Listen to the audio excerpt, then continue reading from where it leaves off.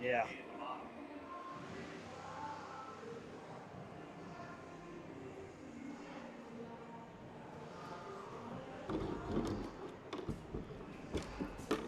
Got a lot of static.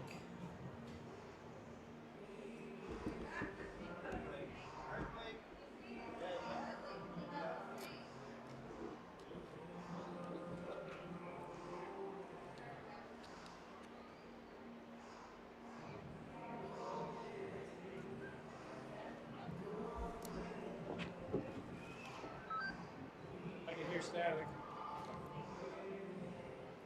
It's bad. Yeah, I'm on channel 1. How bad is it? I can't hear anything now. Oh, there it goes. Check, check, 1, 2. Check. It's pretty good.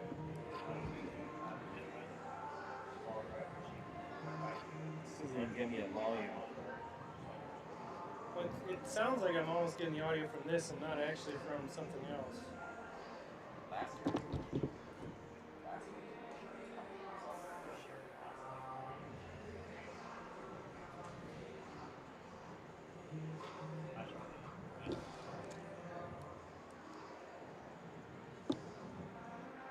This one's the one that's dead.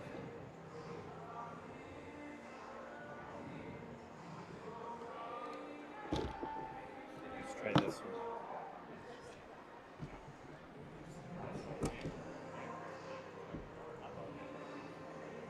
I suddenly got it. I can hear it now. Right now?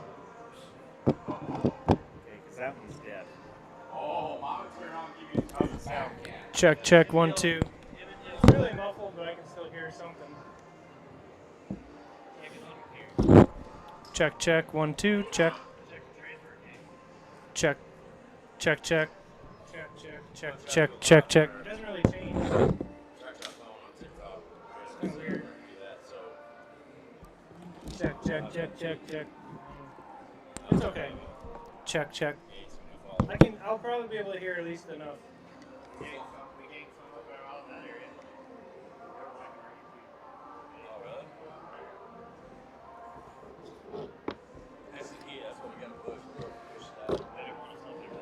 We'll have to figure out if I can get another one of these, that would be good.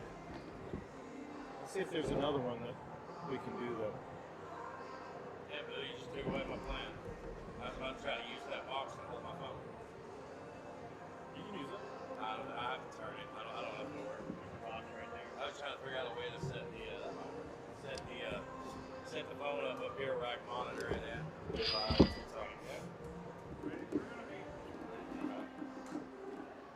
I haven't called the garage door. I'm over here. Oh, I took your ones over here on the side. Yeah.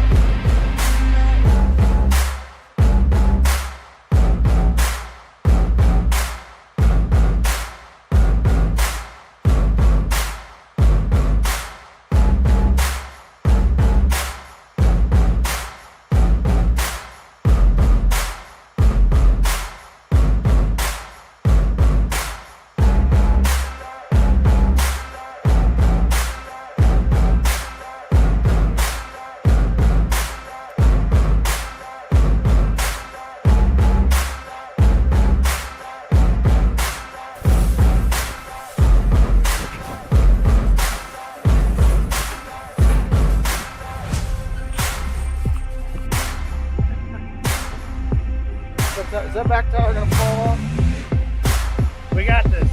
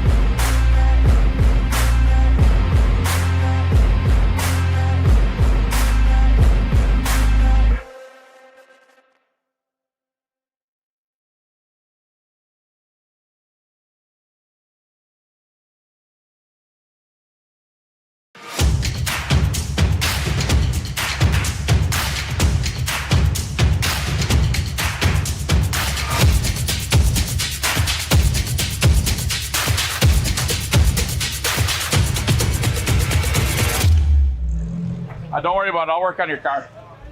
Michael, what the? Bill, are you allowed? What are you doing? Yeah, that's all right, Doctor. Keep doing whatever you're doing. Hold on. No, I'm not dealing with this. Bill, this is the first thing he's done all day. I'm not accepting this. Now you guys are going to feel like he's doing something? His hands are clean. Let me go ahead. I got gloves on.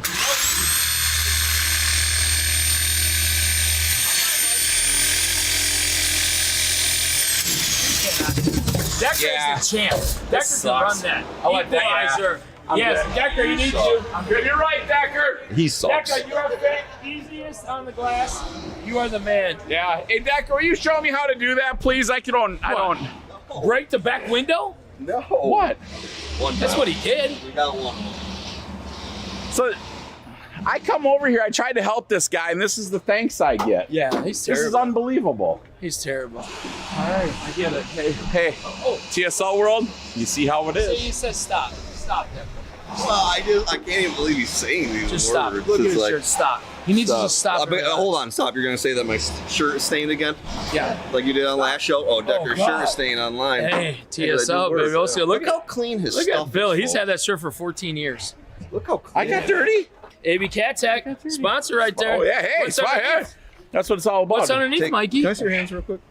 Oh, yeah. What have you guys been doing? Oh my God, this is old. This is Oh, yes. Whoa. XX. triple X. Wow, that is, bro. Shane and Rob. That's bad. There we The go. boss Hey, caught it. Ken, He's the boss now, folks. That's the boss. Hey, he can't even plug in a cord. Don't worry about Decker. Who? Yeah. Can you guys go back to sitting around while I do some work, folks? There couldn't have been. Hey, Mikey, right here. That's what we're doing today. Yeah. What do you want now, Decker? What do you want? You're doing a good job. Keep it up, Yeah. please. Hurry up. Hey, you gonna vacuum the gravel where you lost all that glass or what?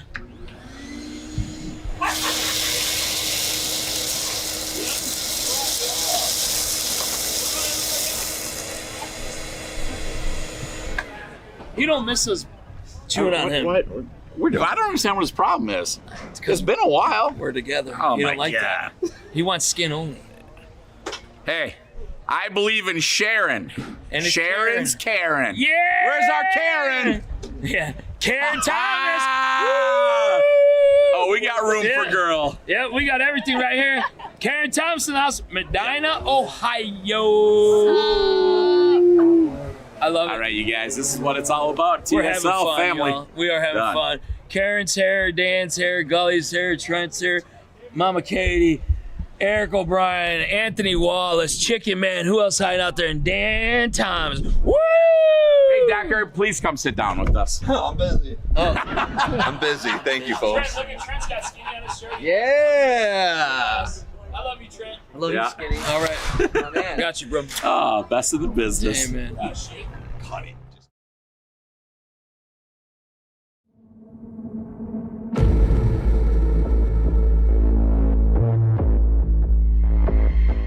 2024, Greeley, Colorado.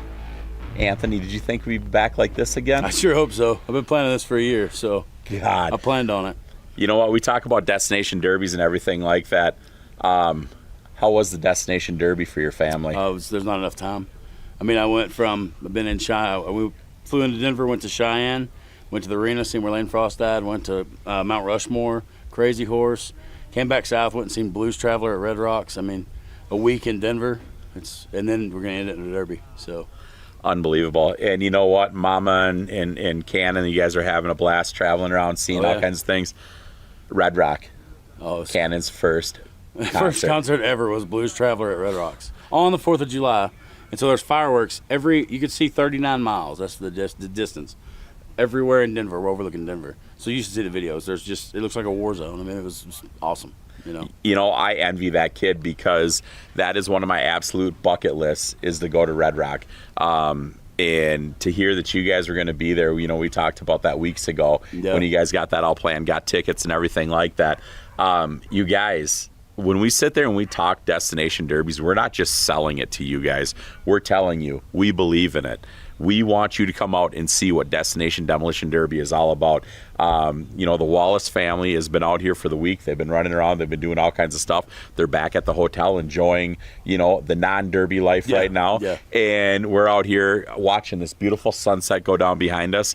You cannot put a better picture of Destination than this. No, and we prove it with our videos, but I'll be the first to say our videos don't do it justice. Right. You just can't capture South Dakota. You can't capture Colorado. Those places, you can't do them justice. No. You know, Robbie Cretin done Simple Solutions, the man himself, Robbie's Tech Talk. He was out here on Thursday. He flew in early morning, got a rental vehicle, came out, did some golfing with the Frank family. Never golfed in his life before. He's been to Top Golf and smacked some balls around and stuff like that. But he went out to a beautiful lakeside course here, smacked around a 9 with the Frank family, had a great time out there. And then he come on back. They had a problem with the car, so next thing you know, they take Tech Talk Robbie and they throw him right into it. Figure out what that problem is, get it running on all 8 cylinders, not 4 cylinders. And then we went today to one of the Rocky Mountain State Parks, and we seen something that was absolutely amazing. So we got to do Destination Demolition Derby for you guys also. We had Alex Vasco fly in with us, so we've got the secondary camera out there with us. He has got some amazing stuff that you guys are going to see for Destination Derby. So truly, the Greeley Stampede is truly a Destination Derby that you must put on your list to see. Absolutely, there's no doubt about it. You know, this is the first place I ever heard of rodeo start. Well, I saw it on Discovery Channel since when I was a small kid. So this has always been my first big derby that I knew about outside, and we're going tomorrow. So pumped up. And then I was already at the arena the other night for the rodeo. So. Well, so you already beat me to that punch. I was going to throw that out there. So as Anthony, the Demolition Derby follower, lover, passion, all that stuff, and you seen the Greeley Stampede on TV, and now you went and seen that stadium in person. It's unbelievable. I mean, and you stood in that track and you looked up at those grandstands. What are you going to do tomorrow when we're doing Track Shot Live there? I can't imagine, because it's not. I did research, you know me. 9,000 people is what it holds, and the show's sold out.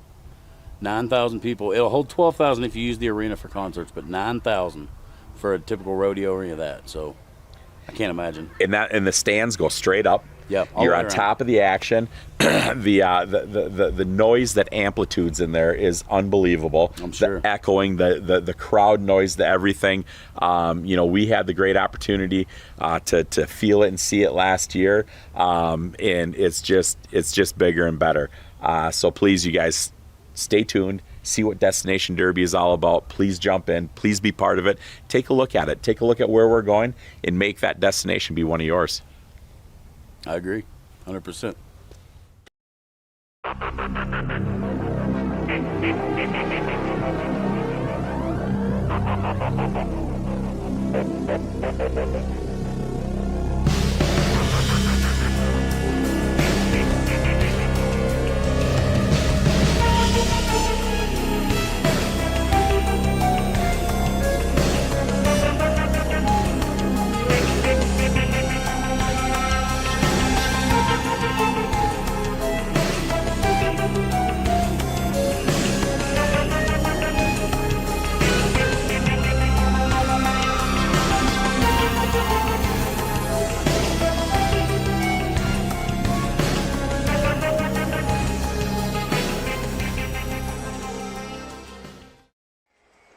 What's happening, Track Shot Live? We're in Greeley, Colorado. Anthony Wallace here, Robbie Crittenden from the Simple Solution, Michael Tix, you guys may know him from previous episodes of this. What do you guys think, man? This is unbelievable, isn't it? Unbelievable. I tell you what, we were here at Greeley last year, and it was crazy, out of this world. And this year I think is going to just outdo it again. Yep. 9,000. That's the number, 9,000 seats, folks. That's what this place seats, and it's sold out. That doesn't include pit passes, so everybody you see in the back, it should be this is close to a 10,000 attendance show. People are starting to roll in now. It's starting to fill up a little bit. Absolutely. We've got several classes. I know we got a compact class, more of a stock type economy class. Mm-hmm. We got the limited weld. We're running heats of limited welds, so they got 20 some cars for that. They're going to run 8 car heats. They're taking the top 4 out of that to go to the feature, and the other ones are going to the consolation. You guys, the limited weld classes, that is your chance to win your ticket to the Wheelmen Nationals in good old Gold Rush, Yes. South Dakota. Gonna be awesome. I thought he was struggling there to remember Rapid City, and I was like, yeah, well, we got it. I was trying to. I'm listening to Mark Woodward out there, the announcer. Now he's a motorcycle announcer, and he's got a good voice. He's yelling and screaming and getting it going. So I just had to try to do one just like he's doing. So that's tell me if I win, lose, or other. You guys, I'm just trying to be cool like Sounded that. good to me. All right, So then the other thing we got is so we've got the main announcer Mark, and then we've got the promo announcer out here, Farley. They're having some fun with that out here. Got a couple back-to-back announcers. They've been out here doing stuff at Greeley for a long time. Mark has been announcing, professionally for 40 years. He's got a heck of a good background. Like I say, he comes from the motorcycles and all that stuff. AMA, really cool guy. Got to meet those guys last year, having fun with them. So, but like I say, they're out there bantering the crowd, getting them excited as people are walking in, taking their reserved seats. There's not a bad seat in the house, folks. No, we were here for the rodeo Wednesday night, I believe it was, and we were sitting in the very center section right there, the second row down, all the way to the left. And it was a great seat. So that was about as far back in the venue as you can go behind the buck and shoots, and it was still just phenomenal. Unbelievable. What did we say earlier, Robbie? 1,400 acres on the facility here, wasn't it? Alex looked up. So wow. That's bigger than I thought even. Yeah. Wow, it's huge. Well, Robbie and Alex took a ride around earlier, and we ran into TIV. You know what a TIV is? Tix? No. It's a tornado intercept vehicle that they intercept. They have one here. Oh, that's that picture you showed me, Robbie. Yeah. So we checked that thing out. They were doing Storm Chaser. Storm Chaser. That was pretty cool. Could you imagine pulling the harnesses tight in that thing and running head on into a tornado? Well, some of them have hydraulic things that shoot into the ground. That one had them, yeah, stuff like that. You showed me that stuff. Yep. Yeah, I'm out. Mother Nature makes devastation look easy. Okay, yeah. I'm not going to drive into the heart of it. 14,600 pounds. I think what it does to a house, like that 14,000-pound vehicle is going for a flight. Yeah, and that's only rated for like an EF2 tornado, and they go up to EF4. So, F5, I think it is. So it had 1/8-inch metal with 2x2 quarter wall tubing as the frame around the body, as the structure. So, bulletproof windows. You guys at home are laughing. It's like I put 1/4-inch on my Derby car. They only got 1/8 inch. Yeah. That's what we said. We said if a Derby guy built this, that they'd have to test bridges before he could cross. We were shocked that it was only 1/8 inch. Yeah. There's seriously so much more to the Greeley Stampede than I even imagined. I've been dreaming of coming to this show for over 20 years now in my life. This is truly a bucket list show for me, and to go outside and to see the fair. The fair is so big they have 2 Ferris wheels. All kinds of shows, free music. They had Chris Young, rapper T.I., Cheap Trick was here this week. All right here played on this stage where we're sitting right now. If you're thinking about making this a family trip next year, we went to Estes, Colorado yesterday, and they have tons of like Airbnb cabins and stuff up in that area that's nestled into the mountains, that beautiful area. So, you don't have to stay in a motel. That's definitely an option. So. We followed that little creek or river or whatever it was. I never caught the name of it because there's a bunch of names of rivers up there that all come from the mountain, the thawing of the mountains. And this river is just beautiful coming down through and went through some huge canyons and stuff. And we followed that all the way up into Estes Park. And once we got a little higher up in the mountains, some of those cabins and stuff like that were some gorgeous. Right on the river. Like you step out your back door, you're tickling your toes in the water. We actually saw people mountain climbing yesterday. Wow. And they were 250, 300 foot high. It was unbelievable. I've never seen that before in my life. To mention, before we forget, Alex Vasco, all for him. We were talking about Alex earlier. We've got Alex Vasco joining us for this show, guys. So you're going to have an extra camera. The best in the business, I mean, really, when it comes to the social media content. He's the leader. Alex is such a great guy.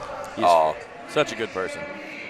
If you ever have the opportunity to sit down, Alex is he's a very educated, rounded person. Yep. You ever get the opportunity to sit down, I mean, normally the day of the show, Alex is busy. He's running wild. But, if you can get him the day before, the day after, or anything like that, please sit down and enjoy, a civil conversation with that man because he truly is a very educated person, and he brings a lot to our sport of Demolition Derby, and he's really good at what he does. He's an engineer. Alex is an engineer, so that just tells you the scale of people we have in our sport. Yep. Yeah. Our leading social media guy, pretty much, or YouTuber and all that. is an engineer. Alex and I both are engineers. We have some cool conversations sometimes. Yeah. We went to McDonald's at San Filippo, and we were having some pretty cool conversations there about some parts and stuff. So I was in the vehicle with 2 engineers yesterday. I did not have anything to bring to the table for conversation. I'm just a dumb person that picks stuff up. One engineer was trying to look and keep the Jeeps in the right lane. And we've also got Bo Sheldon here with Crashing for Kids Cancer. Yeah. Our buddy Chad, they're out of, where are those guys out of, Ohio? Tennessee. Yep. Tennessee and Ohio. No, yep. both, right. but, Both of them. I'm talking about Yep. Chad Yep. and Ryder. Yep. They're Ohio. from Ohio. Yep. Okay. So you got Bo Sheldon here, came up from Tennessee, representing Crashing for Kids Cancer. Actually saw some stickers earlier on some cars, some fuel cells and stuff, and salute those guys for what they're doing. Our buddy Ryder out there. Thank you for all they do. Yeah, Ryder, thank you so much. Fighting that fight for us. Yeah, and doing it for the right reasons. Thank you, thank you. I'd take that from a kid in a second. So. Right. Yep. Right. Well, as we were talking about the different classes we're running here, we got 3 classes of the limited weld heat, so those are all qualifiers. The winner of it is a qualifier for the Wheelman Award and the Mad Dog. Then we're going to be going into the 90s and newer. We have the 90s and newer, kind of a short number on it. We got 7 of them, but they are nice looking cars. We got the full-size trucks. You guys, last year we didn't have many trucks here, but they put on one heck of an entertaining show, no doubt about that. And then we're going to be going into the consolation of the limited weld. Then we're going to be going into the stock cars. You guys listen to this number right here, a 1 and done stock. We're doing a prayer. We're doing a prayer here real quick, you guys. We're going to bow our head for this.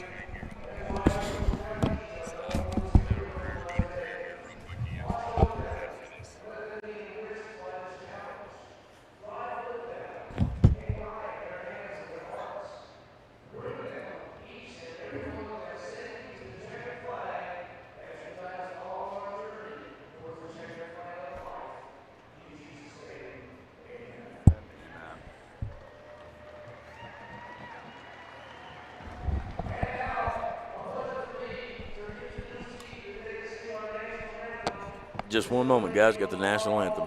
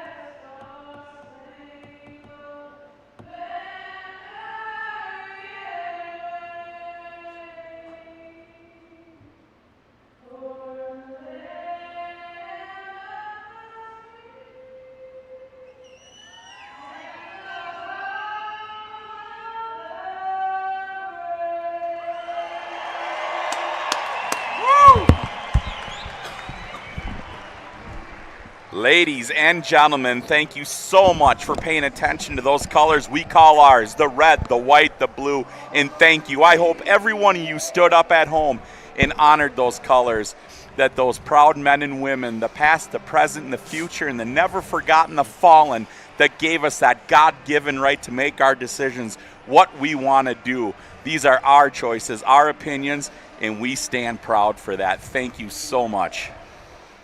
Tix, earlier I was going to ask you were talking about the qualifier, the wheelman qualifier class. Yes. I keep saying that, and I know it's got a name. It's like a limited weld. But There's 3 heats, so each heat winner is a qualifier? Nope. The winner at the end of it all, the feature winner and the Mad Dog is who's going to That's qualify. it. That's it. So there's two two people leaving here out of all these cars with that great right to say that they are going to be at Gold Rush supporting and competing in the Wheelman finals. I don't mean to put you on the spot, but the Mad Dog is drawn in the feature complete, correct?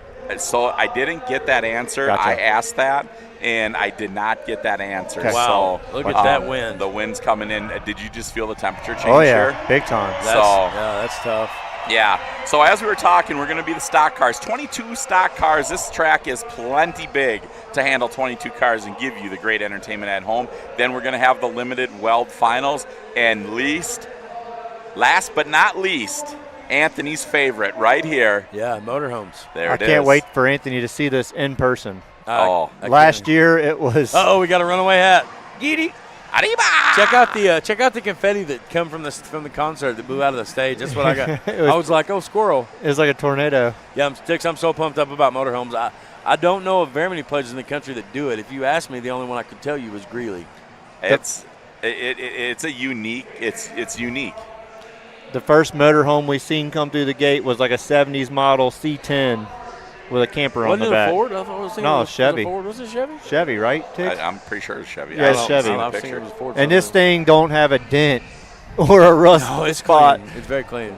Still has the desk in Robbie it. was in tears. I was. I said if that was in Kentucky, I'd be pulling my razor with it. Yeah. I'd be pulling my derby car to the derbies with it. Robbie would be the coolest person in town with that. It's an 8-lug C10 or C20, whatever it is, C30, I don't know, 70s model Chevy truck camper. So they've got a lot of other things going on here, you guys. So the Greeley Stampede, the event itself, they put on one heck of an organized promotions here. This year, Chevron stepped up, and they are the headliner sponsor here. So you guys, Chevron Fuel Products, gasoline companies, I guess I don't exactly, I mean, they own everything. But, I mean, Chevron stepped up, and they are the big headliner sponsor here this year at the Greeley Stampede. And the events have been going on here for 2 weeks, Robbie, correct? 2 weeks.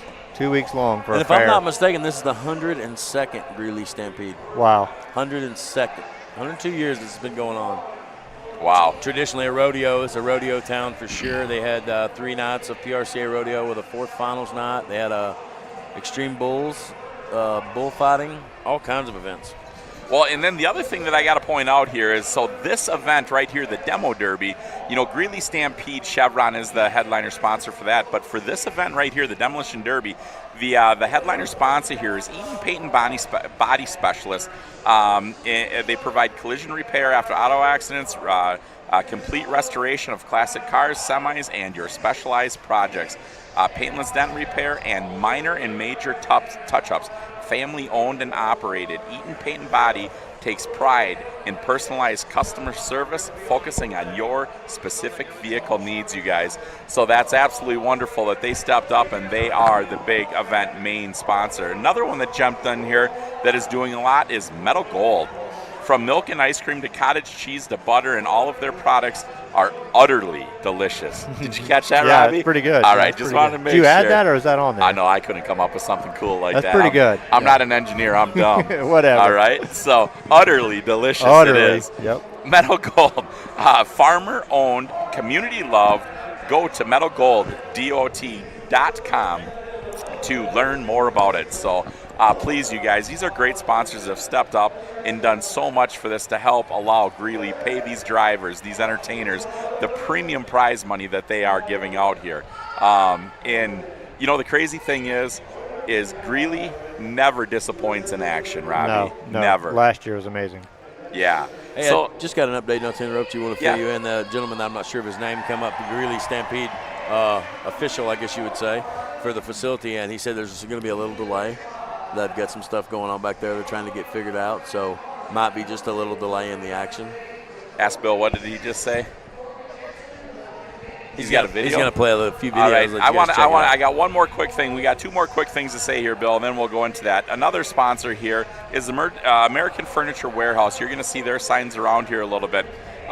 You know, you sign up and waiver for liability. They have the Derby fans here, and they've got a $500 gift card for American Furniture Warehouse that'll be given away. You get 10 chances to throw a Frisbee in the back of a truck that they're also trying to give away. So it's pretty cool. So these people were able to go get these Frisbees, signed a waiver and everything like that. And they get the truck's going to drive around this track, and they're going to be rifling Frisbees. That's in there. awesome. You know, I'm thinking it's like, okay, you signed a waiver. How about the person in front of you that you whack in the back of the melon, you know? I was just thinking a new truck. Or you get a new truck or throwing Frisbees Or out. you get a truck that's dented all to heck from Frisbees bouncing off of it. Well, I mean, I guess you could go to Eaton Paint and Body there I and get it was fixed. gonna say, Yep. Eaton Paint, and you could go grab some utterly wonderful milk and cottage cheese and Date nibble on night. while they're doing it. Date so, night, yep. The other thing they got is they have some bike giveaways. I believe they Yeah, have I seen them. 3 They're bikes. right up there on that rack. That's what I was going to say. Yep. Oh, yeah, okay. Well, here you go, Robbie. Read about the bike giveaway right there. It says during the holiday season, the owner of Eaton Paint and Body, Kyle and Vale Cook, work with the local businesses and community members to give away bicycles to students at Meeker Elementary. If you are interested in donating or working with Kyle and Val to provide a bike, please contact Eaton Paint and Body. You want me to read the phone number? Read the number maybe. At 970-454-2955. Right now they have 3 bikes up there. They're like some really high-end trick-looking bikes. They got like pegs and stuff on them. And you just scan a barcode and it enters you to win it. Yeah, it's a really neat thing. They've got a lot of barcode things going on here. You Yep. have to be here in person to do some of this stuff. So if you're not here, guess what? You can't win a bike. You can't throw a Frisbee in the back of the truck and win $500. They've got great metal gold ice cream they're giving away. They've got all kinds of great stuff like that. So that's really awesome. And the other thing that they did last year is Elway Power Sports. Who the heck is Elway? I think we seen that yesterday when we were driving. Remember Yeah. the one with the power Yep. sports place? Yep. Hey, Anthony, can you tell me what's famous in Colorado that you would have the name Elway? You know, I actually know the answer, but I think that there is I don't think that's John. I think it's a different one. It ain't John Elway? No, but I think it's another Elway, football Elway. Huh. Yeah, I saw it on the sign. We seen the huge power sports place when we were out Yeah. and about Yeah. yesterday. We did. So, here it is, you guys. Attention, Demolition Derby fans. The Wild West Motorsports, a proud part of Elway Power Sports, is giving away a 2024 Honda Rancher 420 to one of our lucky finalists in the crowd today. We carry the top brand. They carry the top brands like Polaris, Yamaha, and Honda. Go visit them at Greeley and test ride go test ride on one of our private off-road track and experience commitments. What the heck? Provide off-road track. See, I'm not good at this reading thing, you know. So I did look it up. John Elway Harley Davidson is in Greeley, Colorado, so it must be John Elway Power Sports. But I swore we saw on the sign it didn't say John. I didn't. I was like, maybe he had a brother that was like only went to college, but he was really good. Did you notice how I put Anthony totally up for the failure position? yeah. No, I there? knew Because exactly what it was. It's like, no, it ain't him. I went above and beyond. I had to research to make sure it was truly John yes, Elway. Aunt Google, and Aunt Google told her. Yeah. The best was because I didn't see when we seen the Elway Motorsports, Yeah. it didn't say John Elway, so I thought, if you guys don't know, John Elway was the famous quarterback for the Bronx, here in Mile High Stadium for many years. So anyways, we believe that is John Elway Power Sports. So they are a huge dealership out here. So they have a private test ride place, and the winner will win that Honda Rancher donated by the Wild West Motorsports is Larry Stone. The dealership will contact you and let you know the scheduled pickup time and everything. So some lucky person, one of the finalist drawings of this, is going to go home with a brand new four-wheeler also. How cool would it be to get that phone call? Come pick up your new four-wheeler. Yeah, right. And then we have the one final last, the motorhome heat. Of course, there's got to be somebody that sponsors that motorhome heat. And that's put on by Blue Groove Graphics. Blue Groove Graphics is a moto family-owned Colorado-based company that specializes in high-end custom, semi-custom motocross graphics with over 20 years designed experience. Their goal is to work with the riders and make their vision come to life and produce a graphic that the rider can be proud of. The Blue Groove supports and sponsors racers of all ages, takes pride in each and every one of their products, that they produce for the riders who represent them. If you want to learn more about Blue Groove Graphic, go to bluegroovegraphic.com. Take a look at it. We seen some of their work out in the pits out there. That one trailer was all done up by them, and absolutely, they have got an absolute eye for design talent. So. They got a semi truck out there that looks like a show truck too. Oh yeah, all shined up and looking good. Hey, Bill, you want to run a couple of those reels there for us and let some of the great people at home see some of the cool stuff that we had got going on? All right, we're here for the second year at the Frank compound. I'm here with Brian Frank. Cody Scott. I was lucky enough to come down for the second year and by myself on Thursday without the TSL group. Came down early and spent some time with the Franks, and we went golfing. We worked on derby cars. A little bit of everything. We ran into some major issues. One car we did a couple test hits in, ended up having some major top end motor failure. We fixed that together as a group. We played all kinds of games. We've done all kinds of stuff together. What's your opinion on what's been going on? Oh, this is awesome. Track Shot Live, they've become almost a family to us now. Second year here, we're just trying to get the derby bigger and bigger every single year, and these guys are helping us. My dad believed in them from the beginning. Why we keep bringing them out, and we're just glad you guys are here. Yep, like I said, this is my second year coming back and spending time with them. I'm welcome like family, and I really appreciate that. Now the rest of this Track Shot Live group is here. Now it's one whole big family. We're going to make this happen and put on one heck of a show and just spread the love and just try to keep making it bigger and bigger. We're going for 10 grand to win this year. It's a Wheelman qualifier, which would be awesome. But I mean, if I make it, it'd be a lot of work because I'm already taking a couple cars. But we're glad to be a part of this. We're glad Sam and Chris Williams reach out and want to be a part of this show as well. Glad my dad Terry brought everybody here again. And I think I said this in the interview this year or last year. We just want to make this derby big. We don't we don't care if we win, lose, whatever the case may be. I just want to make my hometown show the biggest it can be. So we're glad everybody's back. Sorry.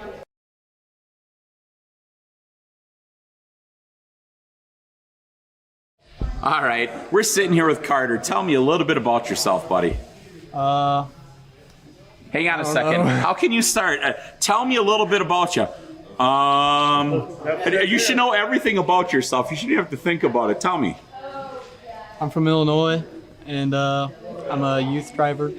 I don't know. And there we go again.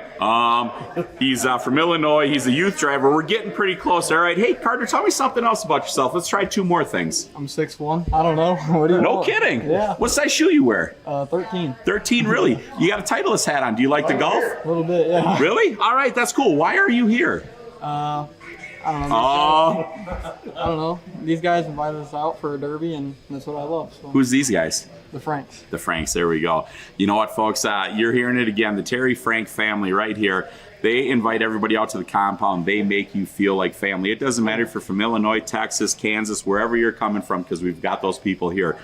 This is truly an arms open, welcoming place to be. So what are you going to do out here?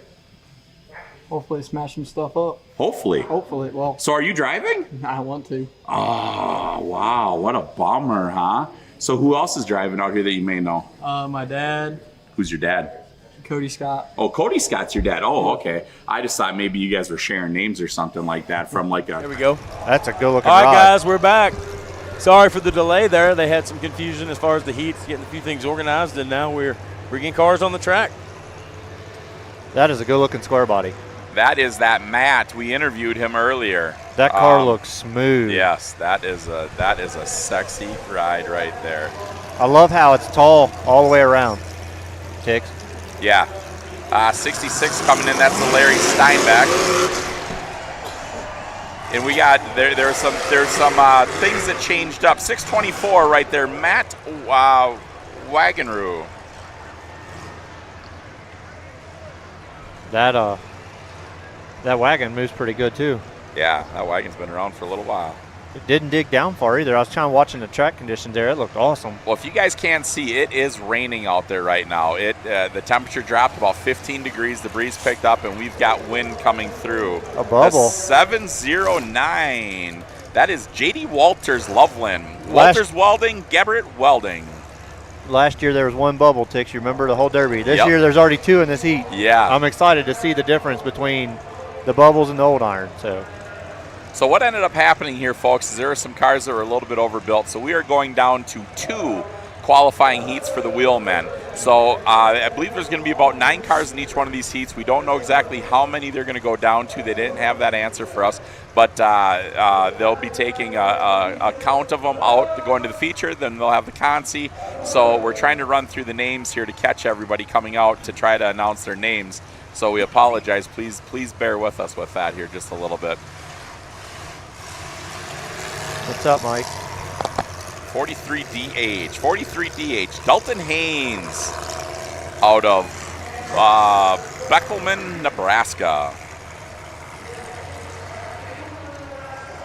We were looking at that car in the trailer when he pulled in. That's a nice looking car. The front end of that car is nasty. Is in nice shape. One thing that I find different, Tix, if we can talk real quick before another car comes. Yes, please. They leave the rear end floating in these cars. No shocks, and then just chain it. See how it bounces? Yep. Go ahead. Number 1x1, John Sowers out of Grant, Nebraska. Just a little different than at home. You know, we put all thread, 1-inch all thread down and suck it down and set it where we want it.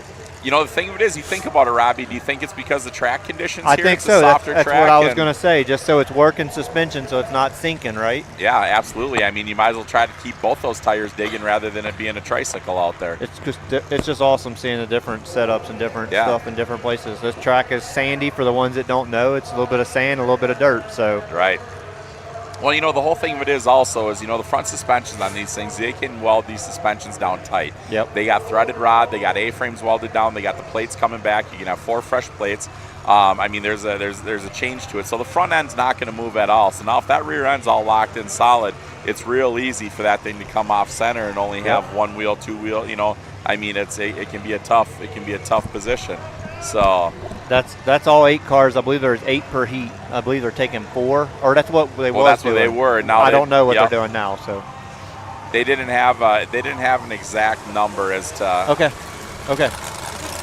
We got another one coming in, the number 777. That is Bob Anderson out of Platteville. Tri-City Track and Equipment, Napa, Milk and Fry Supply. Good looking ride too. Yeah, it is. Yeah, Bob Anderson. He's a good dude. We had some talk with him. All right, they're putting that rope up, so that must be saying that that's it. That's what we're bringing out here. So that's 9 cars, Robbie. Yep, 9. 9 cars. So originally with 8, they were taking 4 out. Maybe they'll take 5. We don't know for 100%, but I guarantee you, watch the action. You will find out. 85's out of the hole quick.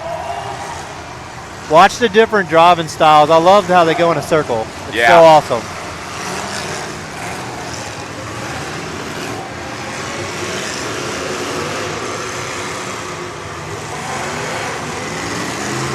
Nice. Not sinking bad at all, Tig. No. That track is good. Oh. Hey, got back out of it. That's awesome. There he goes. Jason Dials doing a little bit of reverse driving.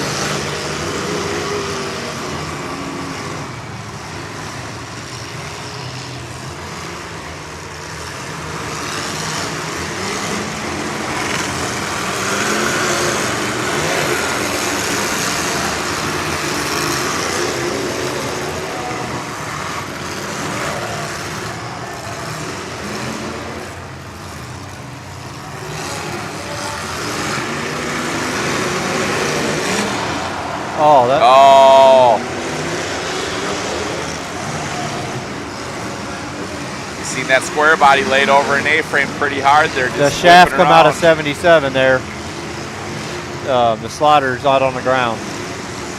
That is Bob Anderson right there. Lost his drive shaft. The slider came out, unfortunately. It was wheel hopping there pretty bad. I'm not sure if that's what caused it to come out or what. So You know, you sit there and you talked about that, about not having shocks and letting those rear ends float. Yeah. Boy, if you don't have a good pair of shocks in the back of that car, you can get that vicious axle wrap like that and get that wheel hopping. And unfortunately, you know, them sliders just can't handle that at that point. Tix, check out the square body over here we were talking about when it came in. Somebody got that passenger front wheel pretty good. Yeah, I seen that. That 624 right there of Matt Waggaroo. Folded something at the top pretty good. It's pushed back also. Oh, it did, didn't it? Yeah, I see it now. Yeah, it's back toward the box there. Huh. Bill, can you swing over to the left with your camera just a little bit onto that maroon square body over there? To the front wheel there, Bill. Right here, farthest one. Wanted to let everybody see what we're talking about there. See how that thing got laid over and pushed back? You still got good steering, but it's still rolling, yeah. Cool. Yeah. They didn't get the body or nothing. It's all wheel. Oh, 100% wheel. Yeah. Number 1x1 came on in there. John Sayers trying to grab a piece of that wheel to take her down. Jason Dials is in the mix right there. You got Wilbur.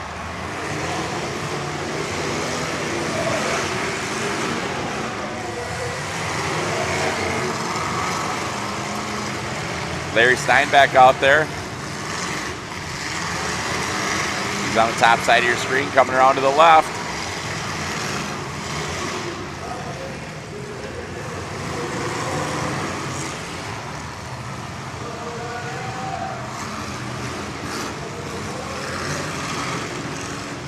It's pretty neat to see all the old iron out there because it does not happen at the house like that. No. You don't see any. The problem of it is the cost of that old iron is getting so out of control that, you know. Big money. You can buy a Crown Vic for half the money and get a darn nice car. Wow, nice shot right there in the middle of the track you seen.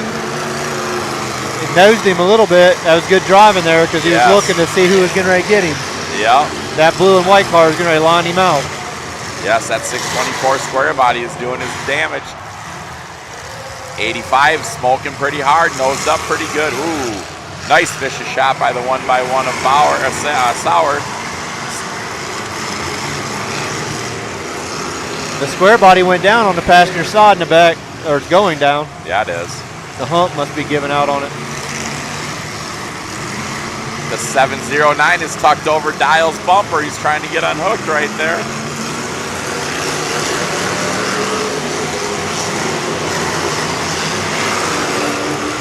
I believe he got Dial's passenger front wheel.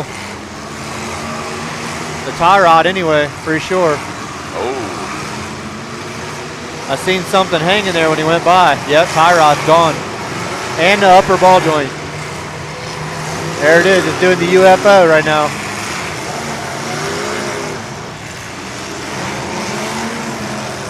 Well, I'll tell you what, with as hard as this track it is right now, Jason Dials on the bottom of your screen there, he is favoring that when that tire lays over, it's got enough to movement to keep it going. Larry Steinbach coming in right there, got the shot on the back corner of Dials. 889 comes in with a swing and a miss. That 709 is J.D. Walters. Wow, that motor sounds good in that square body too. Yeah, it does. He is chasing that 43 around, got locked into that rear end. Good and crisp. 85's having some steering issues, nosed up there. I see looks like the whole steering's hanging down.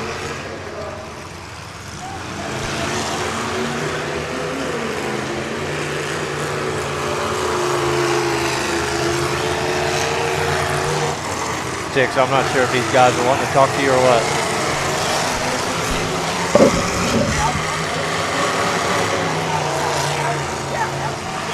What's that here?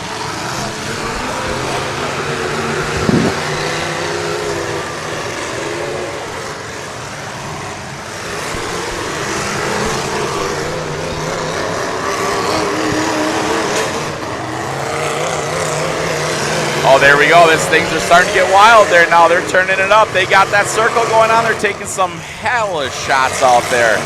Right there, you see the 43 come on that 624's other left front wheel. That bumper went right in there and poked that radiator right behind it from the side. on number 1+1. That's John Sowers.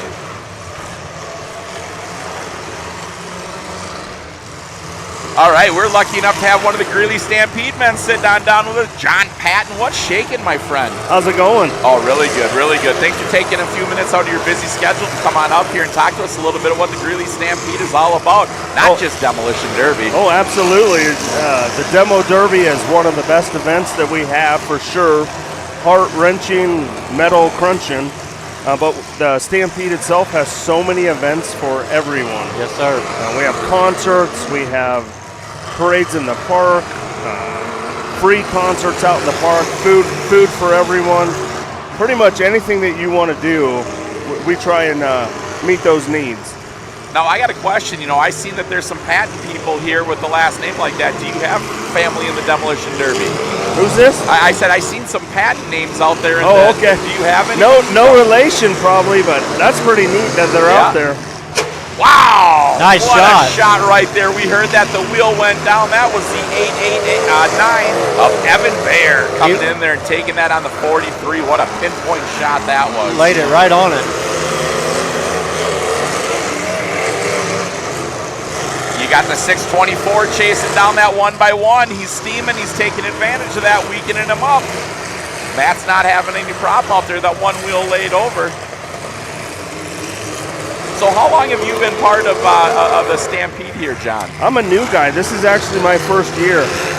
I'm helping out with... so they sent us a rookie. No. What's it take to get a professional up here, John? That's right. They start with the rookies and work their way up, I guess. Or I'm the most fun of the group, I should say. There you go. Yeah, there you go. Look into it whichever way you want. I love it. But did they tell you that you're going to come up here and be ridiculed by us? No, they just said I got voluntold to come up. Hey, you got to go talk to these guys and have a good time. So I thought I'd sit down and have a good time. Oh, we got Jason Dials on the top side of your screen down there. That is the no-namer of Jason Dials. He was stuck there. He is up and over that wheel. It looks like he actually lost his entire right front wheel. He's got a flat on the back, Tix, on the passenger rear. He's got a bead lock, but I think the bead lock is all that's digging. Yeah, he is high-centered on that tire now that's back behind him. So we'll see where that goes. That may unfortunately take him out of the chance of the dance, have to come back through the consolation. You got Larry Steinbeck coming into the back of the 709 right there in front of you, coming across. Oh, Matt takes a shot right there in the back wheel. 709's back end is perfect. Yeah, it is. Yes, it is. It's got that nice short roll. The first one came up. It's grabbing that tin. It's looking just sweet. That's on the 709 car out there, that bubble. That 624 coming right back in to be back more of that action. These guys. Yep. Yeah, so if you want to say hi to your mom out there, John, or anything like that, it's totally fine to do. I mean, the whole world's watching you. I mean, totally. That's awesome. Glad they see that these guys are tuning in, watching this live. Nothing more action-packed than a demo derby, for sure. I heard there's up to 90 cars out here. Yeah, there's a good count there. Definitely.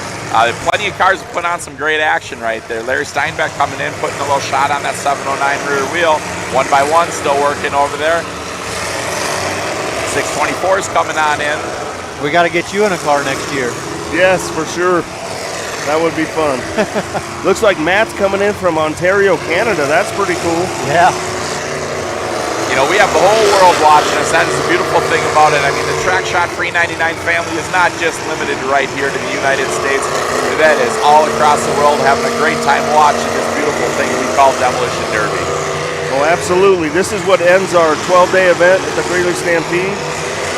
Such a fun American way, or I'd say a world way to end a great event. Yeah. Oh, that is a bummer that you've got that maroon square body right there of the 624 of Matt. He is just struggling that steering. He does not have any geometry left, and it is just a pure struggle, and everybody knows it. They are leaving him down here on this end on the clock all by himself. That passenger side tie rod there, Chicks, look at it hung on the sway bar. You can see it. It's hung. Yeah. Yep. You know what, Robbie? We were sitting there talking at Frank's house a little bit about bump steering, having bump stops. And you know what? If he would have had a secondary bump stop on that car, that may have assisted him a little bit. Pushed it all the way past. Not saying, but saying. That's what an engineer once told me. What we heard. Yep. What we heard. So, John, after all these days of working here and getting to this point and everything like that, it's almost got to be hard to say goodbye to the 2 weeks of fun, right? It actually is. It's a blessing and a curse where you're kind of like, I'm exhausted from the 12 days and then days leading up to it. But I work with such amazing volunteers out here that it is hard to say goodbye because this is a little bit of a family.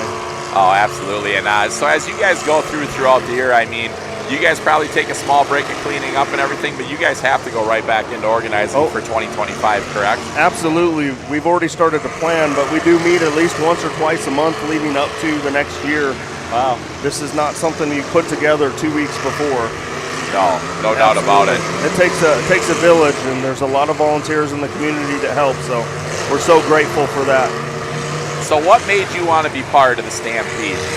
Well, I love the Western heritage, and it's a big event that helps the community, so I wanted to be a part of something that supports our community.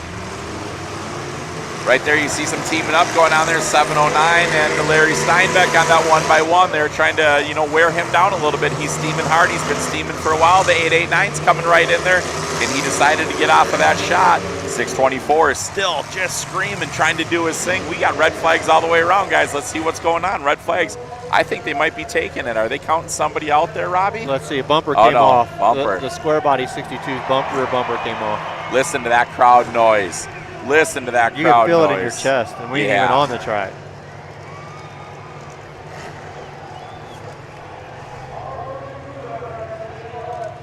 So John, I mean, this is your rookie year here with the Stampede, but you can't tell me that this hasn't been your life for a while. Oh, it absolutely has. I started volunteering about 15 so years ago, and that's kind of where I fell in love with it and just kind of have been coming back since.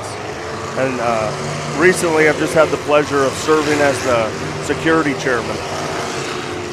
Oh, so they gave you the choice of the color of the crayon that you get now. Oh, so we got a title man up here, Robbie. I didn't quite understand that. Oh, no, I misspoke.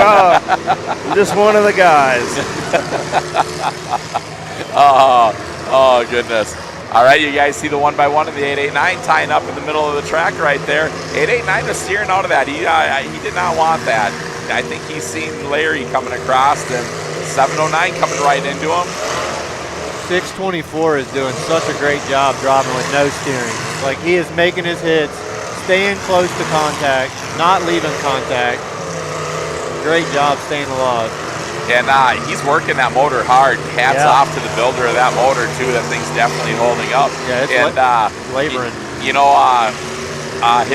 wife, we got to do a great interview with them earlier today. And BJ, the second BJ in my life right there, she had a good sky-high steering, old iron car. Yep. So it was really awesome to see the variations of the builds. Well, I don't know if you guys noticed right there on that 624, he's testing out his transmission also. He's definitely putting the work on all of his equipment. He's got a good setup, that's for sure. Nice. Ooh. We'll see how bad that was on that steering again, backing through there. Look at where his bumper caught that door plate that wasn't pulled down. Oh, my goodness. Nice.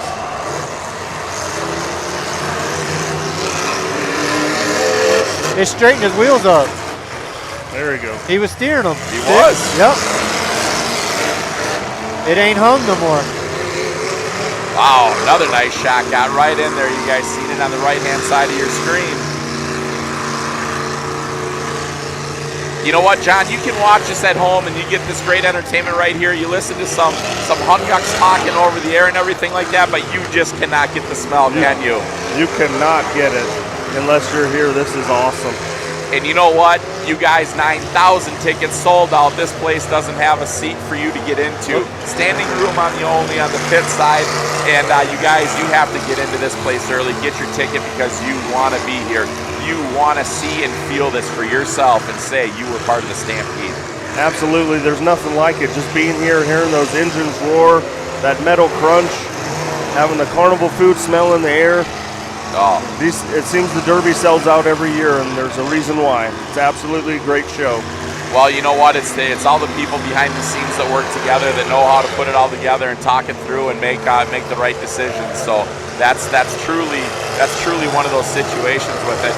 And as we went through and talked about your guys' great sponsors here, my goodness, you guys are doing the right things, because you've got corporate sponsors, you've got independents, you've got small families.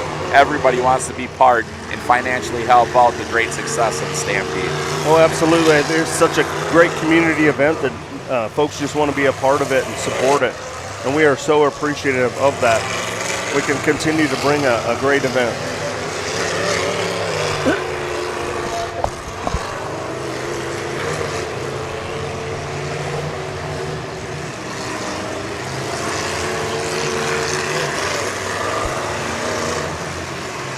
So as we sit up here, you know, we got a million different things going on. You got phone messages, you got shout outs, you got people letting us know what's going on, people doing quality control all across the country and everything like that.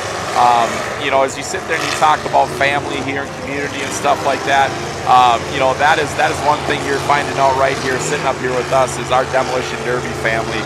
We are strong, we are proud, and we're happy to be here.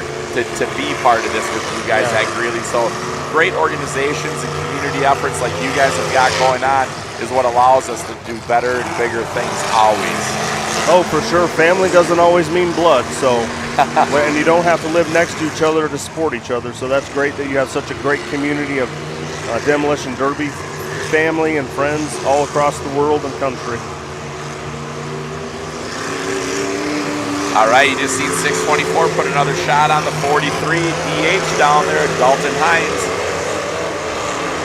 Wow, another great shot right there. And then Larry Steinbach's following him through. That bubble still looks really good. Yes, it does. Boy, that 709 bubble down there, the red and white, that has a textbook curl in the back. Them front frame rails are nasty too. Look at that thing. Very good driver. He's keeping his wheels inside the fenders, driving through the traffic and everything like that. Patience has been paying off for him, no doubt about it. As I'm sitting here counting cars, I'm looking at 5 cars left out there. 6 cars, I'm sorry, 6 cars.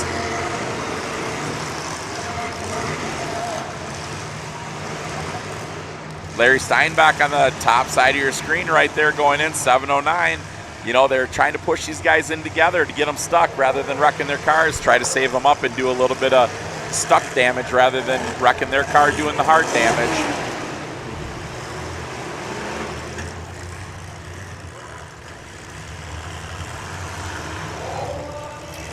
Looks like we are down to the 624s on the clock over there hard. He is extremely stuck. The 1x1 went over and gave him a little hit. That 624, that rear is on the ground. He's got a flat tire. He's got no steering. He is just on the extreme struggle. 1x1 coming around on that bottom side. You see the smoke coming on out. He makes a hit. 1x1 has been hot for a long time. Whoever that motor builder there is done a really good job. No doubt. That's John Sowers right there.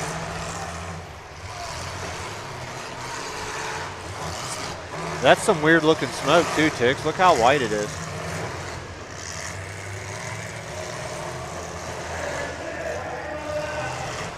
I think they're just counting down the numbers here right now, seeing when they're going to call this thing. 43 is sitting right there on the top side of your screen. Oh, he is going. There he is. He's back at it again. He's got movement. We are most definitely down to the 5 right now. At this point in time, we got to be assuming they're going down to 4, John. Yeah, must be, yeah.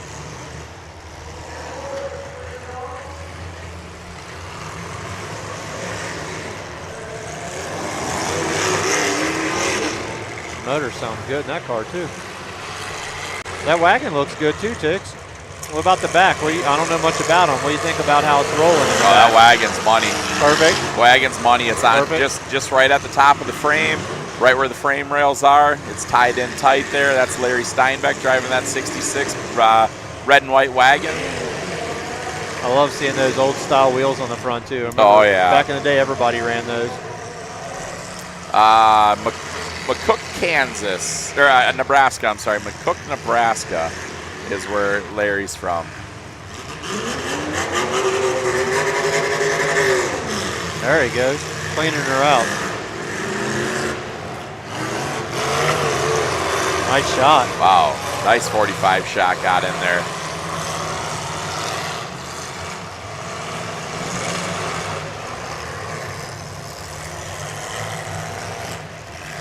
Steinbeck is going north and south there, a little bit different than the normal roundy round. Yeah, no doubt about it. Using both ends of that wagon. Is behind the door. Oh, I see what you're saying. He's got old school rallies on the front of that Yeah, thing. it's cool looking at it. Yep. You just don't see that no more. I remember going to the yards and pulling those with my dad, you know. You know, the funny thing is there's a difference between the Oldsmobiles and the Pontiacs. They were all different, you know. Yep. And the old Buicks. Yeah, the Buicks, yeah. Yep. Everybody goes for the chrome wheels and whatnot now, and it's just cool seeing those old wheels on the front of that car. One by one is breaking off right there. He's reaching out, taking that stick down. That is John Sowers taking it off. Taking 4. Yep, they are taking 4. Oh, what a bummer. What a bummer. Pretty good. Great run. Great run. Great run. So you got your opportunity right here, John, to sit there and give the thanks to whoever and whatever you want, as long as it's totally okay by your leading parties. Oh, absolutely. First, I'd like to thank the Greeley Stampede for having me, but most importantly, I'd like to thank my wife for supporting me. This is such a big event for me and a big task, but it's a huge task for her because she takes care of the family when I'm out here. And it sounds like the amount of time that you have to dedicate to this, it sounds like you're sacrificing a lot of time away from the family. A little bit, but it's definitely worth it. But, yeah, you definitely put in some time. I have one question for you. Yes, sir. Complete staff. How much, not down to the number, but ballpark, how many people do you think it takes to make this whole event happen? Hundreds. A lot volunteers? Yes. How many in fact, people do you have I'm a volunteer on staff? myself. Oh, you are a volunteer? Oh, yeah. There's only 7 paid staff members. They work year-round. Gotcha. The rest of us are all volunteers, all these folks that you see out here helping park people, get them through the gates, security, get them fed with hospitality, everybody in between. Imagine that, Tix. Like my hometown fair board might be 6 people. Right, wow. Right. You know what I mean? Well, just look at all the shirts in front of us, but look at all those great instant replays that Uncle Bill was catching right there for you guys. You're seeing the action the first time, the second time, and the third time sometimes. You know, thank you so much, Bill, for grabbing that instant replays like that so you guys can see the hardest hits back to back to back. You know, and that's exactly it. As I drove around, like I wanted to say something about, like you said, the hospitality. You know, we were here last year for a concert, and there was a hospitality booth up there. There was pizza and drinks and stuff like that. You guys had a hospitality tent outside here, giving, you know, free barbecues and everything like that. Sure. You know, so I've seen multiple places that the Stampede truly is giving, you know, the hospitality and giving the show out. So that's huge. I mean, that doesn't go unnoticed for sure. Oh, absolutely, and not just the hospitality side, but the guest services side as far as food, the food court, the carnival. It's just such a fun event for the whole family. So now, are you local here to Greeley, or are you are? I am. We actually live in LaSalle, just south of Greeley. Okay. But my wife and I have lived in Greeley probably about 15 years or so, and then we moved out of town just south into LaSalle. She grew up in Gilcrest, which is just south of that, so very local.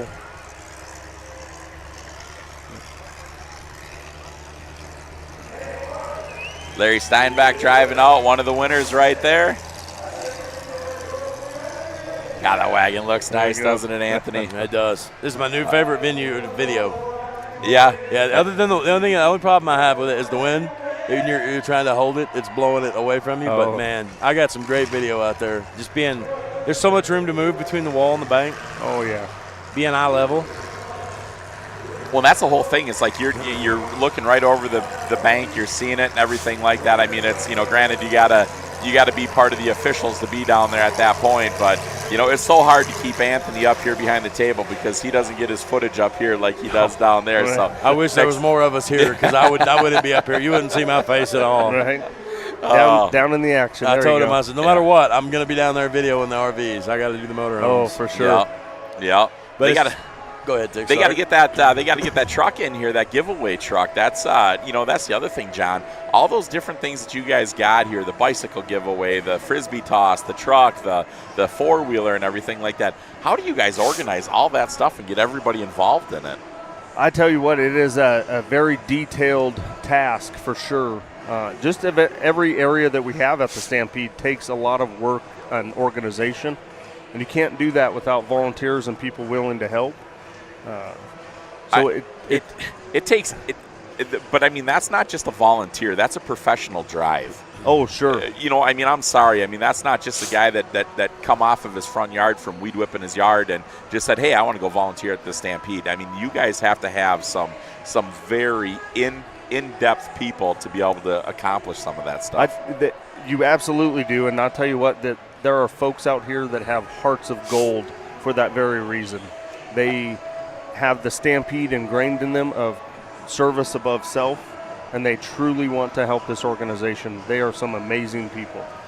Say that. Say it, service before self. Service above self. That, you know what? That is. I haven't heard that forever. That is a old person's comment. Absolutely. And right. For you to sit there and say that, there's a lot of veteran people that are here on this organization, and to hear that, it's like I can see one of them old ranchers, one of them old farm boys saying that, right? And I can absolutely see them bringing in the youth and saying this is what we need to do. So that's super cool. So I didn't mean to interrupt you there. That's for me, Tix, I've noticed being out here, and you see so much of the Western culture that's everyday life that to us is not, it's something we only see on TV or whatever. And I feel like, I've been, when to come out here, you probably don't know this, but 20-something years I've seen this on Discovery Channel, the Greeley Stampede or something, the Derby, they show. Been wanting to come out here, and I think it's part of the culture. I think the Stampede has become part of the Western culture in this area, and it's part of a tradition that is so deep in who these people are.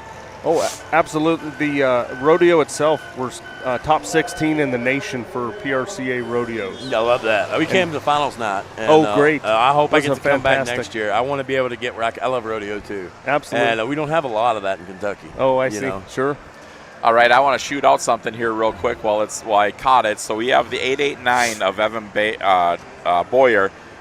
He is making it to the feature. We had the 66 of Larry Steinbeck. I'm sorry.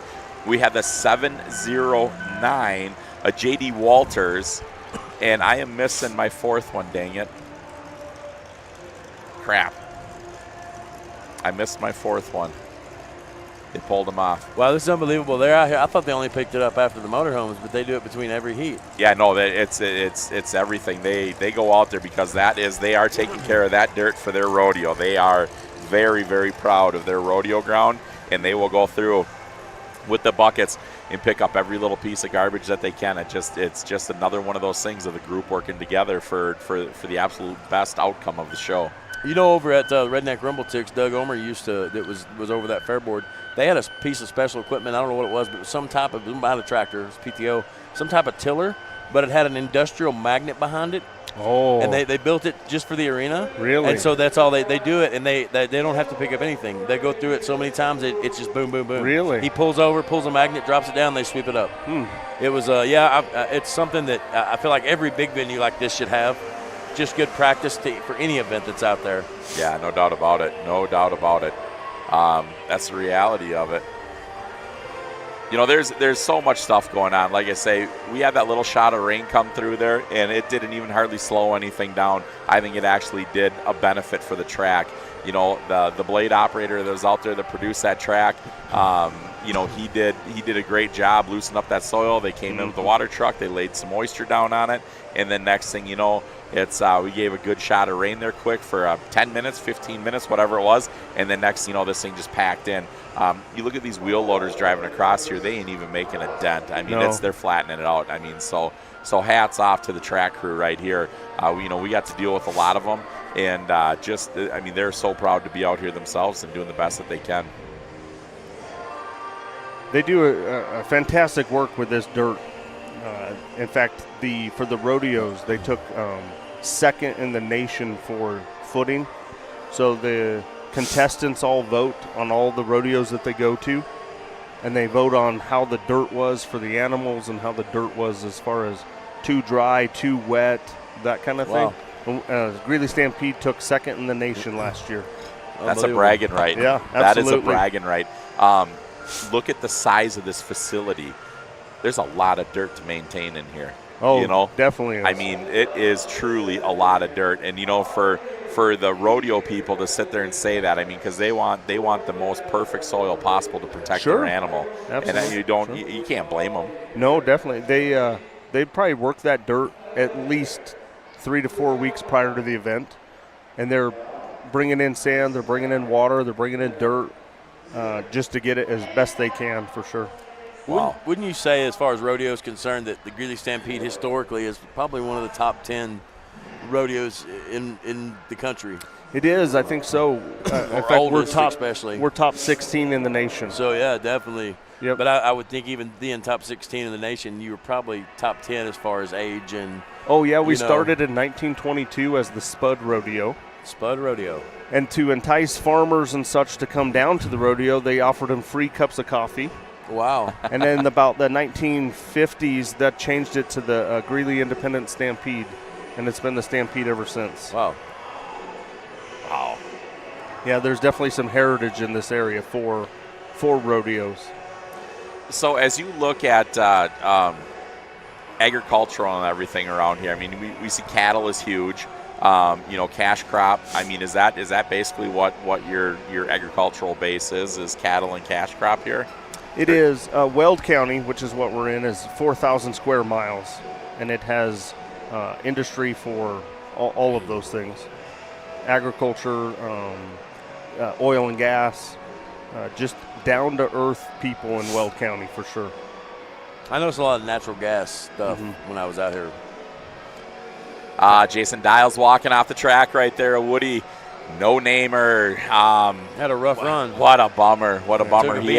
He had the car to make it to the end. There's no doubt about it. Just one bad shot. That's where that 80% of luck of Demolition Derby comes into play sometimes. So, you know, unfortunately, that's Jason Dials out of Kansas, Pomona, Kansas. I wouldn't have known that. I thought he was Ottawa, but Jason Dials, no-namers right there. John, I'm sure you got tons of things to do. I apologize to keep you. No, that's quite all right. Like it's been great sitting with you guys. It's been a pleasure. We'll have some other folks come by and chat with you please as well. We love hearing the history. We love hearing all that stuff because we want everybody to know what this great facility is all about. We can sit here and talk about what's happening in front of us, but to know the true history and the heritage of everything here, I think it's only right that the people back home know all about it because they need to know what they're getting themselves into when they come out here because it's not just a one-day thing. It's an event for the community for weeks. Now, what did I hear earlier? This was 12 days long, the Stampede's 12 days? It depends on the calendar year, 12 or 13 days. We'll have 6 rodeos and 6 concerts. Wow. And then a bunch of events in between. We have nightly things like whiskey and cigar tasting. We have just everything for everything. We had a pop-up roller skating rink on Saturday. That was pretty fun. So Did you do like roller derby? You can. I didn't because I would fall down and break something. But you can do that. Yeah, that's what it is. Let's get out there and get wild, Anthony. Yes. You and I were going to go. We'll be the queen in the rose. Last time I went roller skating, the next day I broke my femur. So, and that wasn't roller skating, but that's my traumatic experience. Yes. Let me ask you real quick here. The venue itself did I read it right? 9,000 seats.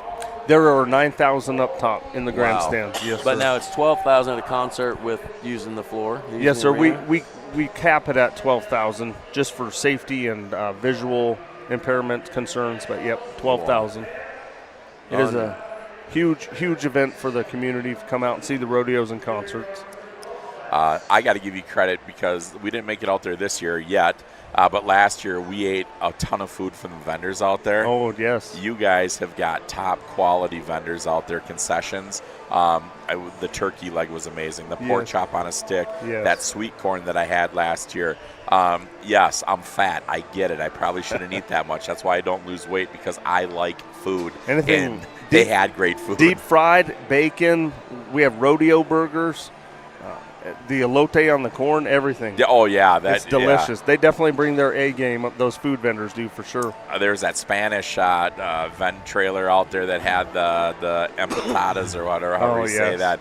I was count me in. You know, they give me the first one, and they're small. They're like $2, and I get it, and I think I ate 6 of them. That's how they get you. Yeah. You get that taste, and you're like, oh, I want some more. Yep. Every time I walk past, I grabbed a couple more for the walk. But like I say, John, thank you so much for coming up. Please keep sending us the Stampede people. We want the world to hear what you guys have got going on here. I mean, obviously the Demolition Derby is off the hook, but I mean everything else out here, we want to sell them the full entertainment package. Oh, for sure. Thank you for having me. I appreciate it. Yeah, sir. Pleasure to meet you, sir. Thank you so much.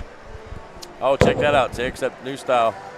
Oh, that thing buckled. Center link and everything. It's broke loose. Buckled straight through on that one. His column was just dangling. His joint was just dangling. It must have ripped the box loose or something. Gosh.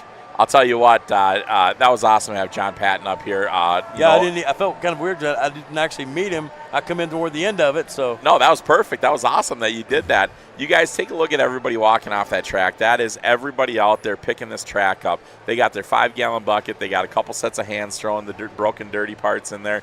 They got the big Greeley Stampede GMC right there that they're dumping all the parts in. I mean, it was a great fast movement of track cleanup. Ruby, you getting cold? Bud, what is the temperature? It dropped down at least 20 degrees. 20 degrees. Yeah, at least. Yeah. And I didn't bring a sweatshirt. Oh, I did. I looked in my bag to see if I had one, Tix, and I only brought this one. I'm sorry. Well, we'll switch. We'll trade it in and out. I'd look like I shopped that baby Gap. It wouldn't matter as long as you were warm. They have like the old Mexican, the draper thing? They have a bunch of those for sale behind the grandstands. That they just drape over you? Yeah. That'd be perfect for you. Heck yes. Heck yes. Look like he belongs on a He's tribe. always doing It'd be dragging on the ground behind me. All right. Trying to find the numbers. 88 of Jeff Boyer coming out. B&B Fence LLC 14. out of Greeley. Number 14 is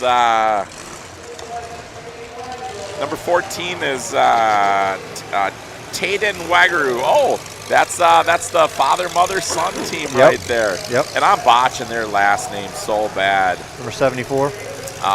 Number 74, Clint Wolf out of Kersey. 61. 61, Tyler Sanders out of Winchell, Montana. That's Brian's car that he won with last year. Oh.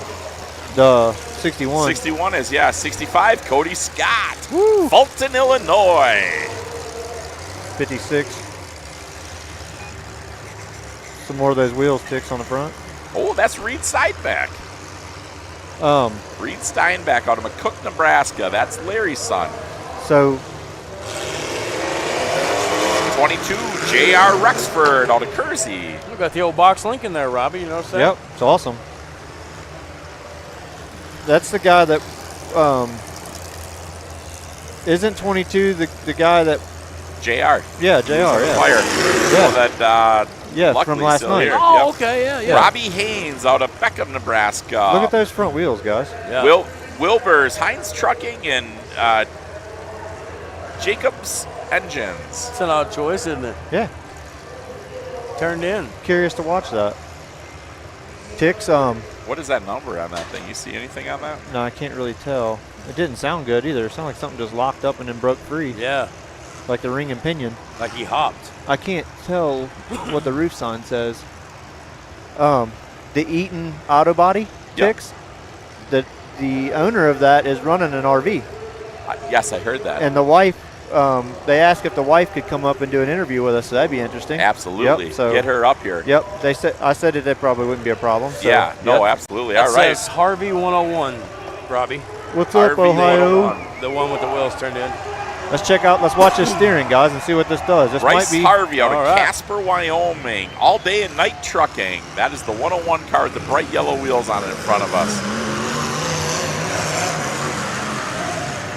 61 of Sanders comes right around there and goes after it.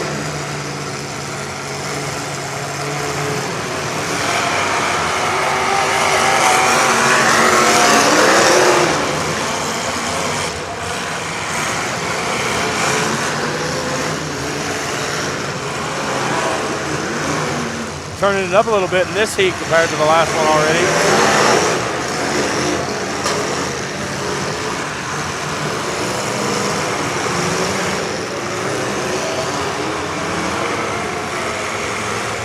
I'm going to leave you guys with it for a moment. Yeah, go ahead.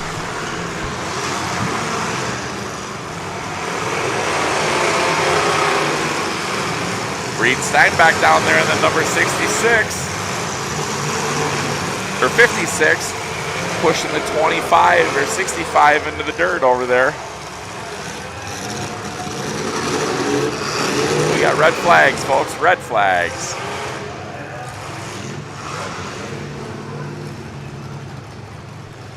What's going on?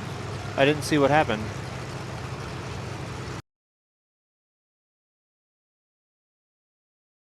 Be what they're doing. They're on that team driving, folks. Gotcha. Yep, they're telling them that they cannot drive like that. Right there you go, you guys. You can see that. You don't need to have an army to come out here to compete because they are not going to let you team drive like that. That's good. It's awesome.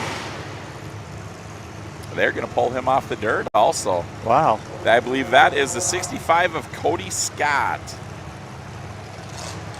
out of Fulton, Illinois. Here we go. This might be under interview. Nice.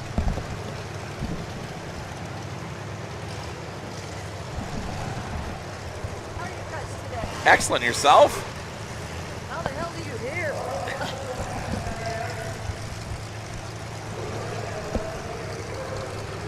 All right, we got another great interview sitting down. And what is your name, ma'am? Julie Jensen. Julie Jensen. And what do you do here at the Stampede? I am the general chairman of the Stampede Committee. Oh my goodness, we got an important one. That's with a big us here, title. Rod. Hardly That's at a all. big title. My goodness. Not at all. Well, we just had some great conversation with John Fulton up here, Julie, and the thing of it is we wanted to talk about and let everybody know about everything that goes on here. That, I mean, this isn't just a rodeo. It's not just Demolition Derby. I mean, this is a large entertainment level for the community. The crowd liked that, too. And, yeah, the crowd loved it. They pulled them out, so that's good. That was 65 of Cody Scott. You know, Julie, so it's like it's amazing how many people are behind the scenes and doing all this stuff to make this pure entertainment level be what it is. You guys have no idea. I always tell people, I feel like part of what I've done over, my 9 years around here is I try to, it's more of an education onto people to see what it takes to put this thing on. I mean, it can be anywhere from an 11 to 13 day event, and it takes so many people behind the scenes, and the most part of these people are volunteers. None of us are paid. We just come out and do it for the love of what we do it for our community. Oh, that's awesome. Well, they are not wasting any time to get right back at it, Robbie. Yeah. So, Julie, could you ever see yourself sit in one of these cars? You know what's funny? I grew up in Nebraska, and we saw this stuff all the time. This was a big deal. I dated a guy in high school who he did cars like this, so I was around it growing up. Holy moly! Well, there went his tire. Well, there went your answer. It pulled the lug nuts through the wheel. And that's a 3A center. From leaning, it had all that pressure on it, from leaning when he made the curve. By BCR.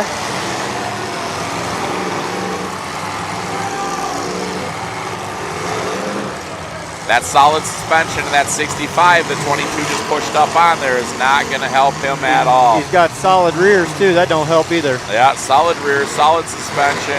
He does not have the ability to flex on that dirt at all. He's got a teammate, number 62, that should knock him off. We'll see if he gets over to him.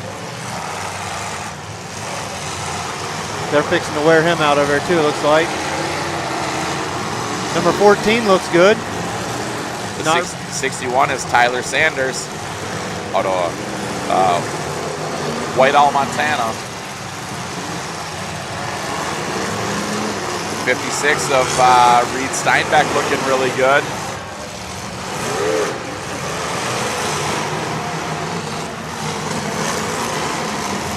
Wow, nice shot. You see 74 coming to the screen right up there. That's Clint Wolf.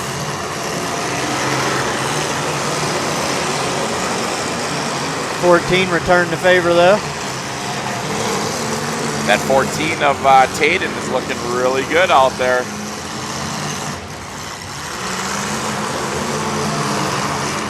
Put another good real shot on that 61 from 14.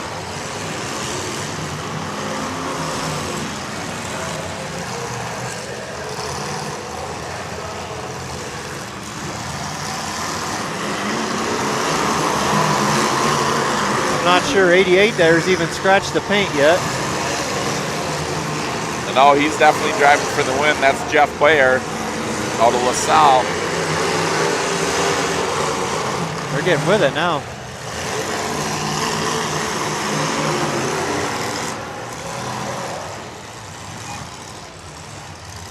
You know, you sit there and you're watching Jeff run out there in that 88 car that's on the top side of your screen. You know, if nobody's going to hit him, I'm sure he's going to let it be that way. If ain't nobody going to hit you, might as well sit there. 14's doing the same thing, so.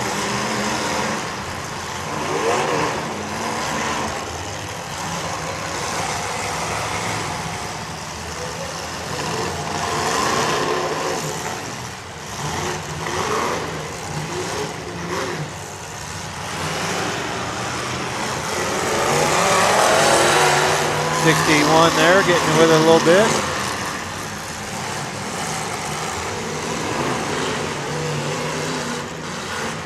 .61 moving around pretty good for a car that's starting to belly.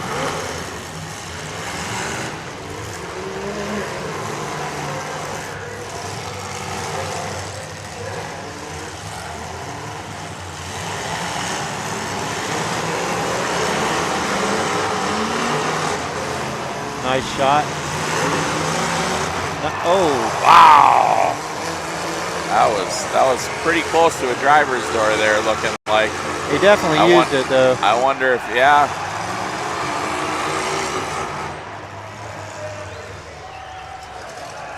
That's kind of tough. They're waving that red flag and that 61 got pushed on the dirt at that point in time. I wonder how. They're checking on him. That was a pretty good shot. Well, there's no doubt about it. The Steinbecks know how to build a good car and protect that driver's side, but still, that shot can rock the living heck out of you, no doubt about it. So you got to protect yourself. He's good. It's awesome.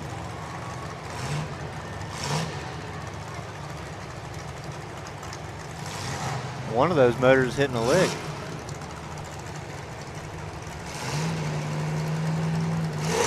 What is that white car, Tix? I can't tell. Is that a Cordoba? Or no? I can't tell. I ain't trying to put you on the spot. I'm just trying to figure it out by that back pillar, but where it's all creased and pulled in, I can't tell what it is. Yeah, I don't know for 100%. Yeah. Here we go. Green flag. 3, 2, 1, back into live action. Folded nice in the back. Yeah, it did.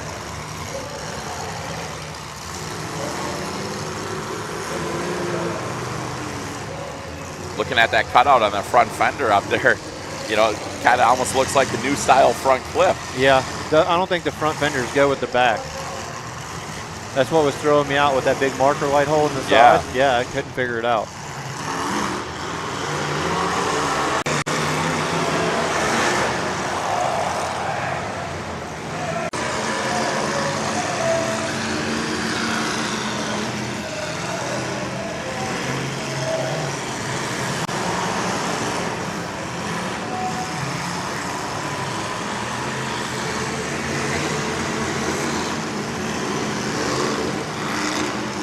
Still got 6 going.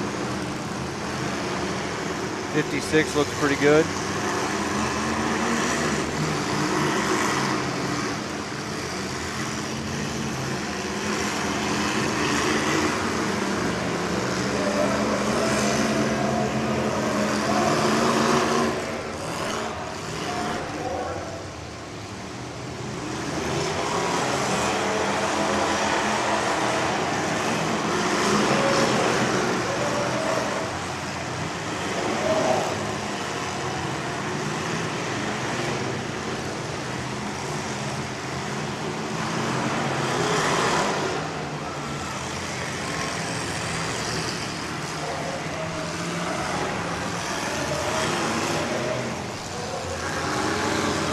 yours working, Tix?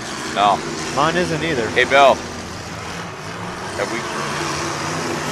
He's on it.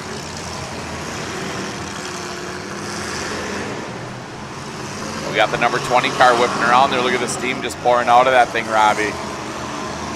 All of a sudden, it went nose to nose on that backside, and it come out of there in the losing end. She got some steam. Yeah, packed back probably a little bit there. That 88's nose is ridiculous. Using it too. 22 has a shock broke on the driver rear, so that rear end is starting to wheel hop pretty good. We'll see if the slider stays in. Nice shot. Wow, that was pinpointed. Did you see that thing? That dead was on. great. Yep. I'll tell you what, that 88, he waited till his time came about, but I'll tell you, Jeff figured out he ain't going to waste any shots right there again, just right on that front wheel. He's hitting soft spots too, Tix, so he's making it count, you know? No doubt about it. You see number 74 there, Tix, that front wheel? Yes. You don't see very many people run those wheels either on the front. No. What actually is that wheel? Is that It looks like a 16-inch sidekick or something. I was gonna say a trooper wheel or something like or that. a Dodge. It's a Dodge wheel. Yeah, like a Dodge Dakota or something. 16-inch. The 14 of Tayden Waggerow, he is broke off there too. So I missed what happened to him right there. So we are down to 5 cars right now. We got the 74 on the back side. We got the 56 of Reed, the 88 of Jeff, the 20 of Robbie Haynes, and the 22 of Junior Rexford. 14 was on the key there for a minute, Tix. I'm not sure if it just died or what. So big shot coming right here. Missed him. Wow, what a shot by Reed. He's seen it coming. He's like, I can pay you back. No worries. Right on that corner, too.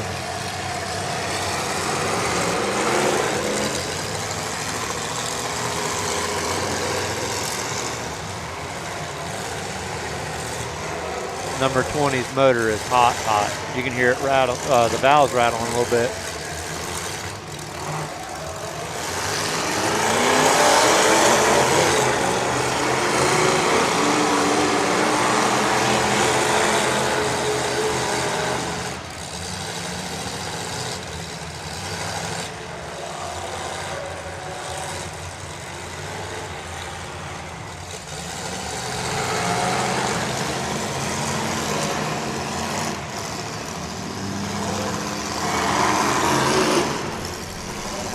I think 56 is looking for a shot on 74, Tix. He's head hunting a little bit, it looks like. Doing the old cat and mouse game here.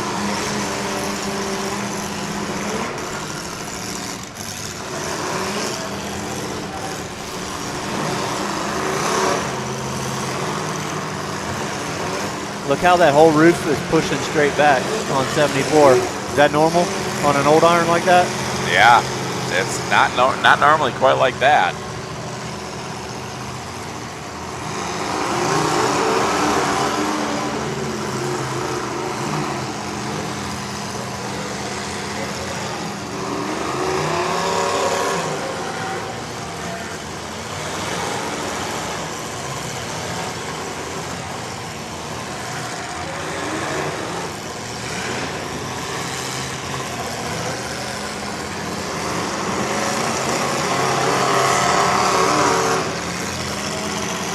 How long have you been on the fair board? I interviewed in the early fall of 2015 and was elected, to come on as a trainee in the fall of 2015. So does that mean that you're a full-time employee or volunteer? I'm volunteer. Volunteer. Yeah, most of us out here are volunteers. We have right now I think about 6-7 paid staff that are year-round. Yep. And then we hire up seasonal staff when it gets closer to the event. So we have a few of those that are hired. But for the main part, everybody else is a volunteer of their time. That's awesome. Well, we were asking questions earlier about how many of you that it took to make it happen. And, you know, he said hundreds. Hundreds. So, yeah, hundreds. You know, my county fair at home, I'm from Kentucky. You know, it might have 6 to 10 people max on the fair board. Yeah. The football teams and stuff, park cars. Yep. And, yeah, and know. that's part of the way we another way we give back to the community. A lot of nonprofit groups come out. They help out with the flagging, picking up after concerts, that kind of thing, and then we donate back to their groups. So we had Reed Steinbeck in the number 56 car. He is making it to the dance. The number 74 of Clint Wolf. Long, hard battle, but he is making it out to the feature. And the number 88 of Jeff Boyer. Good, clean run. He's taking that number 88 car to the feature. And we had number 20, Robbie Haynes, also making it out to the feature. That motor needs an oil change. Yeah, that motor got worked a little bit, just a little bit. So that is our top 4 that is making it to the feature run there. The rest of everybody has to go to the consolation round.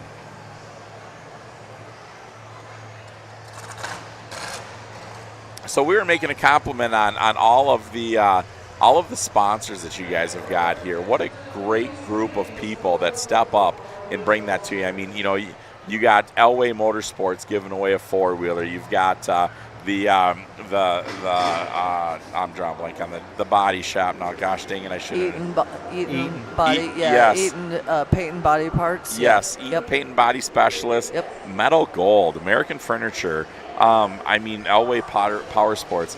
I mean, these are large corporations and large, independents right here in the community. You know, to get those people to step up and do what they have done financially and just not just financially, but I mean, it takes time, it takes organization and everything like that. So hats off to you guys for bringing that level of sponsorship to the event. And again, I think part of what I do is trying to educate the public that we don't get like state tax dollars. We don't get city tax dollars, county kind of dollars. You know, we have a great partnership with our city and our county in terms of use in the grounds and everything out here, how we work with them. But, you know, you get certain places, you know, up to the north of us, they get a budget with their state, what they get with their state. We don't get that. Ours truly comes from our community, the sponsorships, companies that are both mom and pop companies up to the big guys like Chevron, JBS, those kind of people. And then individual business, you know, people that are independent contractors step up. You know, anything and everything is what they give to us. That's what puts this thing on. It's not coming from, again, anything that we're into a budget of any city, state, or tax. It's truly all of our sponsors. They step up to the plate for us and make this happen. Well, how about a hats off to Chevron this year, stepping up the way that they did. Amazing, amazing. There's certain things that just couldn't be done. JBS, I mean, was huge for you guys for many years. You know, they assisted in this huge grandstand stage. You know, for the concerts and everything, just putting it, you know, next level quality. But Chevron this year. Chevron had like close to 1,800 people out for their employees for a party. We had a group party out here. I told one. Then they had another special event yesterday for the Hispanic Rodeo, the Heritage of Mexico Rodeo, and they partnered with several Hispanic chamber type of things. So, and had their employees coming, and they take good care of their employees, and it was a treat to have them all out here. I said the day of the party, it was like the Chevron Corporation descended on the Stampede and took it over that night, and it was fantastic.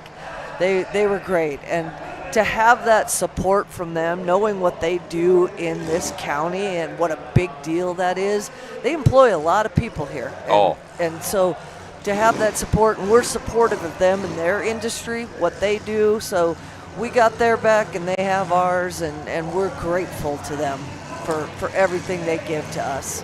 Well, the thing of it is, and that's where we want to make sure that Track Shot Live is right here, giving these great sponsors the Yeah. exposure that they deserve, because what you guys give them here is absolutely wonderful, but you guys hiring us and paying us to come in here, and that's exactly what we're here for. We are here for the exposure, to give them the spotlight that they deserve and the recognition that they deserve for stepping up and being that type of an advancement for your guys' event.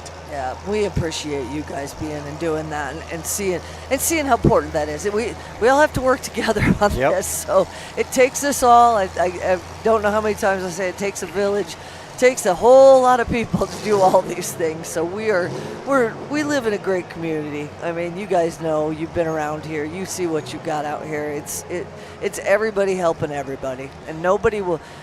Anybody needs anything, you get 15 people standing there, you got more help than you need. So it's awesome. Well, and the thing of it is you guys are so open arm welcoming to us. You know, this is our second year here, and you know, last year it was a learning experience for you guys as to what TSL was all about and everything like that. Now we're here the second year, and we're figuring out more for you guys, what we can do for you and everything like that. Just making sure that you guys are getting the full effect of what it can be, because as we sit here and look around and we see banners everywhere, I mean, from Jack Daniels to Bud Light to I mean, just, you know, Pepsi to all that stuff. I mean, it all comes together, and it's just what puts this thing together. And I love it that you made that comment, that this is not a taxpayer's show. No, it's not. This is an independent show, and you guys struggle. Show. Yep. And I think for you guys, you know, the Demo Derby, we always say the Stampede is a celebration of our Western heritage, but it's also a celebration of our community heritage, you know, and what we are as a community. And Demo Derby to me is a community. It's like I said, I grew up around seeing it. It was always a big deal. You know, Friday night things that we did, everybody went to it.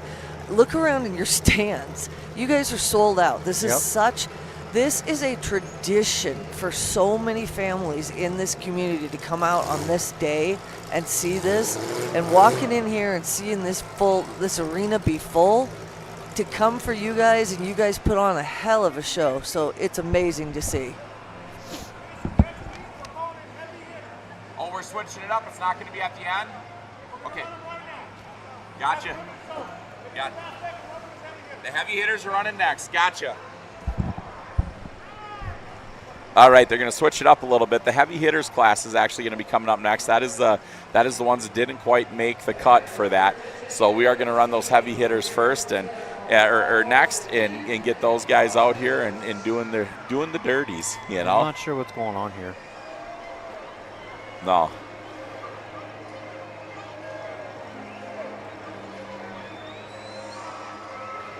They just want him to get out of it so that they can pick it up and get it. Yeah, I agree. You know, he's fighting to try to make it move, and it just isn't worth it. And they got to get it out of the way and get the next heat in. Yeah.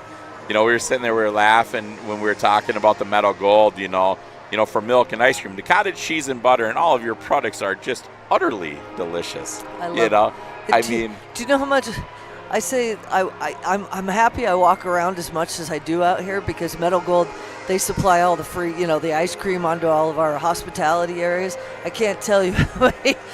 Just one ice cream bar, you know, no problem. Probably about 110 later, you know. Like, oh my God, these are so delicious. So those Meadow Gold to me is such a great sponsor. I see so many kids walking around with the ice cream bars, the ice cream sandwiches. We're grateful to them for all they do, because they make the kiddos, but they make the adults happy too. Yeah, oh, for sure. Let me see that. Let me see your phone. Turn it on where I can text you something. Yep, copy.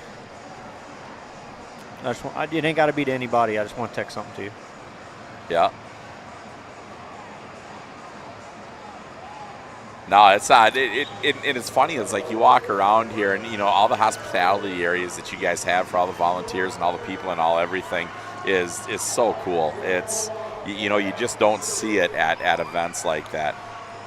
Yeah, we get told a lot that, you know, a lot of our sponsors and donors, they mean so much to us. So for us to be able to get them some spaces and let them know we appreciate them and give them a good time, an extra good time, we're super happy about that. And our volunteers as well. We want to make sure they're taken care of. they have what they need. They get plenty of food, things that they're refreshments, things that they need too. So they work their tails off. We want to take care of them. Yeah. Oh, absolutely. This is your great time right here to give a shout out to, friends, family, or anybody like that help, assist, volunteer. Give a shout out right here and let them know the thank you that you got for them. Yeah, you guys, anybody who's out there listening, if you have any way, shape, or form that you've come out here, please know you are seen, you are recognized. We appreciate you. Your families that support you while you're out here. There's just never enough thank yous that we can give to these people. So again, everybody's family out here, we're so grateful to all of you, and this thing does not happen without them. Yeah, well, there it is. You guys heard firsthand from Julie. Julie, thank you so much for coming up You here and guys, having thanks. fun with us. We appreciate you guys being here, putting on a hell of a show. So glad you guys are here with us, and thanks so much for being a part of it. You are, like I said, we have the Stampede, we got the rodeo, we got the concert, but Demo Derby is an equally huge part of what this event is every year. Huge part. Thank you for having it be part of your event. Yeah, that's exactly it. Thanks for opening your eyes and seeing it and understanding that we are so proud to be here with you guys, and it truly is. You're a making family history. too now, so we're glad to have you. Thank you so much, Thanks, sweetheart. you guys. We Have a appreciate great it. rest of it. Appreciate it very much, you guys. Appreciate it. Yeah, you guys, that's right there. As we're sitting here talking to the Stampede staff and everything like that, Robbie, is that not just awesome? I mean, they are. The fair board is amazing here. Yeah. Oh, and they understand it. They absolutely understand it. So. Yeah, absolutely. Here, Robbie. No. I'm on. You take care. Sit down. You got the best of the business right here. Sit down. You guys put them on. Hey. Turn that around.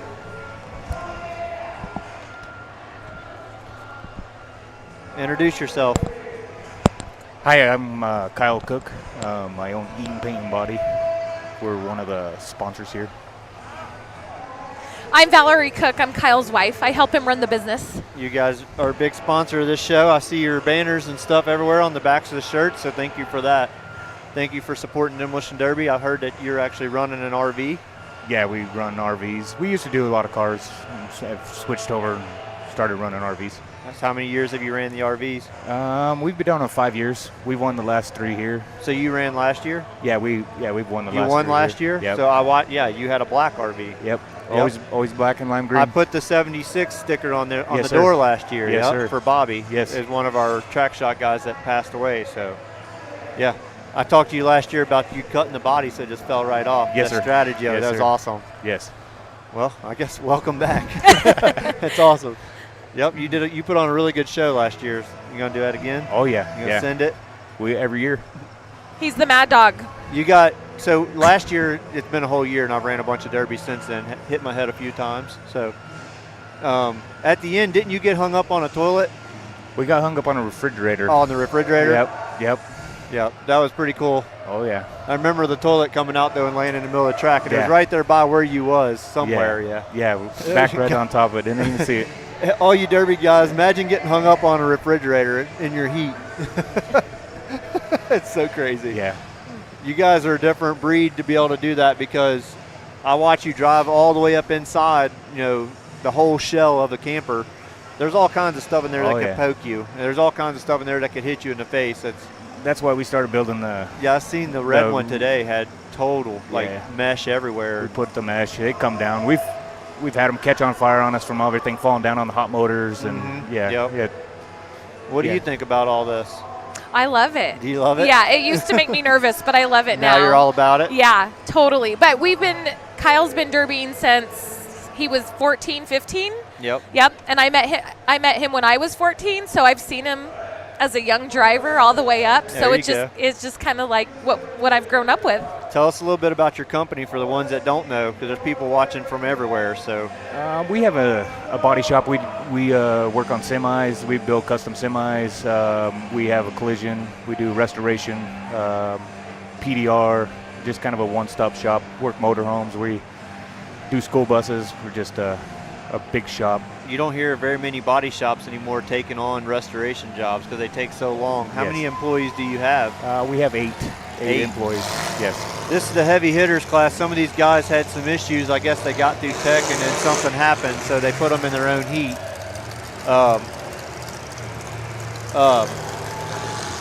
So they're just going to run. I don't know anything about it. I just know that they didn't pass, so they're just going to run. I don't know. I just know they passed and then they didn't. Yeah, it sounded like they don't let wagons, sedagons run. Yeah. So that one was one of those. Yeah. Yeah. Yeah, so I'm not sure. They had a big meeting. They kicked us all out and had a big meeting with the guys, and this is what they came up with. Like a lot of these guys I know are friends. I mean, yeah. I think every car on this track right now are like friends, so I'm not sure how this is going to play out. But I'm sure they got that figured out. They're derby guys. So. Kyle's derbying against his best friend ever today. Oh, that's the best way to do it, though. I love hitting my friends. I'm curious how he's feeling about that. I'm going to smoke him right off the rip. Just put him out. He's going to light him up. Well, yeah. That way you can talk smack on Monday. Oh, yeah. Yep. Oh, yeah. Back to your company. I seen that you guys had the 3 bikes over there for kids. That is awesome. Yes. Yep. That is awesome. I'm also a PE teacher at an elementary school here in Greeley, and 5 years ago, Kyle and I were watching a Christmas show, and they gave a couple bikes away, and I just love my students, and we thought, you know what, let's give a couple bikes away, and then it grew. We told our friends and other people we know that own businesses, and it grew.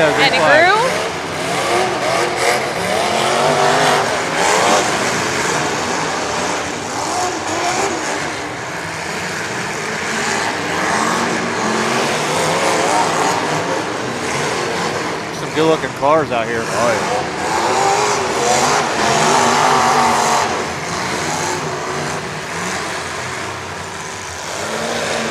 A lot of these, ooh, it sank straight down. You see that? Yeah. Bellied right out.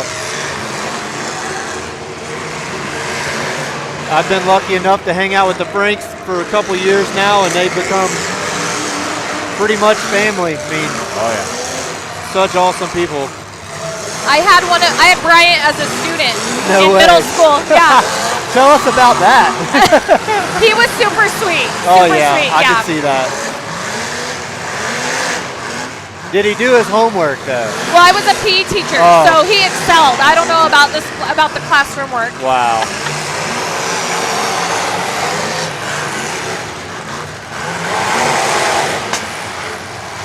That went a front tire. The backs on that 60 car is solid, so I'm pretty sure there's a front. No. I think it was axle pulled, didn't it? No, it's still pulling. I don't know what that was. Look how far he drove that quarter in. Oh, yeah. One hit. That ought to be hard in the back now on that one side anyway. Oh, yeah. They're getting after it a little more than I thought they would. I think he popped Frank's tire on the front. What? Oh, yeah. Oh, yeah. Wow. That motor sounds really good.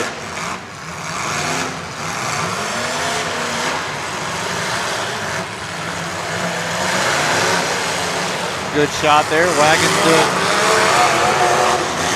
Looked like the wagon went in pretty good there. Oh, in yeah. the back, so that's good on Brian's car. That's his first wagon he's ever ran. Oh, wow. They usually have 2-door Impalas. Yeah.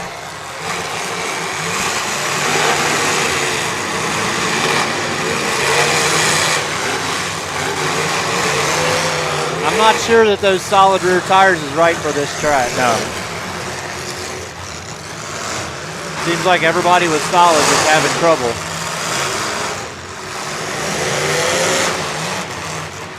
Tiny right there is usually a hammer.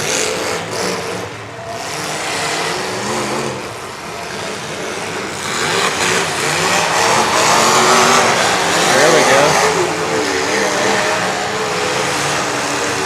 Yeah, like the roost ain't even the same off the solid tire. Yeah.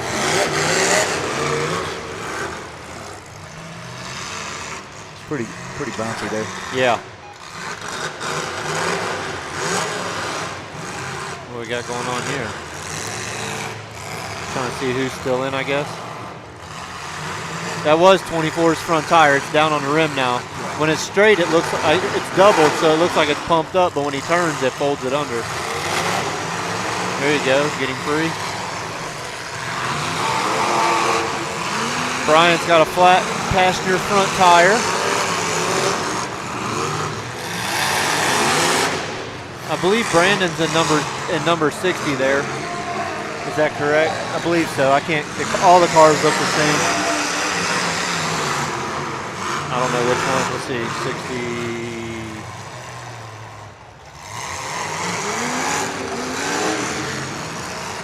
Oh no.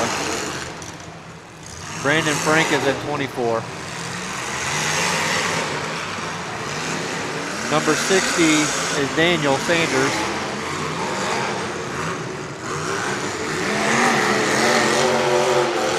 That motor sounds really good in that car. Very, very good.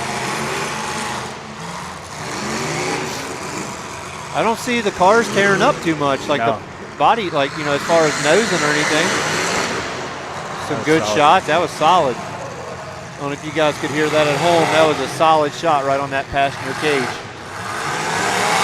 You don't see a lot of people run those bubble Vics like that with that extra window in the back. Yeah.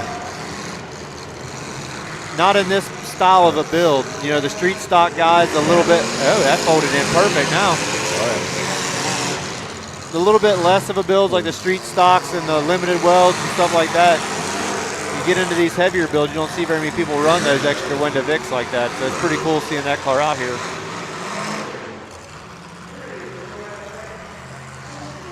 Looks like we're down to 3 right now.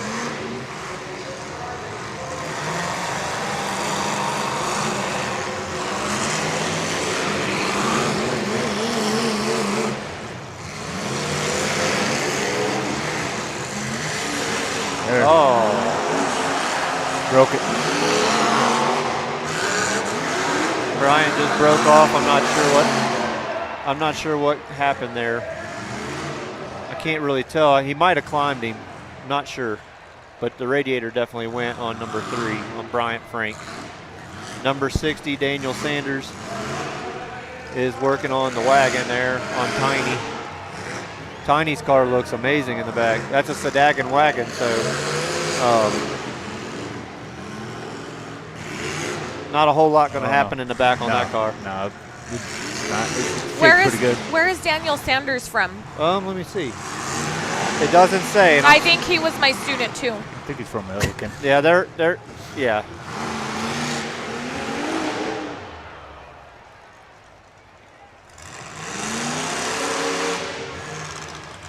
Sanders ain't running now. I believe they're hung up here. I think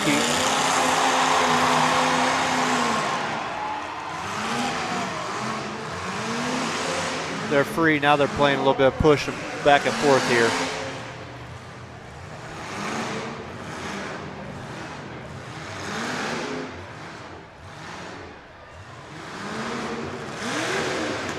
One of the cars, I thought it might have kicked the draw shaft out the way it revved like that. He was just between gears.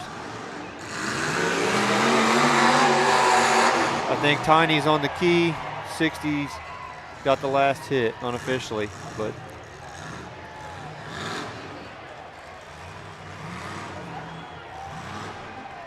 number 60 is Daniel Sanders.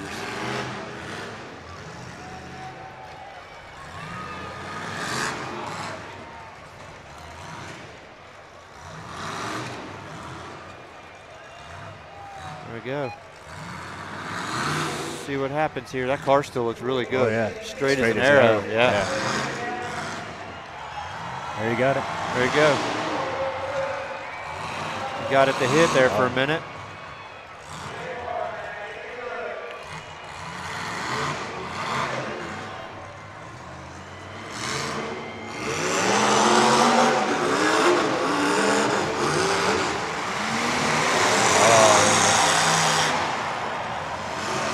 Not sure if that counted for a hit or not. There you go, guys. It's over. Number 60. So let's hear more about this Bryant being in school. That was a really long time ago. Oh yeah, you can't remember all of a sudden, right? Yeah, I can't. I can't remember all of a sudden. Yeah, Bryant's awesome. He's become family with me. So, okay. Him and his sister Brittany. Yep. You know sister? Yep. When do the RVs run? Last, right? We Because run of the dead mess. last. Because of the mess. You guys need to come put a GoPro on there. We did not bring those this year. We forgot them, unfortunately. And I'll tell you the truth on that. I actually put one in a car and it got smashed. And Bill, the producer right here, was not happy with me. Yeah, I bent the bracket and everything. Thank you. How many RVs do you think that you've totaled, and what style RV is your favorite? I like running the van cabin chassis. Just a shorter wheelbase. You can whip them around a little faster. And you put your own small block and stuff in there, I'm sure. Yeah, we run a 406. 406 with Turbo what trans? 400. Yep. Stock gear, or you actually put a gear in it? No, we just weld the rear end up. Just weld the gear. Yep, just weld the gear up. A lot of those are pretty low geared anyway for hauling that weight around. Yeah, we've learned from them. We've buckled a lot of them, smashed them up around us, driving through those big ones. We've had they got like a 2 foot on some of those big ones. They have like a 2 foot plate. They go through there. We've had those come through. I got one stuck right under my brake pedal one time. Wow! It took the brakes out, but yeah. What style RV did you bring for this weekend? We got the Chevy 3500 Winnebago. What year? It's a 75. 1975. Yeah, and then we got the other ones that are out there is a Dodge 75 Dodge, and then we got an 85 like the full cab chassis one, and then there's a guy running a 72 Chevy pickup kit. I seen camper. the red one. Yeah, that was sweet. So guys, the one we were talking about earlier, that was a 1972. He's saying, I knew it was from the 70s, and that thing is like, if I had that at home, I'd use it to haul my derby cars. Probably. I'm surprised they tearing that one up. It was mint. Yeah, the body on that thing was clean. The grill in it's really good shape. Yeah. So all the tubing around the fenders and all that stuff, that's all legal? It's a driver's protection. The cage? Yeah. Okay. You know they come apart. There's not a lot of structure there. Last year, didn't one fall off and was like stabbing in the ground or something? It was like dragging on the ground. They stopped him for it? Yeah, he didn't have his cage welded at all. Yeah. They got another guy out here running. He don't have a real good cage. Well, it looks like that one there can be ran again. Yeah. It went off the track very easily. I don't know why he hit and broke a stick. I think they were just wanting to pre-run them a little bit. Yeah. I mean, I think every single one of these cars are from the same place, so. From the same garage, so. I think a lot of people are tuning in waiting to see those RVs. That's something really cool. So if you run that RV tonight, one and done or what? Can you run it somewhere else? Is that a thing here? That's a one we won in last year. Okay. So we went in Adams County with it, and then so once now we're back. Once the body falls off here, you can run it again somewhere else without the body, or do you have to put another camper on it? Yeah, we get some motorhome trailers. We just cut them. Gotcha. So, yep. You just cut it and set it up on there. Body. This is the first time I reran these. Yeah. Usually we don't have much left of them. Yeah. So. You had some real big headers last year, didn't you, or something? Yeah, we run truck stacks on there. Yeah, that's what it was. Real tall. Yep. That's our signature. Yep, I had him as a student. He worked his butt off on that car. Yeah. we looked at that car first day that I came into town, and he's very happy with that build, and he should be. That build was very, very nice. So let's look at this. Oh, he climbed over it. He took that whole body mount and all off. Yeah. Wow. Frame's still straight. Yeah, that was a good little shot. body work. Yep. It's unbelievable he could climb that and he didn't get his own stuff, you know? I know. Climbed right over it. Yeah, that's a good looking wagon. Yeah. The back end's perfect. Oh, yeah. A little bit of body work, pull that in, it'd be great. It's amazing how many of those are still around. In my area, you cannot find them. If you do, you better be ready to pay $5,000 to $8,000 for a body. Oh yeah. Have you ever ran derby?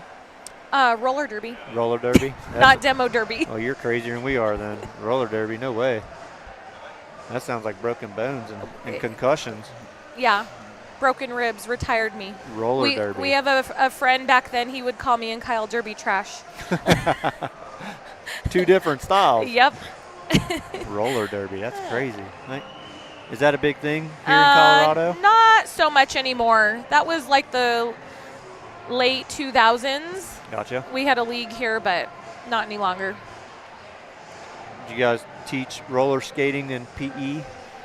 We do not, but I'm actually working with the Stampede Foundation for a grant for my PE program, and that's what I'm applying for a class set of roller skates. Wow. So I can teach the kids how to skate. Yeah, I mean, that's something that's you don't see anymore. When I was a kid, we used to go to the skating rings and stuff, and I'm not even sure that there's any in my area anymore. So. Yeah, we don't have one in Greeley. The closest is up north in Fort Collins. Gotcha. Heck yeah. We'll be rooting for you. Oh, thank you. Yeah. Mad dog like last year, I'm sure. We've got it last 3 times. So. Last 3 years. Yeah. This is going to be the 4-peat. He's going to try. Yep. He's going to give it all he's got. Do you run foam-filled tires on the back or solid tires or double tires? Just throw tubes in them. You had a dually last year, correct? Yep. I thought so. Always run dualies. Yep. Well, there's guys that put water, do stuff like that. But we used to do that in the 90s. We put water in there to try to, and when it was muddy, to try to give it a little bit more movement. Yeah. There's your trick, guys. Yeah. For the ones y'all didn't know, you can put some water in there. If you think about it, your house water pressure is usually around 60 pounds, so if you hook that up to your valve stem, it will pump your tire up to 60 PSI. If you didn't know that, it sure will. The bad thing with the dually rims is they bend real easy. They're not as strong as you think. Really? So they holding that kind of weight that it would be stiff. They wrinkle real good when you get hit in the on the bead. Yeah. Really? So, I didn't even know that. Yeah. What are the rules for the RV stuff? Like to build a basic style, not over the top. What is the rules for it? Basically, as far as driver's protection. You know what you feel safe with. So you pretty much go crazy with it, huh? Move your battery, your fuel tank. You know, the red RV that was out in the lot, I took a picture of it. I seen it also had a cage like behind the driver. Yeah. A full piece of mesh. All of ours have that. Yeah, we fully encaged all the way around them. So, yeah, there's a lot of shrapnel with them when they come apart. I seen it last year. That was a mess. I think they said 14 40-yard dumpsters or something is what it takes to with a sway bar hanging down on that wagon. Yeah. I think they said you can correct me if I'm wrong. I can't remember, but I thought they said 14 40-yard dumpsters or something. Yeah, it takes them a few hours to get that cleaned up. Yeah. So a couple years ago, we had 16 total, and we ended up going 2 heats, 2 main events. Wow. And yeah, that one was big. So now they start limited to 8. I heard 8 this year. Did you get all 8? No, not everybody showed up. How many did you get? 6? No, we got 2 spots, and then my buddy we gave him a motorhome and he put one in, so he's got a spot. But so there's we 3 of you guys. We got 5 total. 5 total. Yeah, okay. 5 total. 5 RVs, and I'm telling you guys, that sounds like a small number, but these guys get with it.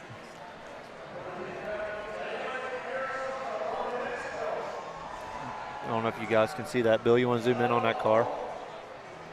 Check out the sway bar hanging here, guys. There's one of our sponsors, K-Pro Headers. Sway bar swinging there, guys, if you can see that.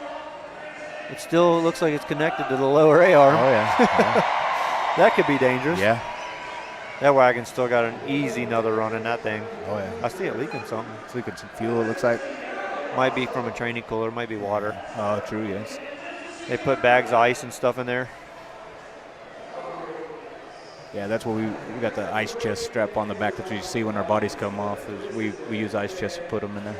What all did you leave the appliances still inside your camper? No, you're supposed to pull those out. Okay. Yeah. It made good entertainment last year though when that one went flying around and the toilet just comes yeah. flying out. Yeah. We tried to get our track guy that's not here this year. He had some family stuff that he was doing that he had promised. Last year we tried to get him. It was like right about where the guy was in the yellow. The toilet was sitting there, and we tried to get him to do it. Like close the show, sitting on it, and he wouldn't do it. He wouldn't do it.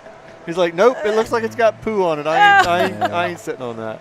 Yeah, some of those motorhomes that we get are pretty bad shape and sitting in the field. Yeah. This year, if a toilet comes out, we're doing the closing on it. We're closing the show on it. It's happening. There'll be one laying there somewhere. I asked the guy in the red one. He's like, yep, there's a toilet still in there. I'm like, that's perfect. All 3 of ours still have them in there. So it's cool. Yeah. 1972 Chevy camper. That is awesome. Yeah. The 72 Chevy trucks, you don't even see those around my house at all. Like, If you do, somebody's got 20 grand in one, and you know it's a showpiece. So, well, I think the next heat's coming in. They're probably going to come back on here. Mini cars.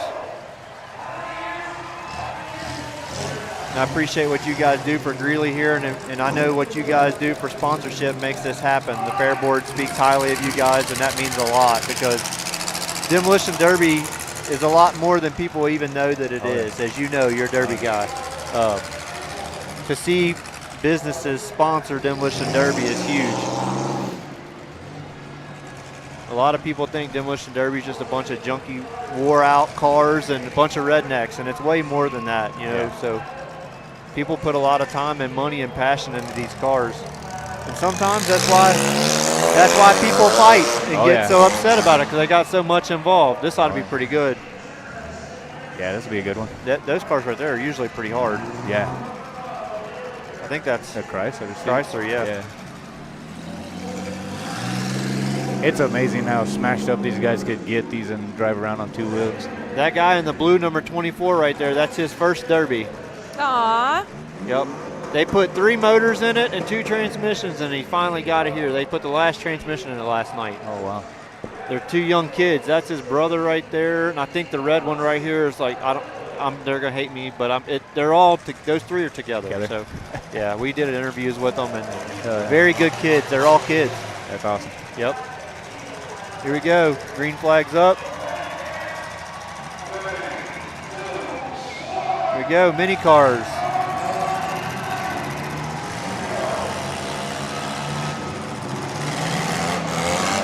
Curious to see what that wag. Oh. Whoa. Wow. I would have never thought that car would have tilted up like that. Oh, I need it. That's a Chevy Citation. Wagon. Curious to see what the back does. They did nothing to the back other than they got 9-wire going down to the bumper. You can see it. That car is flying. Oh, yeah. It's mad now. That's got to be a V6, not the 4-cylinder one. He just watched out for his brother or whoever that was. I'm pretty sure it's his brother in 24.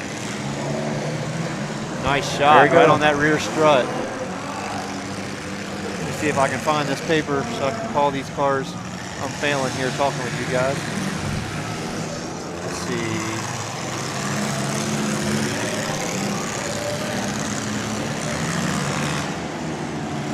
They call this 90s. Okay, so it's not a mini car. Got a different term here. Oh, yeah. Nice shot. Right on that rear strut again. Packed him into the bank. The wagon is going down. Yep, it's going down.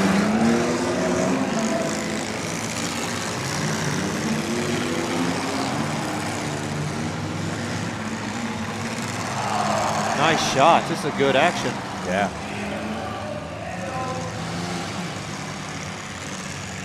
.475 is James Ward. He's been putting in some good shots out here. He is sponsored by QuirfMotors.com and Manned In Fencing. Look at that bumper sticking out on 506. 506 there is Darren Walkins, Sterling. Damn, that was a good hit. The Toyota Camrys dominate where I'm at.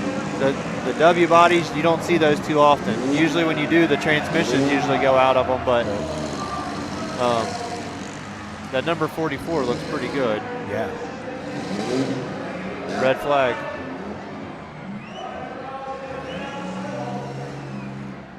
Let's see what we got going on here. I'm not sure. She's on fire. Oh, that's a good fire. 618 is on fire. 618 is Kylie Roberts. Need to get. She's having a little hard time. She's coming out the sunroof there. Hopefully she's not breathing that in.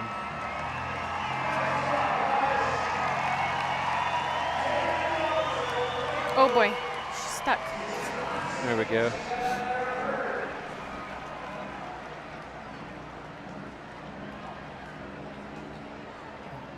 I guess that's one good thing about having a sunroof, huh? Yeah. Oh, yeah. We make them cover them up in Kentucky. Okay. Okay. In case you get flipped over, first thing to do is put your hand out, right? Oh, yeah. That is a female in this heat. Kaylee Roberts, 6'18". She's got fire extinguisher dust all over her. Oh, yeah. But I'd rather have that on me than on fire, right? So they did the right thing. Get up there and put it out. Get it put out. Aww. It's awesome seeing the ladies compete. Cute. Yeah. She's cute. Let's see. We're down to, I think that's only one out right there. The orange car broke out. Too. Yes. Yep. So we're down to 4.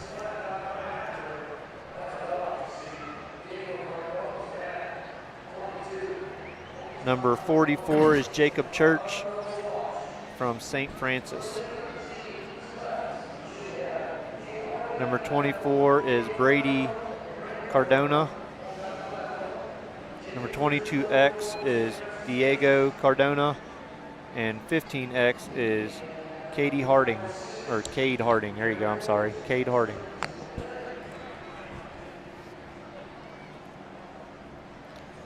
So 3 of those guys are all from the same place, so I'd say they're together. I think that's what the flagman was telling them, don't be tag teaming, so we'll see what happens here. Number 44, I'm pretty sure is a lonesome duck out here, so. Oh, there's another one hidden there. Yeah, there's 5, okay. Number 70, what is that number on that red one? Can't read it. I think it's 15, ain't it? Number 15 has a broken front passenger side tie rod, so we'll see how long that CV shaft will stay in that car.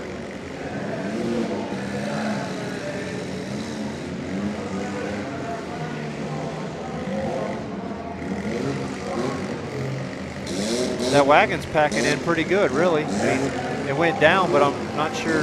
Red flag, a bumper's on the track. 506 lost the front bumper, and he is facing in a direction where he can't see him pick up his front bumper, so he might not know that.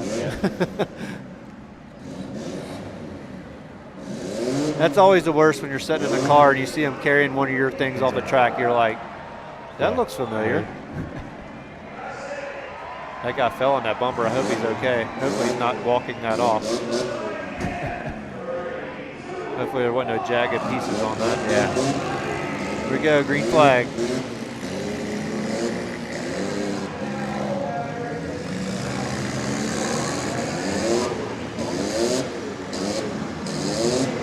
I believe 15X is hung up over there. He's trying to get him to come get him.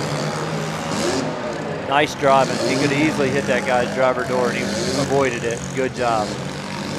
Oh, there's 15X. 24, I think. 24X, yep. 24X is hung up. 15X is struggling with the passenger side tie rod here, doing its own thing. 506 is on the key. Got some big tires on the front of 506. Nice shot, right on that rear strut. Is that an old? I think that's an old one, isn't it? This one here, I'm not sure. Yeah, it does look like a W body, don't it? He flagged him off and he broke. Yeah. I can't believe that car's moving that good with a broken tie rod.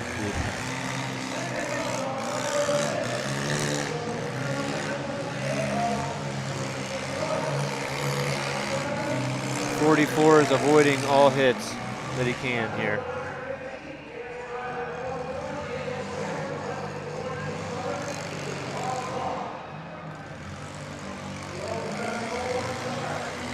I don't know about your luck, but if that was me, my SCV would have done give up. Oh, yeah, nice shot. That was a good hit. Right, 2 rails on the 1. Oh. That was a punishing hit right there. That might have done the number. It's amazing how long those little motors will run hot. The wagon is on the clock here. Is there a car right on the other side of the wagon? That was that 24 went out earlier. Okay.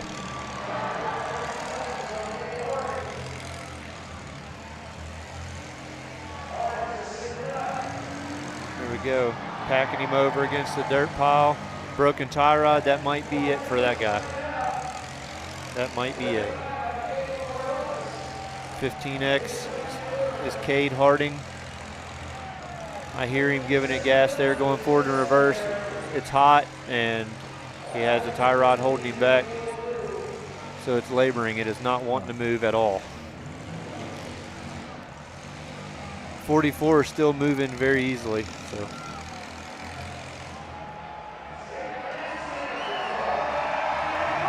Looks like your winner is Jacob Church from St. Francis.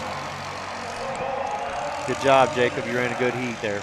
Stayed clean the whole time. He came a long ways, St. Francis. St. Francis, that's what it said.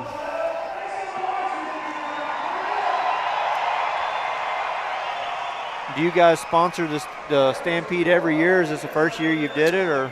We've done it the last 3 years. The last 3 years? Yep. I guess I just didn't notice last year. Well, this year we're the presenting sponsor. Last year we were just one of the supporting sponsors. Gotcha. I see it on the back of their shirts. Pretty cool. Yeah, First National Bank used to be it, and then they decided to take over the viewing deck over there. Gotcha. So that left the spot open. You guys took it. Heck yeah. Justin called us up. Congratulations on that. Yeah, thanks. Yeah. Those opportunities happen for a reason. So. Yep, totally. Yep. I love derbies. So I've been watching them since I was a kid. And we love the Stampede. So in do our I. community, I can't get enough. So, yeah. Commercial. Replays. Yep. Bill's got some replays lined up here. He's going to play for everybody. That was a good shot. They were getting it.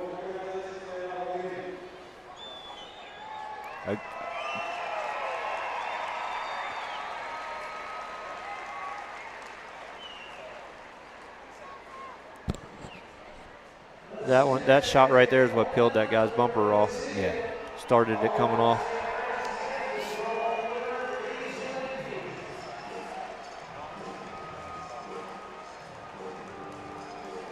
That was the ending shot right there. When that happened, that sent it. Good job, Bill, on that.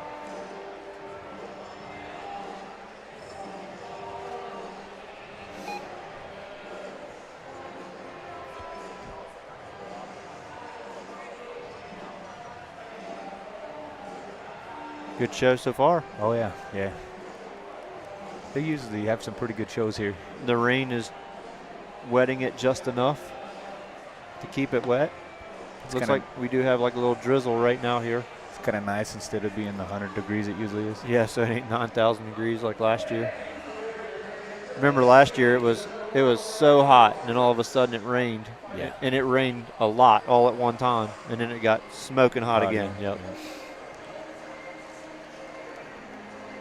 Let's see if anybody's commenting on here.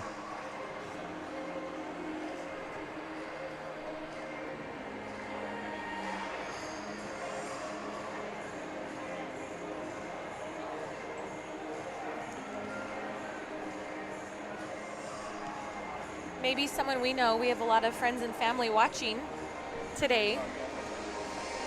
Have them like and share Track Shot, please.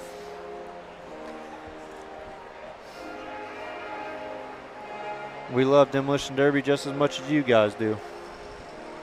This is the job to have, travel around and watch derbies. A lot of us almost every single one of us, I think every single one of us actually does run Demolition Derby, so we love it. You guys don't know a whole lot about me. I've asked a whole lot of questions of you. I ran my first one when I was 10 years old, and I started in the compact Pintos rear-wheel drives. Oh, wow. So I ran my first one when I was 10. So turned 41 this year, so technically I've been running for 31 years. And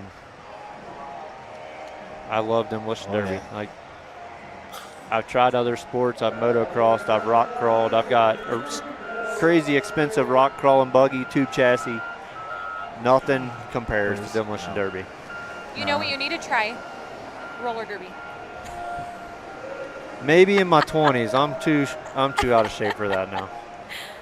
I remember being young and roller skating at the, being sore for 3 days after it. I couldn't imagine trying to do it now. Yeah, that looks a lot better. Just focused out. What was it, zooming in on something? Yeah. Yeah. Yeah. Yeah, they're wanting to come back on. I appreciate you guys. Yep. Thank you. Nice Yeah, meeting you. nice to meet Good you. luck. Yep. Good luck. Thank you. Put on a heck of a show. We'll be cheering for you. Thanks for having us. Let that motor sing. Nice meeting you. Yep. Keep teaching those kids. I'll move back to the middle.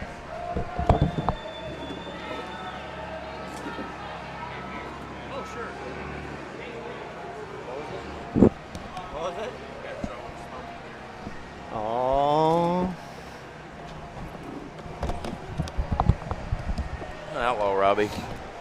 I'm an outlaw. I'm an American outlaw. Yeah. American Outlaw, one of our great sponsors. Half Cherokee and however that Can't goes. tell you what I was doing, but you can't do it in the arena. That's right. They made that clear, didn't they? Well, I like to party, Robbie. You That's all I'm can't gonna look as good as you do out there in that arena, Anthony. say. Hey, you know what I mean? I know what you mean. That's why they flew me in this joint. What do you guys think about the show so far? Man, it's phenomenal. You know what this crowd needs more than anything, and they don't even know it? MWFA. This place would erupt. Yep. with Could you MWFA imagine being cars. able to just take a MWFA car and go, look, the track, you could have a flat tire. It ain't going to hurt It ain't nothing. gonna hurt You'd be able to nothing. keep on going. Oh, yeah. You could have the back end dragging on the ground. Keep I'm on surprised that now that class there, I was like, oh my gosh, they were getting the wagon and the Chrysler were getting a little hot. Going. Yeah. A little bit too much speed. He but finished him off with that 2 rails on 1 there Yeah. at that last shot. That junked it. I think the wagon's got another run in it though. Yeah, oh yeah. Put a bumper on it and yeah. do some folding. There's the old Chrysler. He's still going. Put it on the trailer and jack it up in the back there a little bit. It's crazy to see all these 27s and stuff out here on the front of these cars. I couldn't believe the speed that wagon was getting up to. That V6 in that thing runs good. Sure does. Yeah, just not a hard enough body. Nope. Look at that front bumper rolling up and in. Oh, yeah, that car's done. Yeah. I couldn't see that the front end was doing that. Yep. I don't know if it. Oh, wait, the bumper just ripped free. The frame's still straight. Is it? Yeah. Oh, yeah, you can see the rip there at the Yeah, bottom. the bumper just peeled free. Wow. That wagon's definitely got another run in it. So hope you guys at home are enjoying the show. I've been down, in my absence, I've been down on the track getting some videos. If you guys see the reel I just shared of the wheel getting ripped off and the guy launching over his own wheel, that was really cool. That was I don't know how you get that stuff. That was I don't either, awesome. dude. I'll tell you what it is. It's you go to these shows and you make 2,000 videos and you'll get 3 that are like, So the way the wheels were leaning in, I think put all that pressure right on them lug studs. All of them. Yep. Tick said it had 7/8 studs in it too. Wow. Or whatever they are. Well, you're putting a lot of pressure then. Even you get away from the stud. I mean, it's just like a car. Something has to give. Right. And if you get all that away, then your center's probably not going to rip. You're running a 1/4-inch center. We couldn't tell. It looked like the lug nuts. It looked like the lug studs broke, but it might have pulled through the wheel too. I couldn't if see. he wasn't running Yeah. a center, but I mean, you wouldn't think it'd pull through. When it came out, it had like a whole bunch of mud packed around the hub, so you couldn't really tell. But it might have just pulled through the wheel. Oh, don't do that. So, give me 1 second. Have you ever seen a wheel 24. pull through a 1/4-inch center? No. I never have either, but No. I'm sure some of you guys at home have. Usually it just stretches the lug nut out. Yeah. Number 24X, Brady Cardona, is who we did the interview with earlier. He said he put 3 motors in that car and 2 transmissions. It's a kid. That was his first Derby. Yeah. Doesn't And look like he took a lot of damage. I was looking for him, but I couldn't remember which one he was. He did really good for his first Derby. I Right. mean, Well, this is intimidating. This is an intimidating venue. and the track is huge for how many Gigantic. cars It's was it? way 1, too 2, big, 3, for 4, those small 5, 6, cars. 7. 7 cars in a track this big for your first one, and he Yeah. stayed out of harm's way for a long time. Absolutely. I would chalk that up as a win. Yeah. Brady, good job on Yep. that. Congratulations, buddy. Your car's definitely got another run in it. The front rails are still perfect. I think he took some passenger side Oh damage. no, it may have shifted, Robbie. Did it shift that rail over? And No, it bend just the cam packed it member? in. See it right there in the Okay. front by the hook. I'm not sure what the rules are here, like on that front. Usually you'd cut that section back and and hard nose it. Yeah, but it just packed it. They didn't. Yeah, I'd be interested to look at their compact rules. See, they call this 90s. 90s up. I guess. Yeah. See, at home that would be a full size. Yeah, just to keep the keep the Mustang. Look at those monster tires on the front. What I is know, that car? Those are 715s. That's a Buick. So W body. Yeah, well, yeah, similar to the other platform, but yeah, like a LeSabre, something like that. So what are you thinking? What are you thinking so far about the Greeley Stampede? I think it's been awesome so It's far. fun. I know you were here last year, man, but I can't believe the crowd. The heats have been a little slower this year, but I think that's just because they're running for the qualify. You Yeah. know what I mean? So they're trying to save something to get into that qualifying for Gold Rush for the Wheelman. Sure. Could you imagine how awesome that would be to get that Wheelman trophy? That'd be cool. Just to say, like. Yeah, I mean, there's only one a year. Yeah. So, you know. Yeah. You was at Pectonica with me. We were there together. Yes, sir. I mean, look at those heats. Jeez, Pete's was. You know, the one thing I jump was really made. appreciate about the Wheelman is that every show you go to, it's a different rule set. So if you want to, try to qualify for the Wheelman, but you're not a hard car builder, you like a little stocker car, there's a show out there somewhere for you to run. So, I talked with Chris for a little bit, and, that's kind of what we were talking about, is that no matter what, you could build a car to your comfort on build. Your parts that you have, you don't have to go out and buy $20,000 worth of parts to qualify for the Wheelman. But in the end, you're going to have to borrow some parts if that's the case, because the Wheelman rules out in South Dakota is a pretty decent build, I believe. I don't mean to change the subject, but have you seen Uncle Bill's legs over here? Look at these. Look at this stud. Got the shorts on, man. I think that's self-tanning or like. I don't know. Or like is that self-tanning, Bill? Or like. That you use, or is that all natural? What is it, Bill? That's out mowing the grass tanning there. Yeah.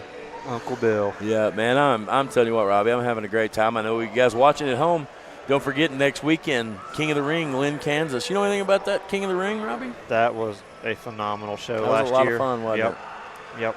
I'm going to do everything I can to try to make it to that again this year. And if you guys at home are wondering who might have won the King of the Ring last year, Jimmy Johnson, the legend, and his teammate, what's his name? I don't know her name. What was that guy's name that ran with Johnson? I think he was in a Simple Solutions built car. He was in a Lincoln. Yeah. It was a Lincoln. It was a Lincoln. Yeah, it was a Lincoln. Yeah, 90 to 97. Yeah. Yeah. What was his name?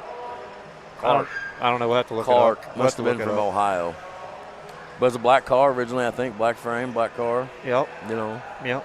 No, he actually was blue. He painted it baby blue over the flat black. It was a flat black factory car. Some of that Ohio stuff. So we got the track cleared here, guys. Fixing to go on to what heat are we moving on to, Robbie? The big car stock next? I don't even know the. I know they kind of. This isn't right. Yeah, this isn't right. What they call that class? What they call that class that came out earlier? The one that the Franks were in. Heavy hitter. They call it the heavy hitters. Heat throwed it all off. What do you think about how this fair board has all these volunteers here that go out and pick up the track, put it in buckets, the truck goes around with the trailer, and they dump it in the trailer? Amazing. I was told that they take that metal and they scrap it and they put the money toward the fair board. So, cool. Yep. So not only are they picking it up, they're using the money for it. Yeah, absolutely. How about Alex Vasco? Where's he at? Is he over there? Alex. He's over there. Bill's pointing over there in the corner. Yep. Maybe that's Alex is over there taking pictures with the white sleeves on right now. I was going to say, is that him with the yellow jacket in the camera?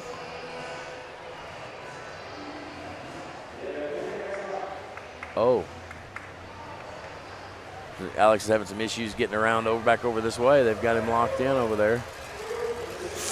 All right, here sounds like the next heat coming on. You got a driver's list there, Robbie, for this heat? Yeah. Yep. I'm bad about that. I was talking with the. Oh, it's trucks. Hey, look at this, All guys. right. Trucks. So, what number was that? I missed it. Number 888. Carson Henderson, 888. Last year, these trucks, they were all together, Anthony, and they put on one heck of a show. I'm excited about it. Number 325 right there was the one they picked on last that truck year. There That's had the Albert. WFA on the Yep. side. That's Albert. Last year they picked on him. They put him out. That's Albert McCombs. Albert sounds a little crazy. Number 26 is Joseph Lopez, and we're waiting on number 8. Albert's the one we did the interview with. Yeah. The older gentleman. Number 8 is in an excursion, and that is John Herbel. I always wanted to. Could you imagine being out here and looking back? You ran a school bus. Yes. To me, that would be the same thing. Yes. This would be a good venue for school buses. Oh, yeah. There you go. School buses next year. Make it happen. Yeah, I want to get school buses, maybe combines. Combine. Thought about Yeah. that. So, speaking of that, I forgot already I was hooked up on the truck. Who we got here? So I'm Jared Lichtenberg, the grounds chairman for the Greeley Stampede. Oh, okay. In charge of running the Derby along with the promoter, Modern Day Gladiators. So amongst all the other stuff, getting equipment, dirt, sand, porta potties, trash. We get to put on this wonderful show every year. So 4 trucks. Here we go. Been coming out here for 30 years watching it. 30 years. 30 years. I've been dreaming of this show. I said earlier, of course, you weren't on here, but I've been dreaming of this show for over 20 years. In Kentucky, I saw it on Discovery Channel as a kid. Oh, wow. And this was the first big show that I knew about not in Kentucky. If you guys are wondering at home, every single one of these trucks on the track right now are all LS powered. Every one of them have LS engines in them. And they're all built in the same garage. Yeah, they're all friends, right? Every one of them are friends, yep. Last year they put out the 325 first. This year he said This year he said he's rolling one of them over. He ain't playing. Yeah, if you're all friends, how do you pick and choose? He actually put a brand new frame underneath that 325. They pulled the body off and put a brand new frame under it. Wow. Nice shot. Got that tire. Got him free though. He's free. Sure did. Peeled it right off the rim. I don't know, Anthony, if you ever paid attention to these F-250s, but they got that lower core support where they set the radiator at. That thing is like a solid piece of 2x2 flat stock. You can see it down there on the bottom. You know, this is the one thing that I probably know more about minivans than I do trucks. When they hit, that flat bar on the bottom is what actually hits the tire. The bumper goes above it. Oh, okay. If you see right there, right above, that's that piece of metal I'm talking about. Oh, wow. Peels the rim right, or peels the tire right off. That had us a roll over there from the 888. That wheel's digging in. That could potentially be a good rollover right there if they get him just right. Yeah, he's blowing a tire. So you the groundskeeper here? Are you full time every day on the property? Yeah, full time every day. I usually it's an all year thing to prepare for it, but we come out about a week ahead of time before the event even starts. Start preparation, get the dirt ready, start getting the sand, getting everything fences put in, just getting everything prepared. And we're here for the whole 2 weeks, putting on the show, and then end it with this wonderful derby every year. And then spend another week cleaning everything back up. Roundy, roundy, round. Here we go. It's a good show, a good event, Greg. They're all playing with each other here, trying to get the right shot. Another sold out event today. So yep. Congratulations on that. That is awesome. And thank you to you guys being here and everything you guys do for us. There goes the tire. Definitely Came off. I can't tell you what an honor it is. Perfect. I really can't tell you what an honor it is. This is one of the derbies that's on my bucket There you go. list. Nice shot. Perfect.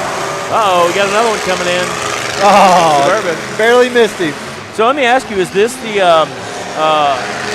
only event that happens at the Stampede, the Stampede week? Is this the only motorsports event? This is the only motorsports event. We most of the time we have rodeos, concerts. So last night we just had a sold out Old Dominion concert. So the guys finished cleaning that up about 2 o'clock this morning. We rolled in about 5:30, 6 this morning to start getting everything ready for today. Getting the berm cut. But no, most of the time we have rodeos and concerts. They save this to the end just so with all the debris, we don't have the livestock getting injured at the end. It's awesome. Actually, I would love to show it to you, but there's a place called Sturgis, Kentucky, Union County, Kentucky. They call it Little Sturgis. And there's a gentleman there named Doug Omer and Misty Strunk and her husband. They used to run the fairboard. They had a purpose-built machine that was built there by a local manufacturer that discs the dirt with a gigantic industrial magnet on it, and it pulls everything out. I think that would be an essential piece for any venue. That was almost a rollover right there. Yeah.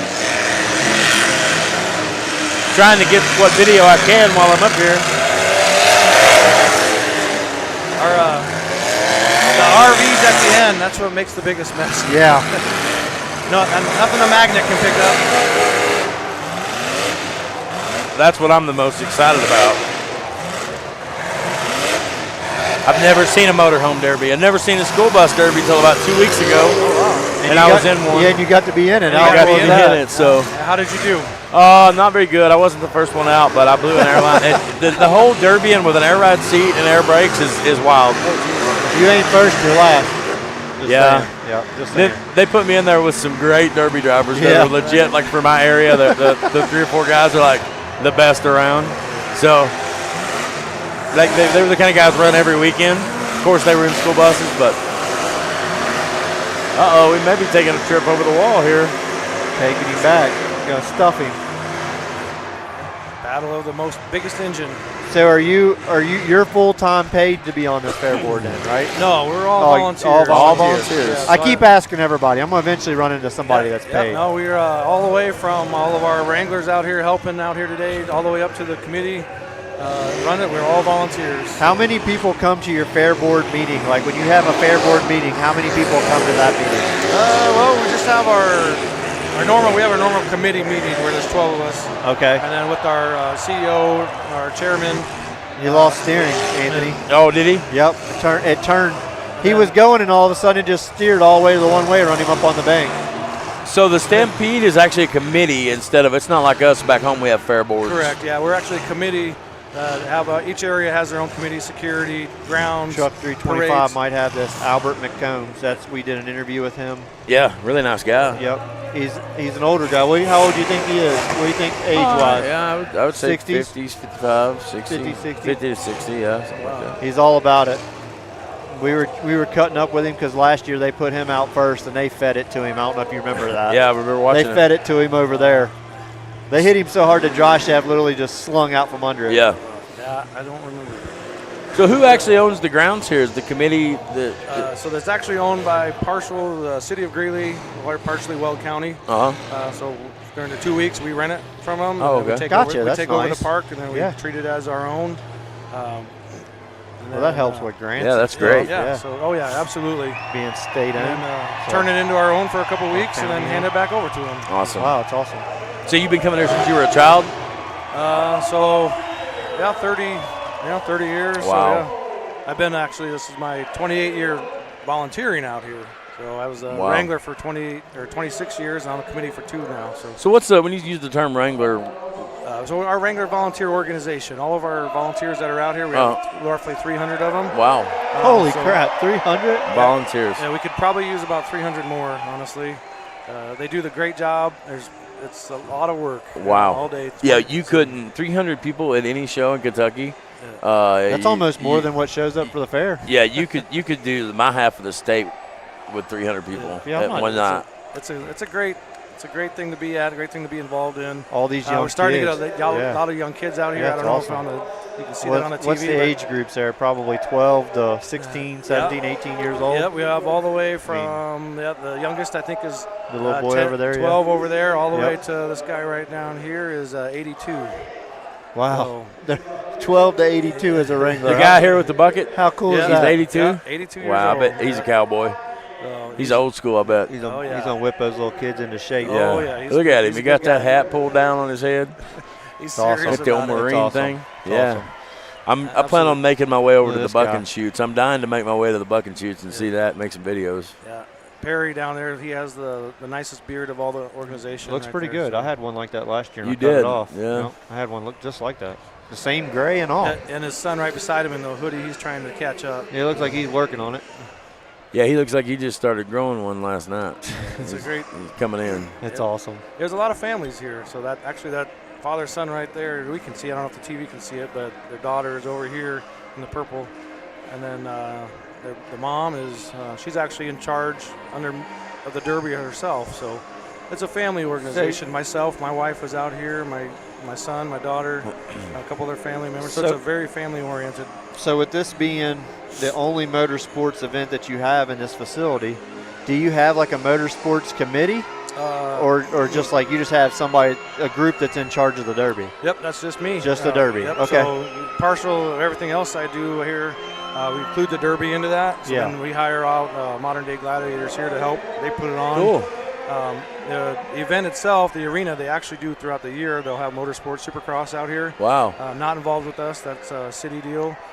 So they do have tractor pulls out here as well. Oh, well, how So they do that? They start over there and they go this way?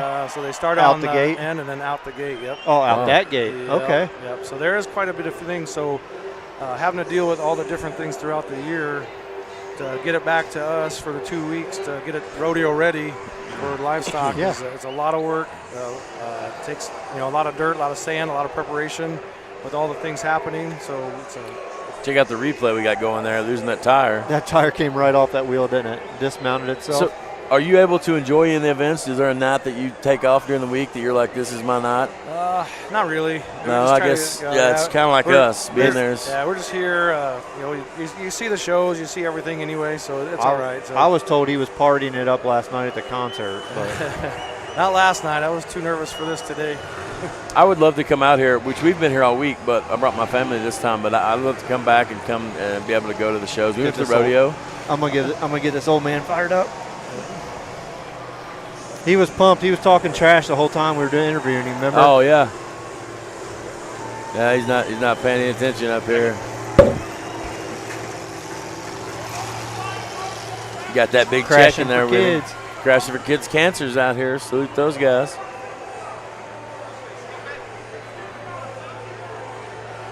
That's pretty cool that the county owns this facility and then they rent it. Absolutely. For 2 weeks. Absolutely.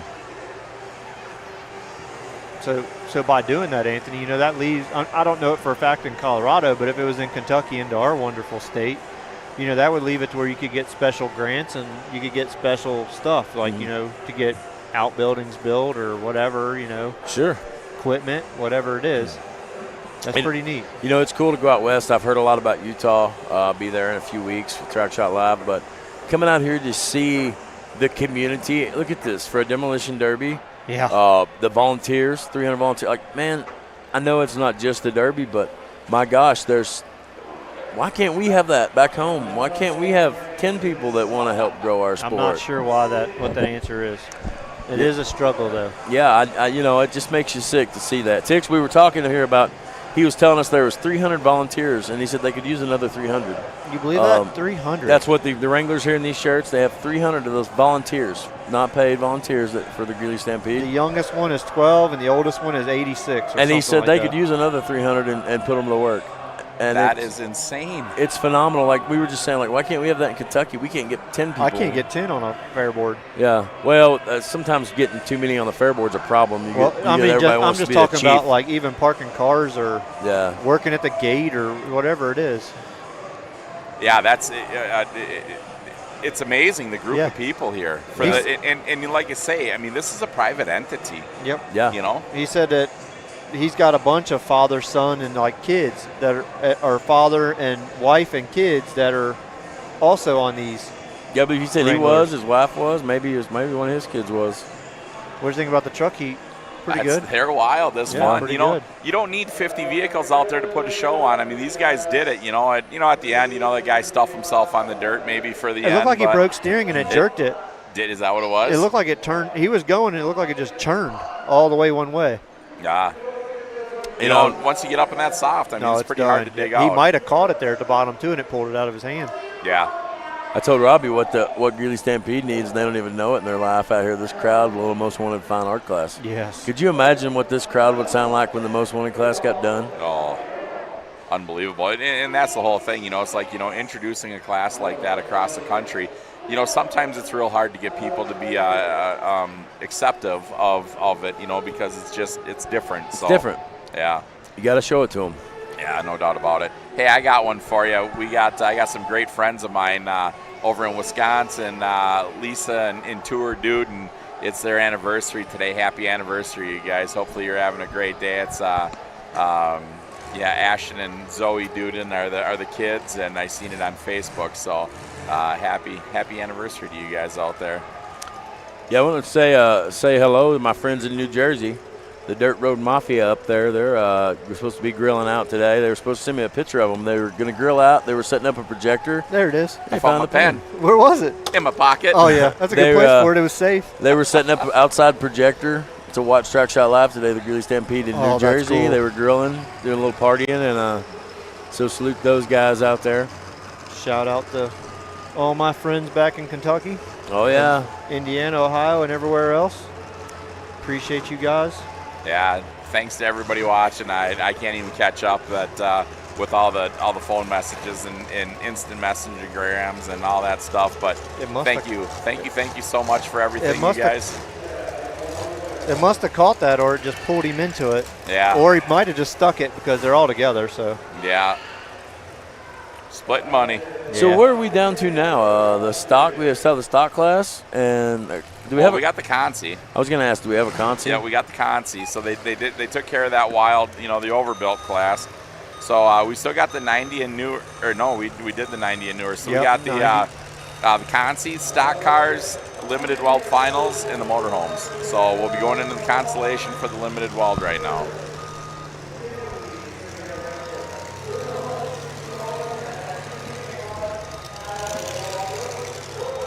Boy, that guy driving that 888, he's a pretty young kid. Yeah, we interviewed him. Yes, we did. It's his first truck. He had a shirt on. Once you see that interview come on, you'll have to check his shirt out. Yeah, we can't repeat it. But. No, we can't do it now.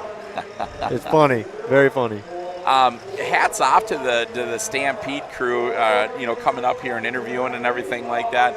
It's nice to kind of hear the behind the scenes and everything like that. Absolutely. So it's we're trying to do it for you guys so you can understand what it's all about and understand what it really takes to put something on to this magnitude. Yeah, we had some pretty good conversations up here with some of them.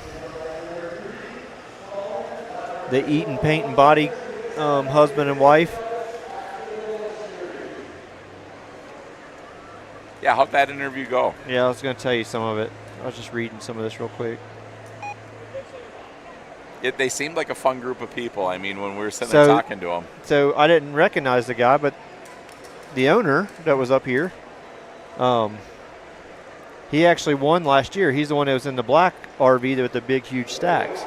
Oh, yeah. He got hung on the end that he was putting in those full track shots and got hung on that refrigerator. Yeah. And won it, but that was him. His wife said she used to be really nervous, but he's done it so much now she's just used to it and she's all about it, so that's pretty cool. She actually was a teacher, or she is a teacher. She's a gym teacher, a PE teacher, and she had Bryant, Frank, and some of the boys, she had them in school. I tried to pry stuff out of her, and all of a sudden she forgot all she knew. She wouldn't tell me nothing. Isn't that funny? I was like, oh, so now you don't remember. Yeah. Okay. Yeah, thanks for your time. Yeah, but she wouldn't tell me nothing, no good dirt on Bryant, so that's a bummer. But we talked about the bicycles up there and that she did that as just a one-time deal, and it turned out to be something very special for her and her husband, so they do it multiple times a year now for kids. Bicycles was a big thing for me when I was a kid. I don't know about you guys, but I beat the tires and tubes out of a bike. So. Oh, yeah, I thought I was way better at pulling all the sweet tricks than I was. Yeah.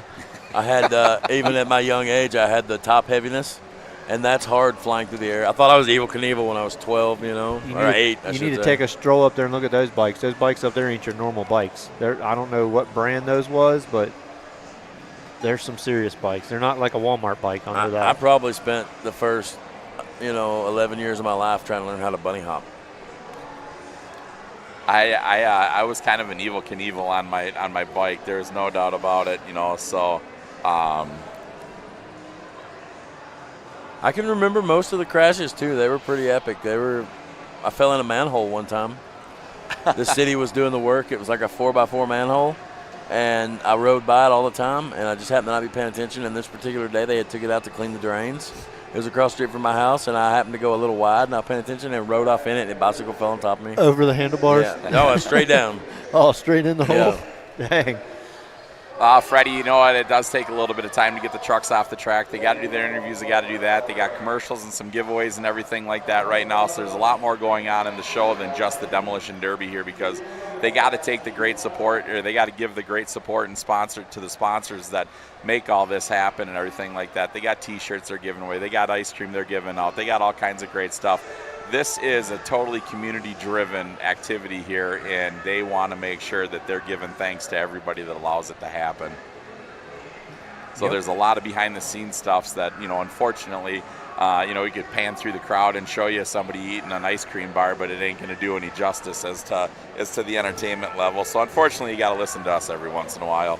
You also have to give the next heat a chance to get in their car and get ready to go and get lined up. So, and there's a distance. There is a huge distance from the pits to the entrance here, and it's a narrow alleyway coming into here. It's not like they can stage everything out there. So it's kind of unique in that way too. I mean, they got tons and tons of space to be comfortable, but as they come in here with the rodeo chutes and all that different fencing and everything out there, how wide is that spot back there? It's probably 40, 50 feet wide, at least, a couple hundred feet wide. At least, yeah. So it's a fire lane and everything like that. So that's kind of a tough one. Yep. What's up, Chris? Chris out there. What's up, William? Yeah, we appreciate everybody watching at home. Sorry about the little glitch earlier. It was just kind of a technical malfunction. We had that storm coming through, so it might have been something to do with that. Yeah, exactly. And they have all that alien stuff and everything that happens up here in Colorado. You hear Terry it was Bryant talking about that the other night about the, what do they call it? Hieroglyphs or whatever. Yeah. Something like that. And the farmer went out there and tilled it all in, and stuff started to happen bad to him. Yeah, he said that. Hey, I thought of something the other day I wanted to ask you guys when we were live. We were at the Rodeo Hall of Fame, and I got to thinking about the evolution. I think you might have heard me talking about earlier, the evolution of rodeo. Yeah. And how that was, in regulation to our sport has evolved. What are some of the things that I was thinking about, like some of the things we used to do that the new guys have no idea about, like you watch the old timers do like the shocks and the rags. Yeah. I remember seeing Jerry and all those guys put the washers on their steering column to lower their column down to give it a little more tilt. You know what I mean? That's a thing. Like I was thinking about that at the Hall of Fame because I never knew they made a bareback rig and a leather handle. And if that wasn't in that Hall of Fame, I'd probably never know. I would have never seen it. Yep. And some of this stuff that was done to these cars in the past is going by the wayside, and it's going to be forgotten. They could be relevant still in certain classes. I'll tell you what, some of these classes he's born, last year when we built those cars not last year, this spring we built those cars for Skinny Show. Yeah. That was like a turn back the clock style build. And you know what? I had to get deep into some of the old thoughts. It's like, how do we do this? What do we do? We dropped this in. We had, so it was really neat to bring that stuff back in, and all of a sudden it's just like a flashback, and it's like how awesome was that? Something as simple as cutting the steering shaft and making it to where it's got more of a slide, or cutting an inch out of the drive shaft on a stock car, that stuff. Yeah. Hey, I'm going to step out, guys. Let this gentleman come on. Yeah, I'll move over. All right, you guys, we have got the limited weld Consi coming out right here. So these are the guys that are the last chance to make the dance. Right there, that was the number 32 car. That was the one that Robbie rebuilt the top end on that had some rocker studs broken on. No, that ain't it. Isn't it? Nope. Are you sure? Yep. Okay. Not yet. It is the same color, but that's not it. Look at that back frame on that one, Tix. Oh, yeah. There it is. A square body. Got little space savers up front. Yeah. That's the female that we interviewed in 24. That's what I was looking for. I thought that's what it was. BJ. She is not on here. Look at that number 5, Tix. Cordoba. There's another one right there. Cordoba. All wedged down in the back. I thought I seen a Camaro out there, Tix. That should be in this heat. Wait a minute, this is the bone stock heat. Yeah, bone stock. So they're jumping around here a little bit from the running order what they had given us. 57. What is that one, Tix? Ain't that? That's a Chrysler, ain't it, Bo? That's Chrysler. Yep, there's an old ring bumper. A bubble extra window. All right, you guys, so they are switching this around here. I apologize. This is the stock cars. This is not the Constellation. 90 to 97. Nice. Oh, yeah, beautiful. GM metric with look at that 8 lug sticking out. Oh, all right, you guys. So I screwed up, so I missed out on this stuff right there. The number 39 pulling out. That's Andy Hansen. Here we go. There's the one I put the motor back together. There it is, 124. All right, you guys. I'm just going to read these things off because we kind of missed out. I was on the wrong page here. The number 5 George by Jordan Sentinel. The number 17 of Jeff Paxton. The number 24 of BJ Wagaru. Number 32, JC Martinez. The number 39 of Andy Hansen. 48 of Skip Harvey. 57, Brody White. The 83 of Seth Missner. The 84 of Jace Key. The 85 of Brock White. The 88 driven by Jeff Boyer. He made it from the feature in the other class going to the feature. The 112 of Jordan Martin. The 124 driven by Larry Frank. The 127 of Matthew Stuckey. The 209 of Justin Ziegler. There's that Camaro you're talking about. The 356 of Chase Snyder. The 403 of Eli Rexford. The 427 driven by Cordell Clark. The 511 of Sean Frazier. The 605 of Ethan Comey. The 889 of Evan Boyer. The 998 of Scott Menering. And last but not least, the JLX1 of Jonathan Lunder. All right, you guys, let's count them on down. 3, 2, 1, green flag for the stock class. That Camaro is so tall and so light, I worry about it getting flipped over. Oh my gosh, you're right. I just seen how tall that thing was. Going around the outside, the top side of your screen. But he is not wasting any time to get into the dirty deeds. He's getting his shots in, that's for sure.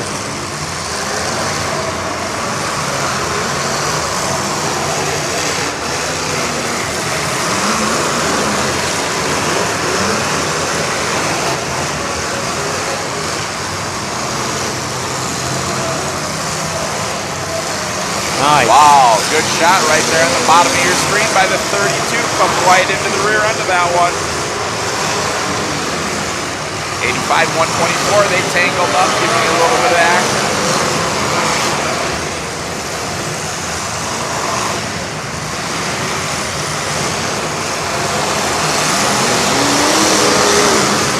Whoa, what are you doing?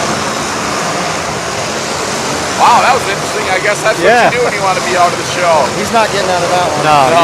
No, he's done. They got to scoop that one off of there. Hey, Tix, look at this 209. Well, you can't see it now. Look at you can't see it. The frame on the passenger side and the back floorboard is on the ground completely.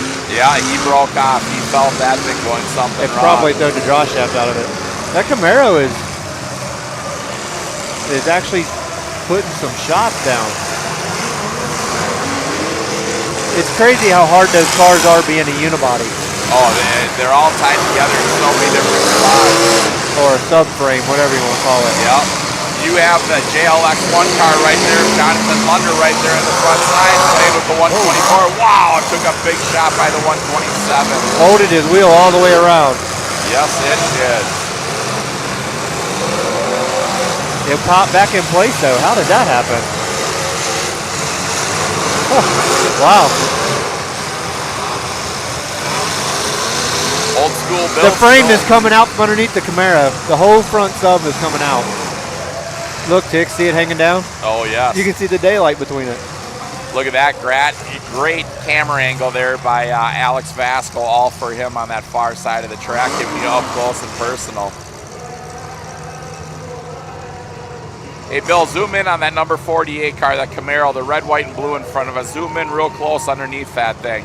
Look at that frame dropping out of there, you guys. That's kind of like a unibody car, just like a Chrysler.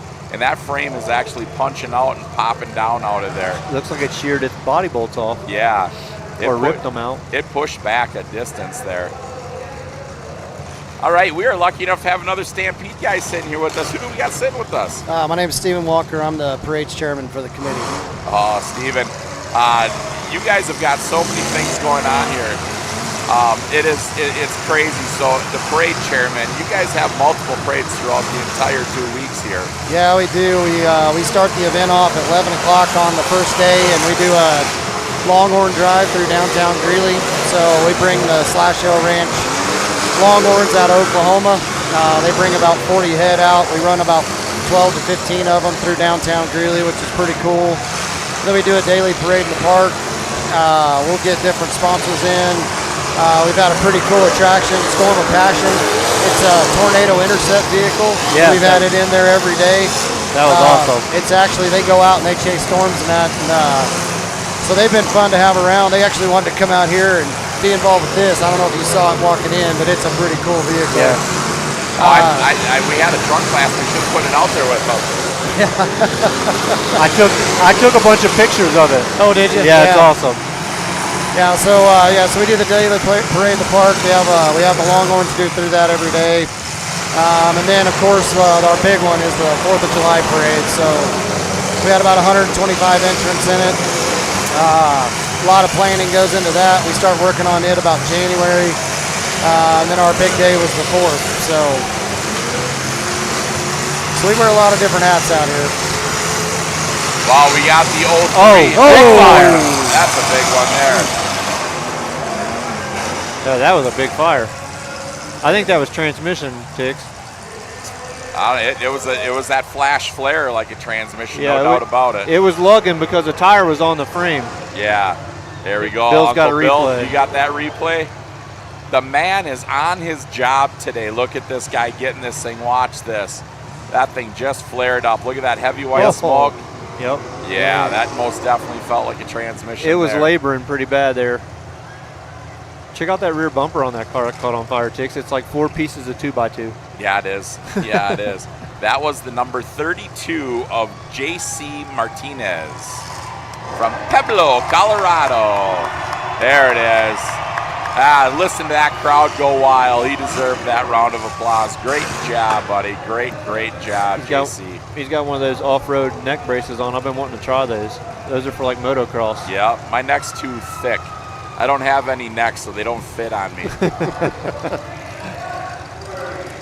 It's a nice sold-out crowd we got here today, yes, too. Congratulations on that. It's a very popular event. We look forward to it. We were out and about in town a little bit yesterday, and a lot of people were like, yeah, we're going to the Derby. It's pretty cool. Oh, yeah. It's like, that's a great idea. I really like the way you're thinking. We'll see you there. Absolutely. Well, Dix, that old motor I put back together is still doing okay. That is red flag again. Red flag, drivers. All right, so I have to ask a question. Nobody's asked this one yet. So as we look straight across this track, we see the glassed-in cubes up there. Yep. What does it take to be the cool person in one of those up there? So those are our skyboxes. Most of them are taken by some of our bigger sponsors, and then the waiting list to get in there is pretty long, and it's really nice. We actually enclosed those for our 100th, so that was in 2022. Or excuse me, 2022, and got them enclosed. So they've got heating and air conditioning up there. Don't really need the heat in the summer, but they got air conditioning, and it's a nice setup up there. Is it all you can eat? You do have a food option in there and drink. Come on, Tex, let's go. Come on. Okay. Yeah. You got this for a little little bit. change the broadcast. I don't know. You don't want the C team doing this. Well, we've got the D team, so don't worry about it. You're a step up, my friend. There are a lot of good cars still moving out here, holding together. The new Iron Fords are rolling up in the back real good. You got Andy Hansen coming around the front side of the screen. You got the 124. We got a red flag again. There's another bumper up there. The 998 coming around right there. That is Scott Menering from Peyton. That's a good-looking car. Yeah, it is. He has been keeping his nose clean. He's been up on that top side. I seen him popping up on Alex's camera every once in a while. Laying a little low. They're trying to get that Camaro stopped over on the far side before they enter the track. Well, guys, it's about time for me to go get ready for the next daily parade in the park. So. Oh, look at that. Well, hey, thank you so much for coming up, spending some time with us, giving us a little bit of education on it. And hats off to the facility and to your guys' crew here. You guys put on one heck of a show here, and it is absolutely amazing seeing and hearing from all of you volunteers. Yeah, so thank you. We appreciate that. Yeah, you couldn't do it without all the volunteers that we have out here, and they're the ones that make it happen. So perfect. Thank you for having us here. Yeah, well, good luck with the last parade of the season. All right, guys. Take care, man. Good Thank talking you. with you. Thank you. Thanks.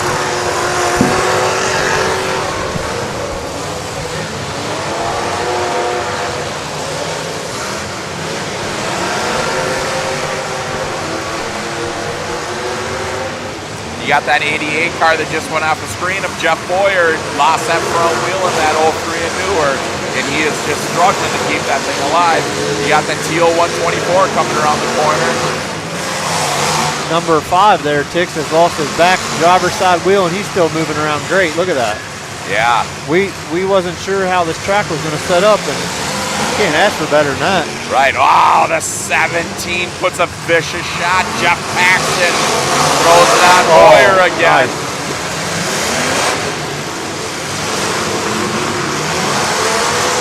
Right down there on the left side of your screen, they're getting dirty and ugly over there, throwing that horsepower out there. That was the JLX1.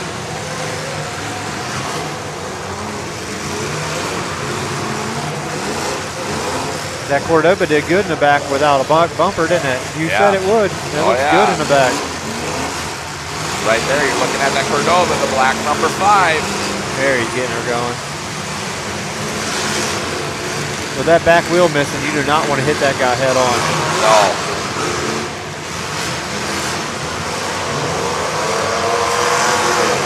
Number 84's got a healthy sounding motor in there. Yeah, he does.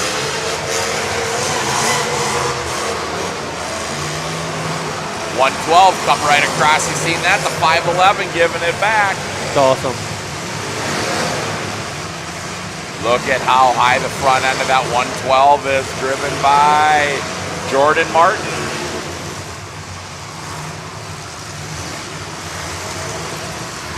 Oh, he is locked up front. I think that might be the end of Jordan Martin right there. That shot might have been the one.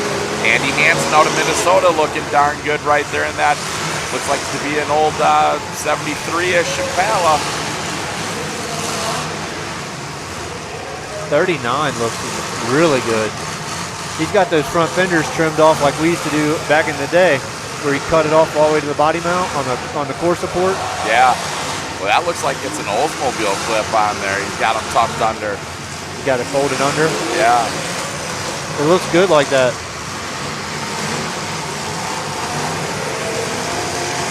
Look at the action coming out of that steam right there. That bubble 85 has got the back end in a bad spot. Whenever it starts like that, it's hard to hit with the back. It'll keep going up on top of everything. Yeah, and he has got a wheel that's just folded over. Yeah, that SS is done. Right there, that's the 85 of Brock White that we were talking about. Bumper on the track.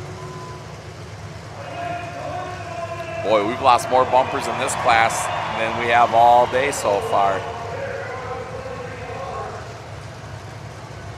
There's a guy with a training fire.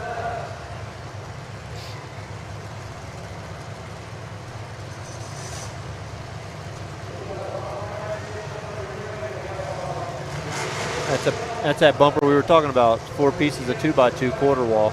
Yeah. Big shout out to the Byers family watching us. Love it, you guys. Thank you so much for your continued support. Like always, love the girls.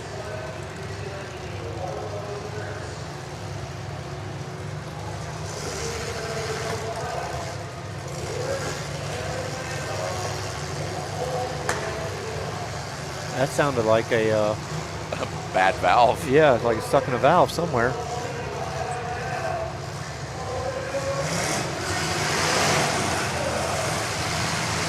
That Camaro is still going, Tiggs. God, I can't believe it. That cradle is blown out on that passenger side right there. It's just floating. It's relieving the pressure. Right. That is the number 48 of Skip Harvey out of Mills, Wyoming. It's got to have a slider.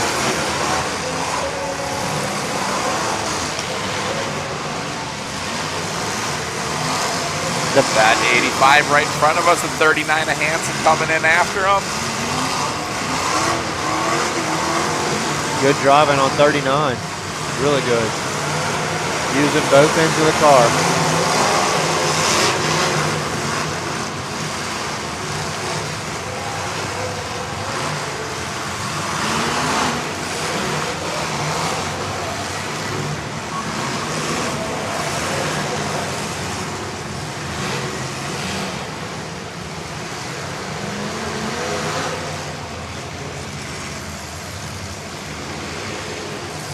That 511 car in there is folded up pretty hard, but he is doing a wonderful job. That is Sean Frazier. Teach us something, Tix. Is the Buick doghouse better than the Impala doghouse? I would say not. I bet you it had a real nice doghouse on it, and he probably saved it because it's worth money. Gotcha. You know? I know I had one that had a good battery tray, and people were all about it, getting it because of the battery tray. I don't know a whole lot about the old iron. So. Well, that was like me. Oh, wow, look at how nice the 17 of that's Paxton, Jeff Paxton. You know, his car, he's steaming. He got some, I think his radiator got cleared. Somebody got high on him. That's right there, Jeff Paxton backing into it. But Another bumper, red flag again. He's on top of it, though. So that's a Chrysler number 17, right? Yeah. Yep, that's what I thought. This isn't good. You got a lot of cars hot, and that bumper's stuck underneath that car. Yeah, this is when you got to be fast on it because, boy, it sure does stink if you... You got to make a decision whether you're going to leave it and let it come out and then grab it, or what you're going to do. You got a lot of guys melting down right now. That bumper's underneath that 511 car, Sean Frazier. We were just talking about him. He is awfully high up front. He's pushing in the back package tray, and you know, he is getting low. His ground clearance is definitely low. He's stuck on that bumper. It's right under the passenger side floorboard right there somewhere. The car came off the ground, so it's behind the wheels. Behind the front wheels, anyway. Well, and I have to say, this is just my opinion, but they made the right decision. Yes, they can't sir. pull that bumper out from underneath him. He's got to work his way off it. It's not fair to anybody else. So. Got to leave it there.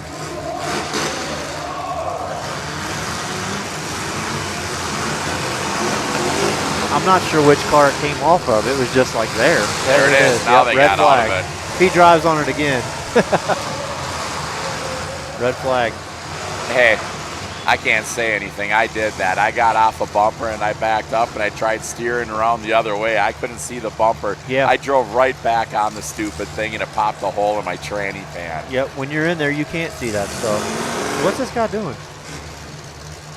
The 898 looking for a better spot, I guess, for 888. He's going to advance around here and get him a better shot. Oh, 998. Sorry. That's Scott Meanering. 39 there's got the Crashing for Kids Cancer on the driver door. Thanks for representing that. Yeah, there you go. Appreciate that, Mr. Hansen. That is that right there. They are a Destination Derby family. He's got his family. They've been down here for a couple days, having fun, enjoying the beautiful scenery, and what the heck? We might as well bring a car with and stop at Greeley, and that's cool. I just noticed he's got D-holes all the way around it. Yeah. And it's got straight treads. They're like U-Haul tires. Yeah. They're not even mud tires.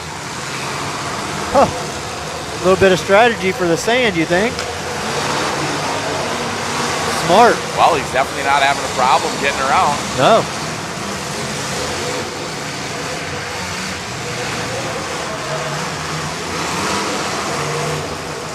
There's your Chrysler back, still steaming pretty good. They like being hot though if it's still got the Chrysler motor. Yeah. They know how to whistle. Yeah.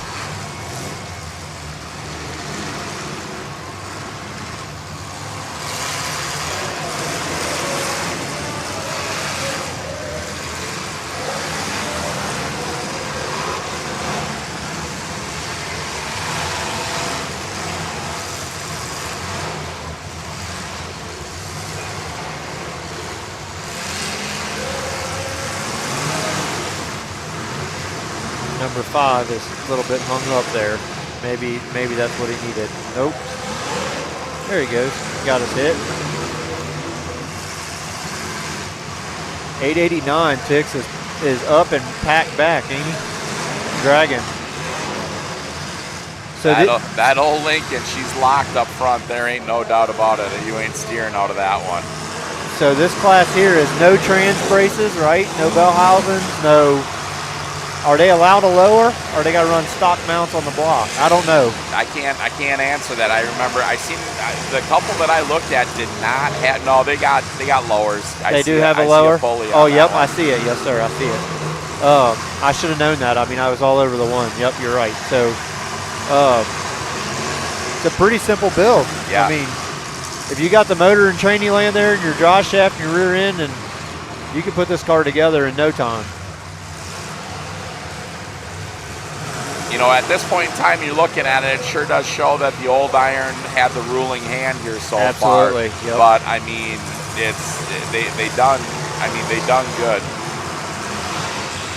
Hey, our 24, if you look on the left-hand side of your screen, BJ herself, she's still out there kicking butt. She's still in there. Her car is looking darn good. She's still in there beating around, that's for sure. I'm not sure if anybody had posted anything, but we could talk about it a little bit. She had some neck issues there, Tick. Yeah, she was paralyzed from the neck down. She was in a wheelchair for a long time, and they didn't know if she was ever going to walk again.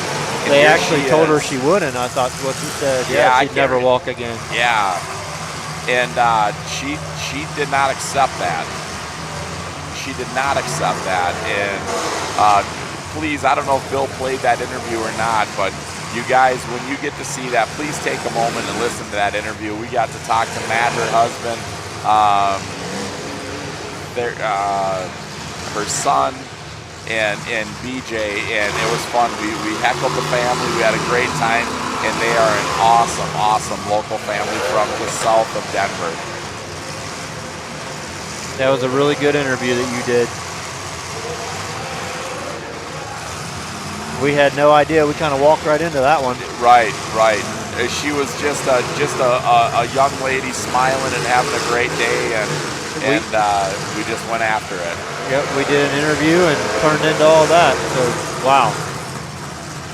You got that number 5 right there just making tons and tons of smoke.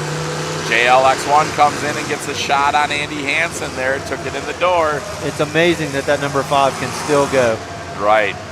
Every once in a while he gets stuck in.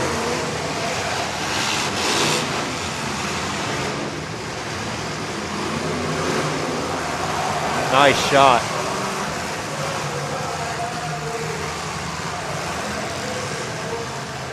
Those cars run like an 8 3/4 or something like that, don't they, Ticks, in the back? Ain't it like an 8 3/4 factory or something like that? Yeah. Newer ones, they had that 8 1/4 or whatever 8 it was, 1/4. and that piece of junk one. But the 8 3/4 is a nice rear end with the bolt-in center section, you know. Yeah. Equivalent to a 9-inch, correct? Correct. The downside of the 8 3/4 is the way that one bearing has got that retainer and stuff on the side. That's not always the best option. Where's that at? On the axle? Yeah. Gotcha. Oh, Andy Hansen just doing work on that 998. That's perfect time because that guy's car looks good. Better get him now. Yeah, he came over and he wanted to give Andy a little bit of love. And Watch him go up on the berm with those street tires, with those straight treads. It ain't even sinking in. look at him just He ain't walk got no that throttle. wheel over. Yep, he has no throttle. Andy knows he's hurt. He's not wasting any more shots on him. Yep, the guy that he's working on there. What number is that? Oh, he got it. 989 or 998. He's saying he don't have no throttle pedal, I believe. Looks like he's got it figured out now.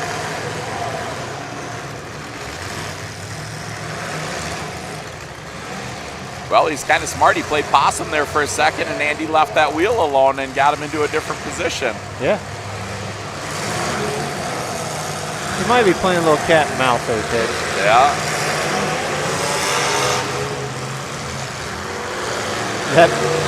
That 90 to 97 Lincoln over there is nosed up really bad. That 889? Yeah. That's that Evan Boyer. Yeah. It is real bad. Still moving. It's crazy. If that was mine, it would have done broke the bell housing. Right. Crazy. Think he's got the. Here you go. Nice shot. Wow. He found the throttle pedal now. He is struggling with something. He keeps looking down like something's not right. Yeah, there he's saying he's got no throttle. Yeah, he's struggling with something there in the floorboard. That was a good shot. He rocked that car, though. That might have been it. That might have bellied it all the way.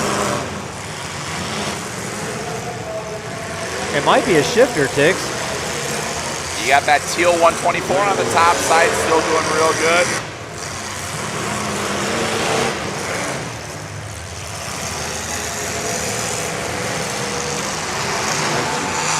There you go. You got the 17 of Jeff Paxton coming in there. The 24, BJ's still up there working hard. The 84 is looking real good up there also. That is Jason Lee. Larry Frank's car has been hot for a little while. That's that motor that we worked on, and I'm not sure if it dumped all the water out or if it's just been steaming. I see it steaming now. Wow, what a good shot the 17 put on in there on that 84. He lined that right out.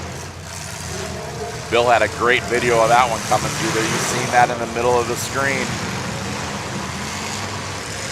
There you go. You're watching that 84, the black and gold car. There comes 17 coming right in there. Perfect wheel shot. He's starting to turn it up a little bit, Tix. Yes, he is.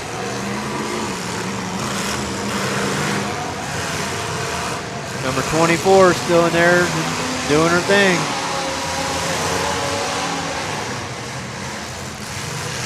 What do you think about the back end on that? The back end folded in nice. It's high. It's good. It's taking the pressure off the front of the humps. In the back seat area, it's looking really good. That's BJ Wagaroo, however you say the last name. I butchered that thing all day long. I'm so sorry. Somebody got that driver's side pretty good on that one rail, but it looks really good. You know, you watch those things pound in and start flapping like that. You know, the bottom side of the tin's tight, locked in, and you know, like you say, that car backing in and out of there is looking really, really good. That was a good hit for that side. That was a good hit for that top to push it on up. Yeah. Something high. Number 17 got hung up over there, I think, or lost reverse. Some trainee smoke there. Well, we're down to about 6 cars here. 1, 2, 3, 4, 5. Yeah, 6. You good? I'm good, yeah. I was just trying to get video, man. I didn't want to miss it. Yep. I seen you doing your work down there. Yeah. It's a little intimidating. These banks are, you know, they're soft, but man, sometimes they're coming at them hot. Yep.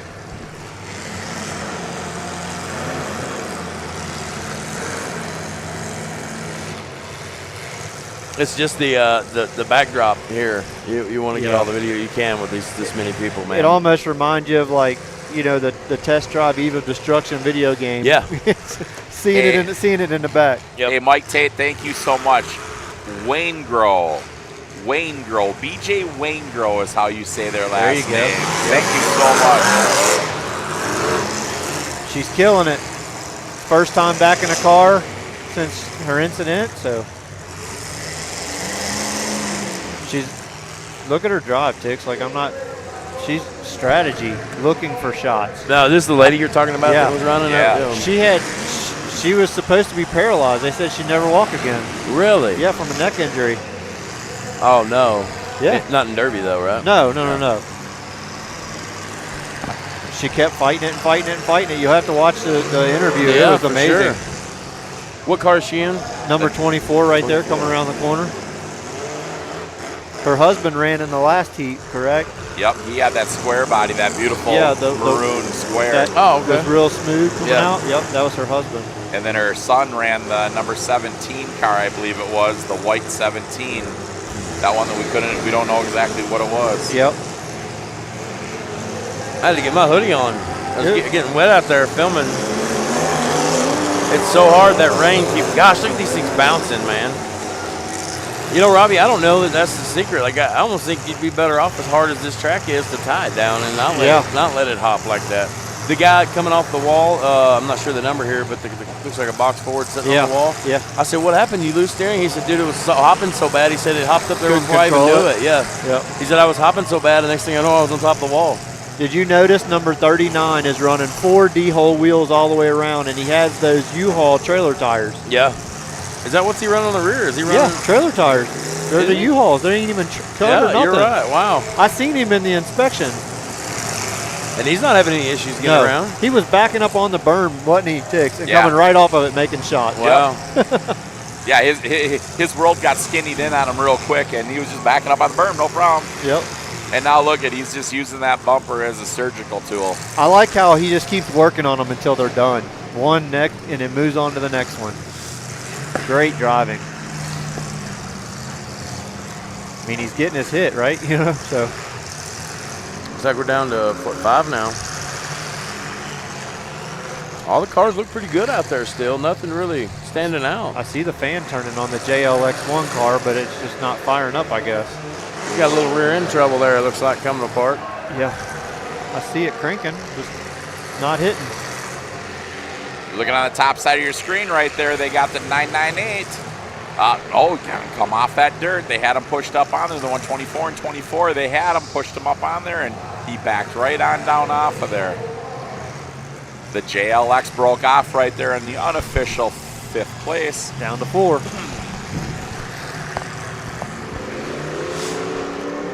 What are the cars, Tix? You got BJ's cars, an Impala or something? Yeah. What's the one that right here coming at us? I can't tell by that back pillar. Some type of Impala, right? Yeah. Yep, Impala, GM. glass house, right? Yep. Because of the back window.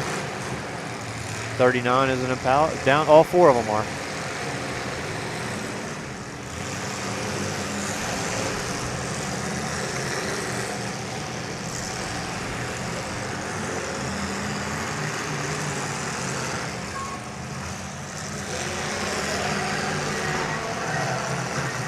What are we down to following this heat? We've got the Consi still and the motorhomes.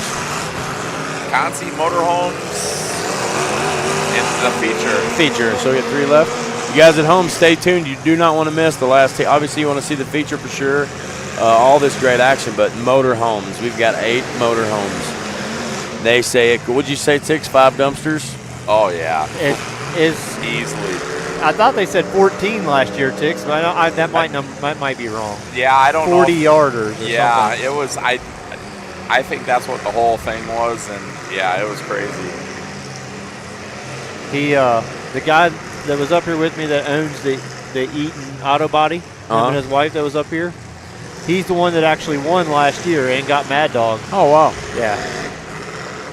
I thought he got hung on the toilet, and he actually got hung on a fridge. So he's not running this year? Yeah, he is. Oh, he is? Yeah. Motorhome? He's going for Mad Dog again. Yeah. Oh, so they have a Mad Dog in the motorhomes? Yeah. Wow. And he goes wide up. Remember, Tix? He was driving all the way up in them. Oh, I remember him. Yeah. He's actually won a couple years in a row. He's the one that I put I put Bobby's 76 on his door because his number was 76 also. I was thinking he won that tilted maybe the last 2 years. Larry's car. Oh, it sure did. We got the passenger side rail has gone up a little higher, it looks like. Yep. Looks like it dumped right behind Most the wheels. Definitely. Wow, and I was going to say that 998 car didn't get damaged from it, but Scott is smoking bad from that one. He lifted. Got the cap a little wet there. Let it dry out for a second and probably fire back up. And Mother Nature's throwing some serious rain down on the crew right now. It is raining heavy right there. If you look out there, you can't hardly tell through the camera. It looks beautiful weather, but it is raining. 998 came right across in that 124. The 39 to Andy Hansen's following him in to see if he can probably capitalize and put somebody in the dirt. I'm curious to see how the wet's going to do with these straight treads on 39. Yeah. That could change the game. It could. I still see it shooting rooster tails out the back and they're straight treads. Like, what's going on here? Well, it's just so much sand. It's just turning over that first layer, I guess. Yep. And then I guess the 24 turning it up there a little bit, defensive driving, trying to get out of the way. Yeah. Well, trying to eliminate that position of dirtiness. You Uh-oh. know. Oh, no, nice. turn that. Uh-oh. Wow, Alex Good. has got some good footage over there. Look at that. The 124 comes right in, puts on the 998. Good driving by Larry. He let off the gas and let that driver door go. It was going to be all driver door. Good job on that.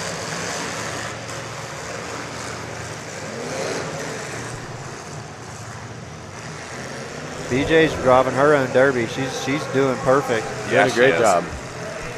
She's not worried about anything else that's going on. She's doing what she's got to do. Yep. She's very patient. Yep. Very, very patient. 39 still looks beautiful. I'll tell you what, I got to give a hats off to 998 Scott Mettering. That guy is having problems with this car, but he's keeping his nose clean, keeps driving it, and you know, he was doing some damage with that car. That front end is still looking pretty decent for how much he's using it. There at the beginning, he was laying shots down. Yeah, he was. We haven't heard anything about Mad Dogs or anything like that. It's kind of one of those things that we don't have an answer to that question.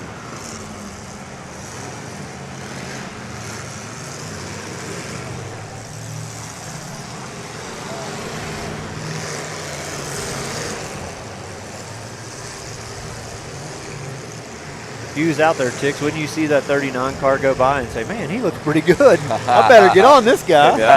There ain't no doubt about it. I think 998. I think Scott figured that out. I think he's seen it too. He's like, hey, hold up here. Yep.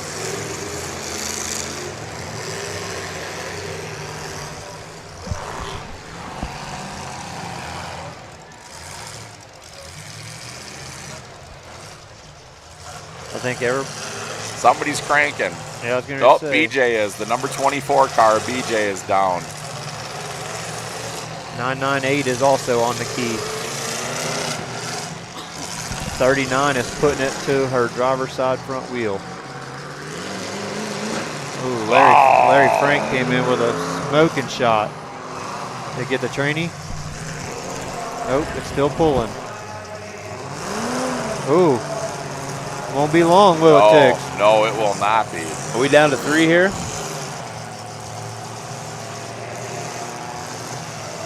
Oh, still got the 4th in over there. I can't see his number. Brandon Thomas, thanks for tuning in up in Minnesota. Watch your neck there, Larry. You're getting ready to get it on right in the bad spot, too. The old bell ringer. It's laboring bad. Yeah, it is. Well, you have the 998, I believe, that is looking at like 4th place right here. Oh, it ain't. Yeah, unless she can get fired up to 24, that may put her in 3rd if she goes down right here. She's happy with where she's at. Yeah, she's trying hard, but Larry lost that tranny. He went to grab reverse. What's happening with that smoke, Robbie? Can you tell what's going on there? It looks like it's just hot. It's barely cranking. Wouldn't you agree, Tix? Yeah. There we go. The 998 is Scott Menering. He is out in 4th place. 4th place. 24 is on the clock. They're telling her 3rd place right now. 3rd place. Yep. BJ Waingro. Good job. Congratulations, sweetheart. What a great run. I believe Tix is right. I believe Larry in 124 tried reverse there. I believe he broke the clutch basket in that for sure. Yeah, the 39 looks really good. Let's go buy that one. Take it back to Kentucky. Yeah. Anthony. There it is. There it is. Good job, guys. That's a good heat. That was a good heat. Look at the carnage out there. I mean, they just worked each other. Really, I mean, good job. Look at that. Look at the excitement out of the winner. The number 39. That is number 39, Andy Hansen out of Maple Lake, Minnesota. I'm going to go to the bathroom real quick, guys. I'll be right back. Down here at a destination derby, Andy brings his family. Hey, Bill, let's find that interview of BJ and her family, and let's also get Strelo Insulation up there, please. We did that interview. Didn't you give it to... That was live, I think. Or did Alex give it to you? I thought you were live. live. I thought you were live. All right. Yeah. Let's grab a couple commercials right here. Let's go. Let's get Strelo Insulation up there and a couple other ones. Maybe an AB Cat Tech, great sponsor that's been with us forever. This is going to take some time to clear this stuff off and everything like that. There's no doubt about it that this is going to be a little time consuming to get here. What a great show here, Anthony. Absolutely. Gosh. Yes, I'm in. I don't know how, I'm fangirling a little bit. Like the little kid in me is just jumping up and down. That I just keep going, and I would start watching the Derby, and then I look at the crowd. I'm like, my God, I've never seen so many people at a Derby. Yeah. And I've been to all the big shows. I mean, like Vegas, maybe one of them I missed, a couple, but. You ready, Bill? All right, guys, enjoy. All right, do her up. Gemini Strelo. I have Strelo Insulation. We do all different types of insulation, from spray foam, fiberglass bats, blown in attics. We can take care of pretty much any need, from commercial to residential and remodels. We also do a lot of retrofits where we're removing insulation, fixing up stuff that's gotten wet and wrecked over time, where varmints have got into it. So I've been doing this now for about 7 years, and I'm very proud of what I do. I take my military background and make sure we take care of a lot of our customers the right way. We don't cut corners. We want to make sure everyone's taken care of, no matter what their insulation need is. So.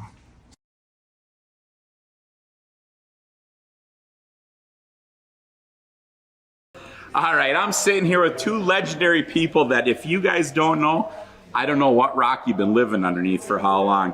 We got the man himself, Jason Dials, Woody. Tiny Lossy. Yeah. Jeremy. Lossy. Lossy. It's Lossy to me. Yeah, you northern Yankees. Yeah, you know how I say it. Speak up. If you're going to call me something, speak the heck up so everybody can hear that. Go ahead, say it again, please. Sorry, Yankee, it's Lossy. You know, if they're southern folks.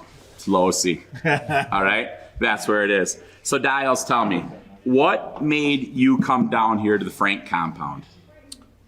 Terry Frank. I met him a couple years ago, and he's like family. Meet him once, and you become family. Come out here to have a good time. Well, you know, we had fun here last year and great time and everything like that. It was showing all over the place. Tiny, how about you, man? Texas. I mean, you made the trip up from Texas, dude. Yeah. Honestly, what got it started was because of Skinny. Skinny's waffles.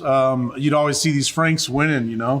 So then, you know, they were winning these wagons, and of course, I was getting beat and losing them all the time. And so I reached out to the boy, and Brian was talking to him, and it just started talking, you know, small talk on Facebook, you know, and just, you know. Then he's like, well, let me come buy all your wagons. Well, as Dials knows, I don't sell them. So, you know, it just, that's how it started just 2 years ago, just because of Skinny.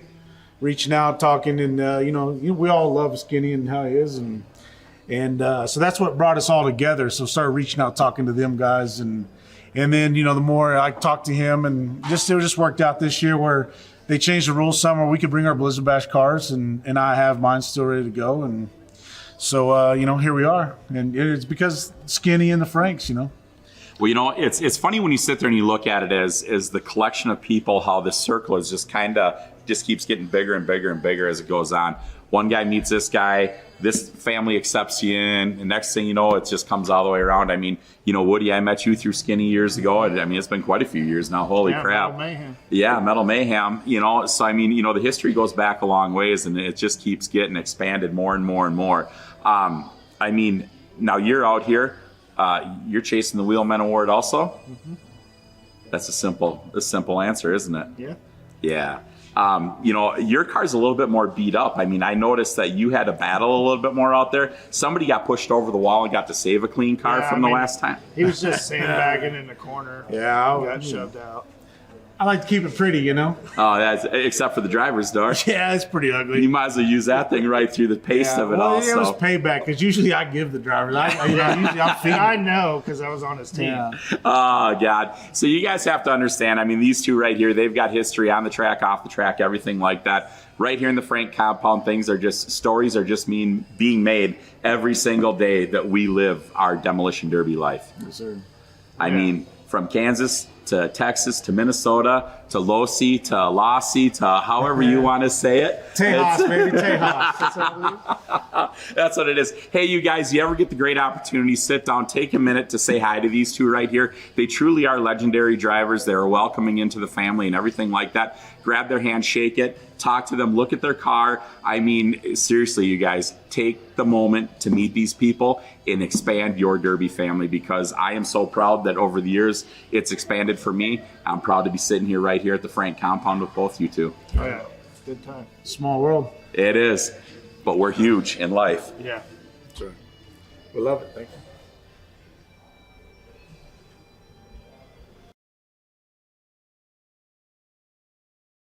All right, Track Shot. We're hanging out here in Greeley, Colorado.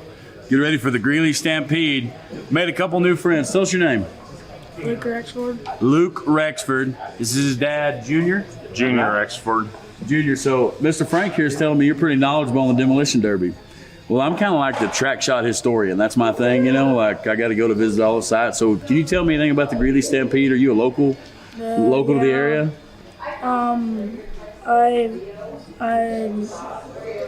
I have a house out, it's Kersey, Colorado, small town, like a few miles. Now, is that just your vacation home, or is that where you live regular?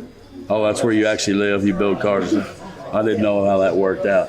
So have you been to the Greeley Stampede before as far as the Derby's concerned? I've never derbied, but I rodeo. Oh, you do rodeo. Now we're talking my language. I'm just a little too big, but I love rodeo too. We were actually at the finals night the other night at the Stampede. So you haven't derbied yet, right? You're just pumped up and ready to go. How old are you? 11. 11. So I was probably a little bit younger than you whenever I first saw. I live in Western Kentucky, so I'm, 16, 17 hours away probably. The Greeley Stampede's one I saw on the Discovery Channel. So I don't know what it was. Wish I knew what the show was, but it's the first place I ever saw the rodeo start. You know, when you start in a circle. I was so pumped up. So this is like a bucket list derby for me to get out here. And meeting somebody that's got the passion that I had, that's pretty cool, because back then we didn't have internet. So thank God for the Discovery Channel, or I never would have knew about the Greeley Stampede, you know. What about you here? They were telling me you were involved in a fire and kind of had to step away from the game for a little while. Yeah, I stepped out for 20 or 09. I blew myself up, and I spent 4 months in the hospital.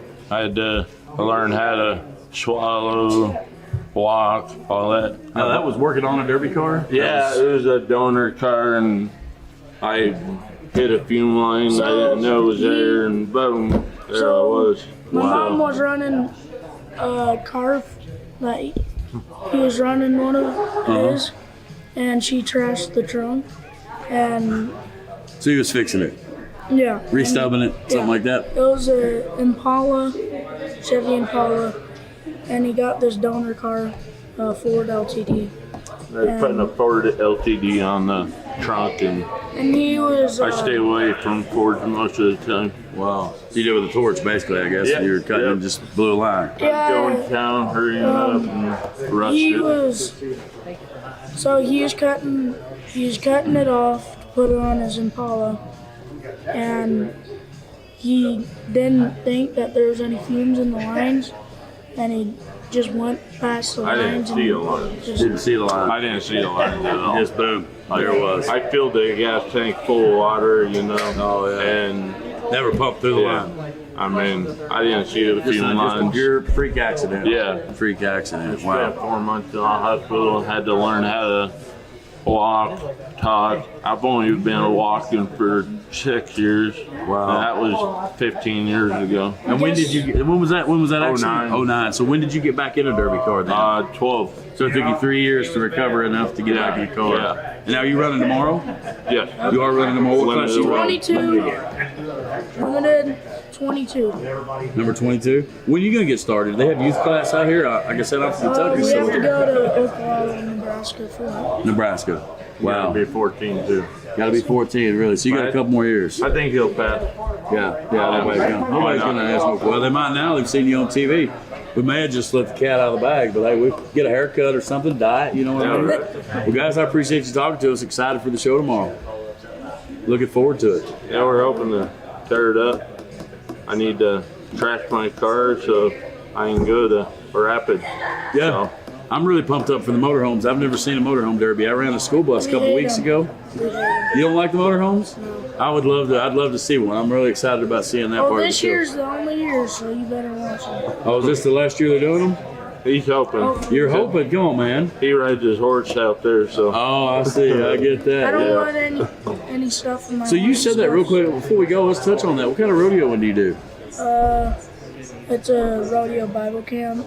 A few Oh. days after the Derby. That's pretty cool. So you're just out there kind of hanging out doing that stuff. I'm a big rodeo fan. I don't have the physique for it, but I really enjoy it.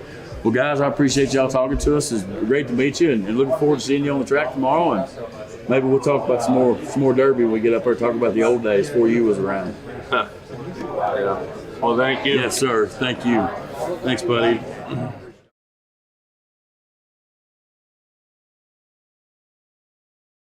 All right, we're sitting here with Carter. Tell me a little bit about yourself, buddy. Hang on a second. How can you start? Tell me a little bit about you.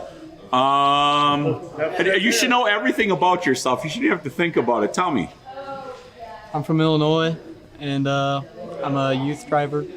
I don't know. And there we go again. He's from Illinois. He's a youth driver. We're getting pretty close. All right. Hey, Carter, tell me something else about yourself. Let's try 2 more things. I'm 6'1". I don't know. What do you No want? kidding. Yeah. What size shoe you wear? 13. 13, really? You got a Titleist hat on. Do you like the golf? A little bit, yeah. Really? All right, that's cool. Why are you here? I don't know. I don't know. These guys invited us out for a derby, and that's what I love. So. Who's these guys? The Franks. The Franks, there we go. You know what, folks? You're hearing it again. The Terry Frank family right here. They invite everybody out to the compound. They make you feel like family. It doesn't matter if you're from Illinois, Texas, Kansas, wherever you're coming from, because we've got those people here. This is truly an arms open, welcoming place to be. So what are you going to do out here? Hopefully smash some stuff up. Hopefully. Hopefully, well. So are you driving? I want to. Oh, wow. What a bummer, huh? So who else is driving out here that you may know? My dad. Who's your dad? Cody Scott. Oh, Cody Scott's your dad. Oh, okay. I just thought maybe you guys were sharing names or something like that from like a Cracker Jack box. No? It's the real deal? The real deal. Oh, wow. That's cool, man. Cody's a pretty cool dude, man. So that's all right. So you got that going. So at least you got something to look forward to that you're probably going to grow up. You're already taller than him, so hopefully you can end up with the coolness like Dad had. He's not very cool, but okay. All right, see, well, at least you're honest. We'll give you credit for that one there. So back in Illinois, you're running the youth cars. Are you compact or are you full size? Compact. Compact? What's your favorite car to run? My favorite out of what I've done is probably my Malibu. Really? Yeah. All right. And why is that? That's a smaller car than what a lot of the other, like your Camrys and your W bodies and everything like that. What's the reason behind that? I don't know. I just like the motor and it had a lot of power. Really? Yeah.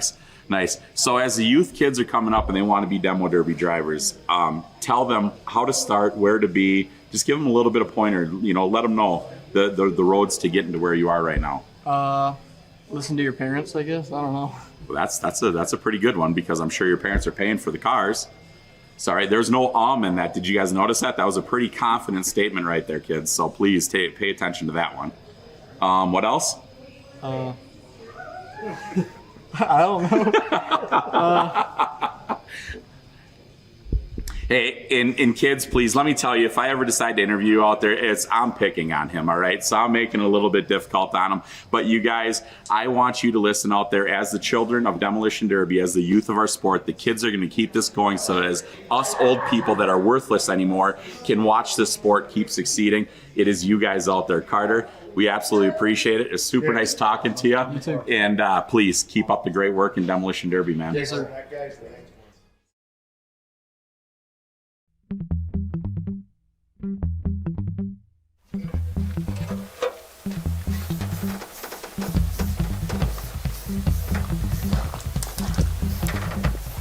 Man, I'm struggling with this derby car. I'm not going to get it done in time. This part is just making me so mad. Well, I can see you struggling there, Micah. Sauer, I'm struggling hardcore over here, dude. Have you ever checked out Indy CNC for parts? You know what? I hadn't thought of Indy CNC. I'm glad you brought that up. They have free shipping. That's right, America. $3.99. Oh, my Indy CNC parts have finally arrived. Let's see what we got here. Oh, yes, this is everything I need to get this car done. Make sure you check out Indy CNC on Facebook and on the interwebs.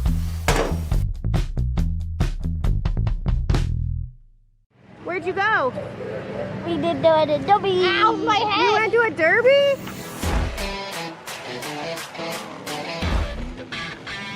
Hey Derby World, this is All For Him Racing Videos, where Derby never ends.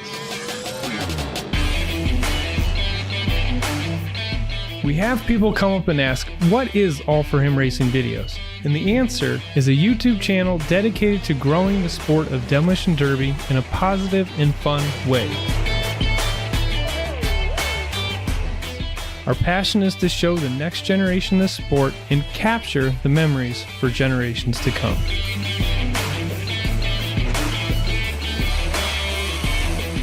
We're just trying to show that you can be a Christian, do crazy and exciting things like Demolition Derby, and just spread the word.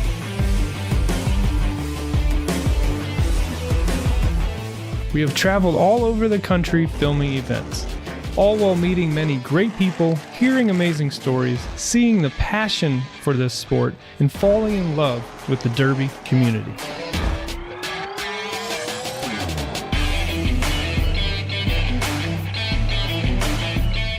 We have grown to be the largest Demolition Derby channel on YouTube across the world, with millions of views within our large library of videos. We love what we do and can't wait for what the future has in store. We always want to be a place for positive, exciting, and action-packed Derby videos.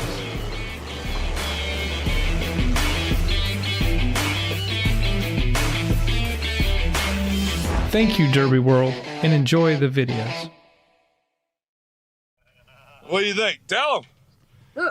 Look, what do you think? It's the fun. Are we going to find ticks? Yes. We're gonna get him. Get him. Oh boy, we're gonna go find. Oh, look, who's that? Who is that? Say, I'm gonna get you. I'll get you. You're lucky, Tix. You're lucky. You're a couple states away. That's all I'm saying, because we come to find you.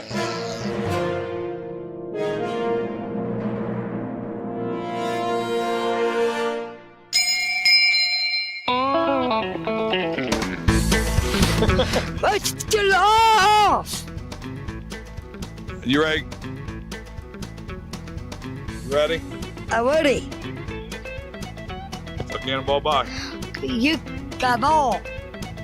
Bye, buddy. Now you go catch Tix, okay? Let's go find him. Tell him you're gonna find him. I'll find him. All right, folks. I don't know if you guys know or not, but these derbies are big. I can't do it by myself, so I had to deputize LJ. Stands for Little Justice. Yeah, so we're gonna go right over here. Oh, looky here, I think we found something. LJ, you ready to get off here? I'll go ahead and do it. All right, let's go get him. Let's get him.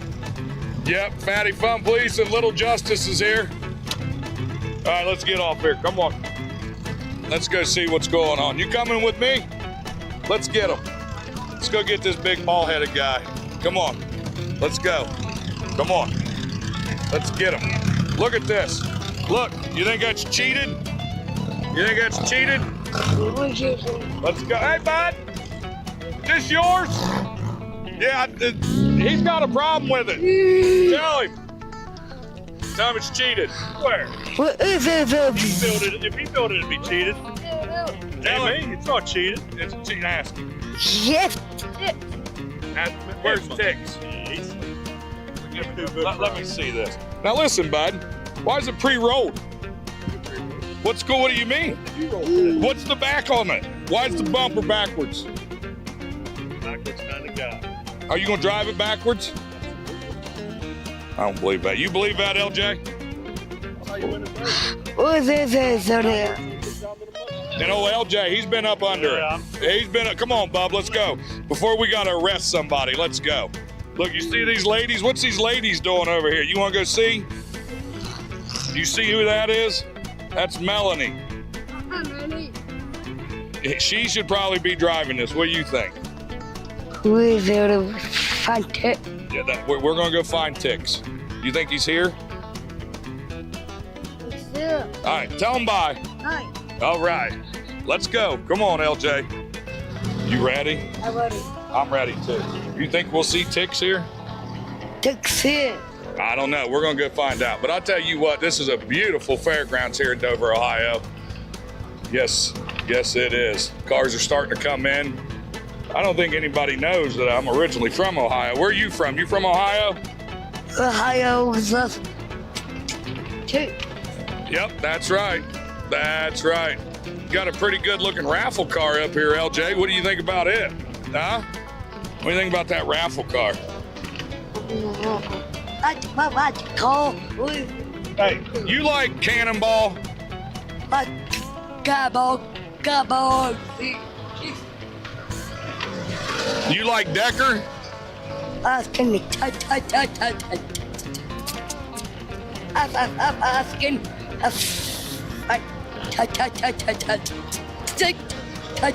That's right. We'll get it. We'll get it. Oh, looky here, LJ. Let's stop right here. Come on. Let's go get Todd. Here, you take your whistle. Take your whistle. Let's go. Come on. Let's go see if he's got permits. You ready? Let's go. I got you. Come on. Let's go get Todd. Let's go get him. Let's go get Todd. Come on. Is he here? Well, if not, we're going to steal some stuff. Ah, looky here. Look. Who's that? Who is that? Todd. Ask him if he's got permits. Permits. Go get him. Say, hey, bud, you got permits? No, man. I forgot my permit today. Is that a problem? Hey, bud, listen. Whoa. I'm tired telling you. Is that a nightstick? Go get him, LJ. Go get him. Go get him with your nightstick. Look, you see this? Look. It's because he ain't got permits. What do you think? Here. Yeah. Yeah, do what you want with it. Here. Yep, throw it down. Push it down. There you Yeah. Yeah. Yeah. Yeah. Come over here. Look, get some of this. Tell him he's gonna get permits. Look, tell him. Come on, mess it up. Show him. Here, give me this. I'll hold it. Get it. Mess that up. Tell him he's gonna have to get permits. Yep, push it down. Yep, here, go. Get it. Come on. Throw it down there. Show him who the boss is. That's right. Do top ones. Get the top ones. What? Damn, that's litty. Yeah, there. Get some of these ones. Get them. All right. You ready? Here, let's go check some of this stuff out. Yeah. So what's these for? Huh? That's full. What's them for, bud? Huh? These bottle caps? Hoods. You from the hood? You kind of look from the hood. Looks like them were made in the hood. Anyways, what else you got here? These legal? I don't know any promoter will let you run them. Why are we selling them? Well, the thing is, Huh? I mean, Yeah. What are these? well, What are them? It's an awkward looking fix-it plate. Something. You have no idea what that is, do you? Okay. What's this? Tail. I'm trying to get people to. Are you stealing taillights? There's a taillight thing in Indiana. LJ, come on. Let's come here. Come on. Let's get over here. Come on. Let's check him out. Look at this. Look at him. You want to hit him with this? Get him. Get him. Get him. Get him, LJ. Yeah. Put it right in his face. Ask him. So you explain. I don't have an answer, LJ. I'm sorry. Ask him where his permits are. Say, where's your permits? I don't have them. Say, back up. Back up. Back up. That's right. Let's keep on moving. Look at this, LJ. Don't you think this should be spinning? Probably draw a little more attention, huh? Huh? Yeah, he said, huh? Well, yeah.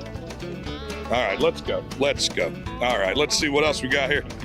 That don't even work. Don't worry. That don't even work. Why are they rusty? Yeah, tell him. All right, but get against the wall. Come on. Let's search him down, LJ. Let's check him. Check him, LJ. Is he okay? Hit him with your baton. No. Hit him with the baton. That's police brutality. You're lucky he's a lot better than I do am. that. You're lucky. All right, bub, you ready? He ain't got no permits. Let's get out of here. Let's go. Here, LJ, take that. Let's go. Let's get out of here. It's hot. It's hot. I know. It was stolen too. It was already stolen. Let's go, bub. Come on.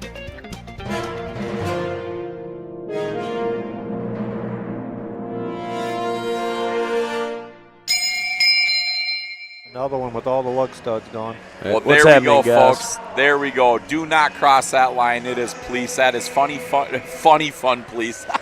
Funny fun police. Fatty fun police and little justice right there. You guys, that is so much fun watching that and seeing that. Little LJ. LJ keeps him in line. LJ, buddy. Is he at home? He's at home. I heard he's watching Track Shot Live. No kidding. And wanted to talk to Fatty Fun Police, so I just got a video call momentarily, guys. Fatty Fun Police was suited up, going into action. Yeah, down in Ohio. Out in Ohio. Little Justice, thanks so much for watching and being what you are, buddy.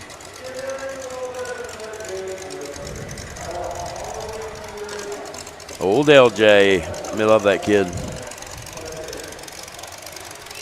Yeah.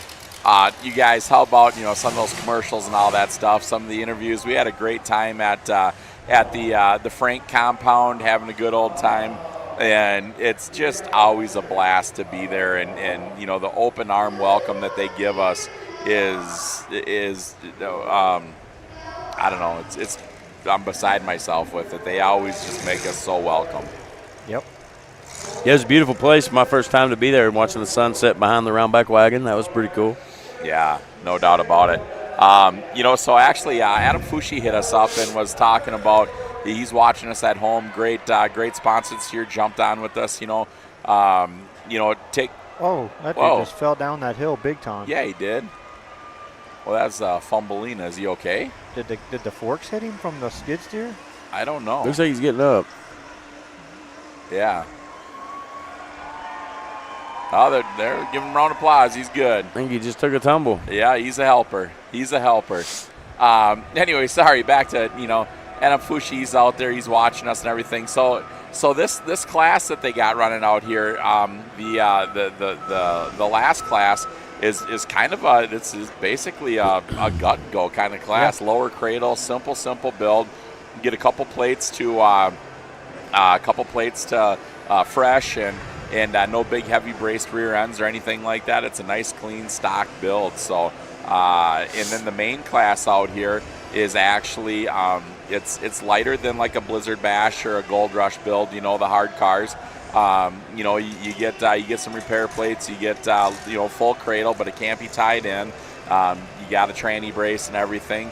But I mean, it's not like they get to lock them all in. There's a big gap between the dash bar and everything like that. 6 inches, yep. 6 inches, and it's paying $10,000 to win. Plus, you qualify for Gold Rush for the Wheelman Award. Yeah.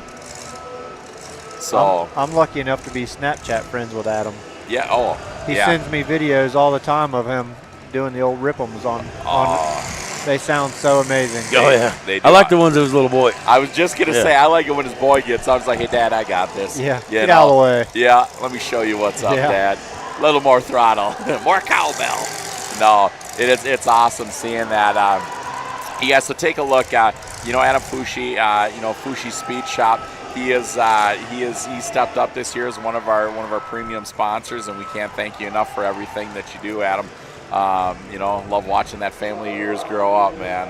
You got a beautiful young family right there, sir. He's definitely making an impact in the sport. You're starting to see a lot of his engines out there. A friend of mine just got one, and I got to take it for a little spin, and I'll tell you what, it's legit. Yo, it's straight up. It's straight up. I mean, there's tons of motor builders out there and everything like that. And I mean, what makes one better than the next or anything like that? They all got their secrets. Yep, they've all got their thing. It's time and research and everything like that. It's proven. And you know what? There's not one engine builder that can build every engine for the Derby world. So we need multiple builders out there. We need multiple people to do it. And customer service and quality is what shines in the engine business. Yep. There ain't no doubt about it. Why are we not wearing cowboy hats? They sell cowboy hats here. What are we doing? They don't have a cowboy hat big enough for my fat head. Really? No, I got such a big head. How many snaps you got back there? I think I got 2 left or 3 left. Really? Yeah. Dang, he does got big head. Oh, you're so little. What is little about me? You're so little. He's all brains. He's short. He's all brains. My height is the only thing that's little on this body. Well, and something else, but I mean, we're not talking about that. Keep it PG. Goodness. But Skinny wore a cowboy hat last year. Yes, he did. Yeah, Skinny. He's kind of an what do you call it? Ahead of the game. I mean, ahead of the curve. Yeah, he's got her. You guys, we've been talking about all of our sponsors and stuff like that. You've seen some of our sponsor commercials and everything like that. Don't forget, we've got all of ours right there. You see them on the screen all the time. Make sure you reach out to those guys and you give them a little bit of appreciation because, I mean, the promoters, they pay us some money to get here to cover some of the costs, but I mean, it doesn't cover it all. It's all of those great sponsors right there that assist in the cost of the promoter, so it's not all taken out of their pockets. So to all of our great sponsors, year after year after year, thank you so much, you guys, for believing in what TSL does and helping us make it bigger and better every single year. It is you, the great sponsors, that help us to give it to the great Track Shot family, the Free 99 family, for you to enjoy. Did you see that NDCNC, Brian's Machine Shop, and Simple Solutions is all working together to do a whole month of July sale? Did you see that? Three vendors working together and having a sale for the whole month of July. I missed it. Pretty cool, ain't it? Yeah, that's way cool. Hey, real quick, while we're talking about that Brian's Machine Shop you mentioned. Yep. What day is today? It's the 7th or the 8th? Today's the 7th. So you've got until July 13th. Brian's is raffling off a new small block Chevy cradle, 3/8, brand new small block cradle, and it is a total fundraiser for. I call him Business Brian. There's 2 Brians in Brian's Machine Shop if you didn't know. It's his TS twin daughters that are softball players, very competitive. He's trying to help the team. And so go check out Brian's Machine Shop. Look on there, and you'll see the raffle they have going on, the fundraiser. Get in on that right now if you get a chance, man. It's like $20, unlimited chances.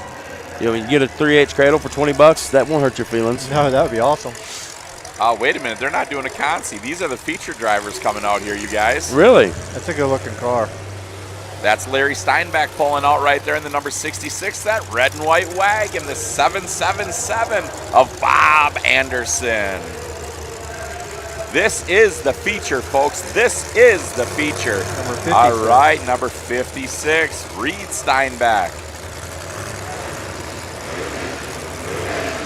The 709, boy, the back end of that thing looks good. Pulling on out there, J.D. Walters. The 43 HD of Delton Haynes out of Nebraska. Looks pretty good, too.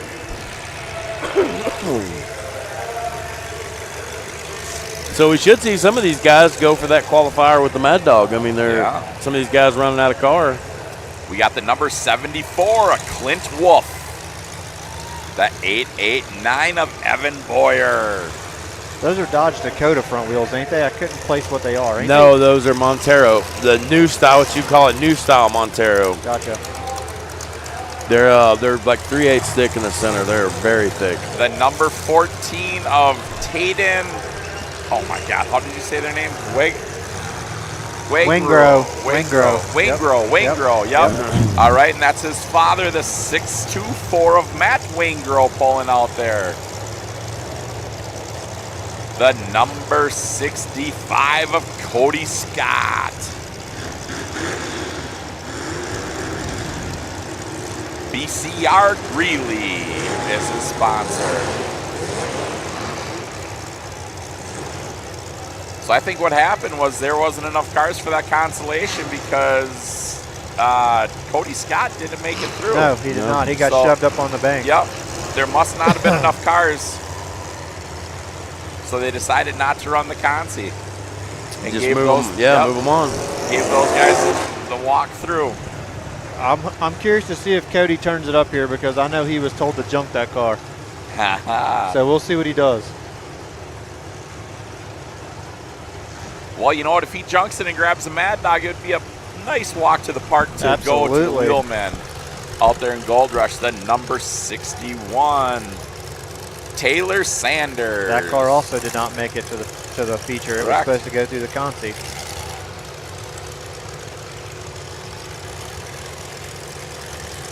The 88 of Jeff Boyer. God, that car's looking nice. That front end looks so good on that. Yes, it does. What are they doing? What are they I looking don't know at? for sure. They got a situation there. He's got a steering problem. Yep. That's what the situation is, huh? Something locked up on that car. Man, that's bad luck right there, huh? And that is a beautiful car. The steering box probably give up.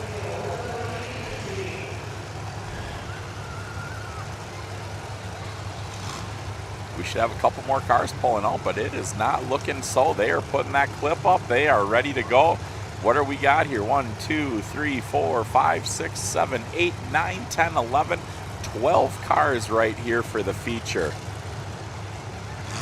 Congratulations to all the drivers that made it for your chance to qualify for the 2024 Wheelman at Gold Rush, Rapid City, South Dakota at the Monument Center with UD Demolition Derby.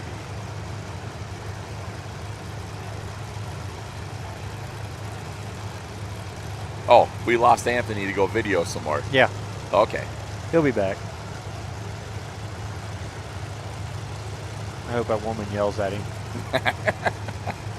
The one guy comes over to me and he asks me, he goes, that guy down there videoing, is he with you guys? Because he should be not that close to the track. Yeah, I go, he's a professional. I said, he's been hit before. He's been ran over a time or two. Yeah. What are they cheering for? What happened? Oh, they went and got a stick on that car down there. Oh, they put one on? Gotcha. So loud when they start cheering, ain't it? Yeah.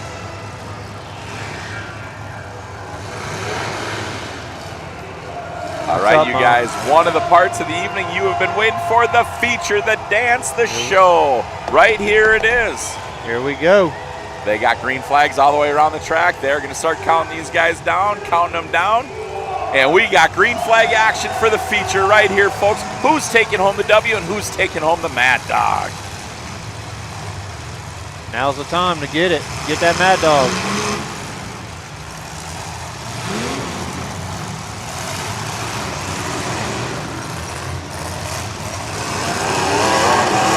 There you go. Second gear. Yeah.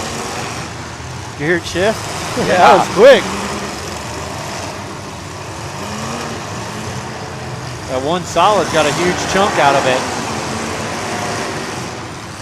Cody Scott's turning it up. Swatting the nest here a little bit, see what happens.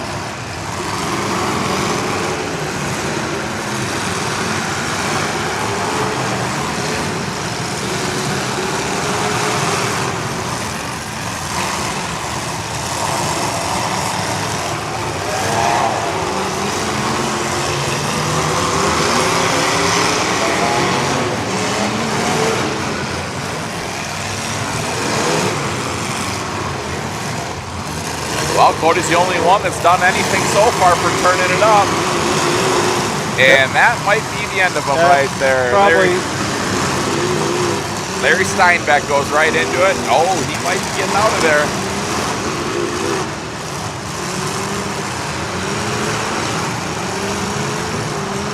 Here he comes. He had it. There you go. It did peel the driver's side wheel off the, or tire off the wheel on the bead.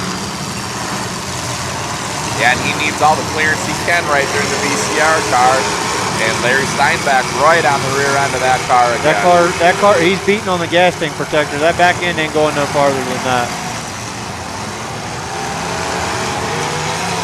Man, he cannot catch a break.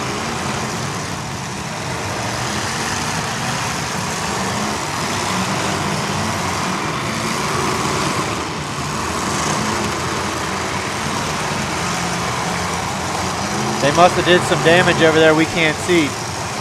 Because he backed away from it. So it must have got that A-arm pretty good or something on that other side. Nope. Well, no, them officials were flagging him off. Oh, okay, I there. missed it. Okay. Yep. Gotcha.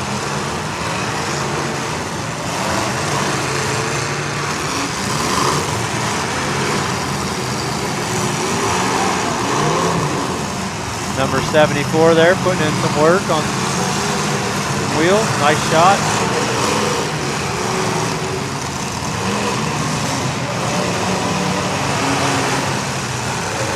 Top side of your screen, 61 coming back in there, giving her some damage.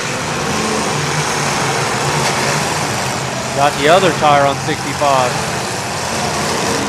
Both front flats now.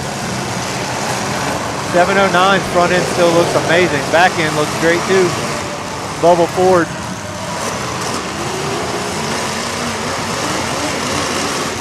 You got the 74 in the middle doing some damage.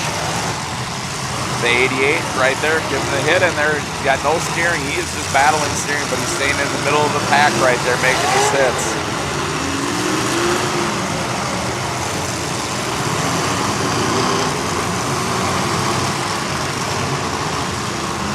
Cody Scott broke out.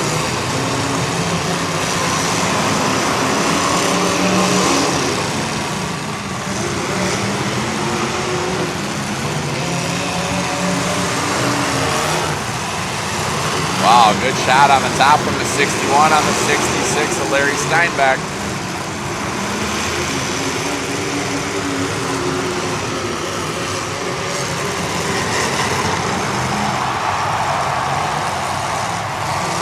Wow, Larry Steinbeck sent him just sailing out of that track. Got rid of that problem, didn't he? Wow. Well, I guess you don't have to beat the whole car if you push the whole car out of the track, right? No, he just shoved the whole thing out of here. Get out of here. He's just taking them out one at a time. Yes, one car at a time. Very good driving. Very good driving. Look, he's going to use both ends too. Look at that. Go ahead and get this one in the dirt. Move on to the next one.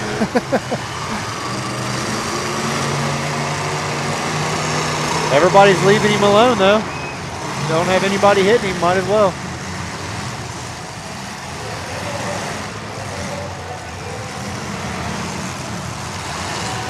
14 still looks really good.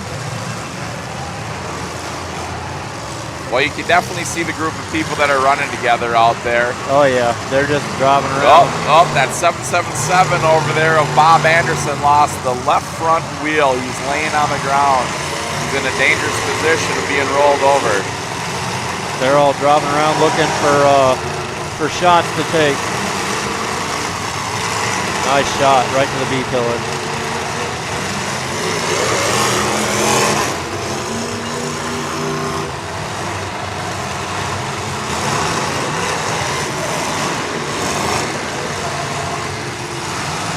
There for a minute I thought 66 lost steering, but I think he just missed the shot. Well, I think he's seen the other car on the other side, and he's seen it was the 43, and that's one of the guys they're running with. So. Gotcha.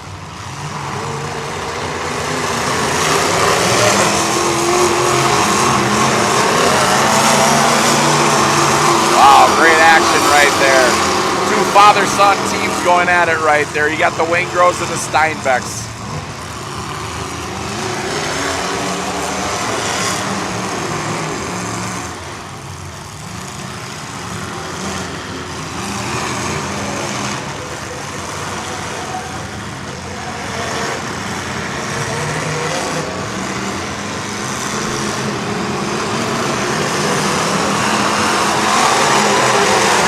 Wow, flying.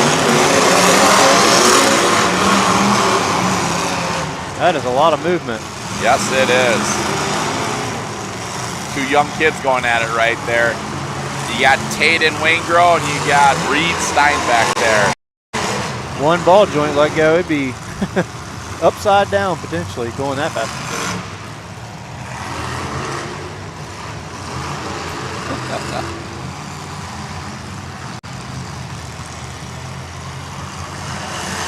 Everybody's picking shots. Everybody's doing their doing.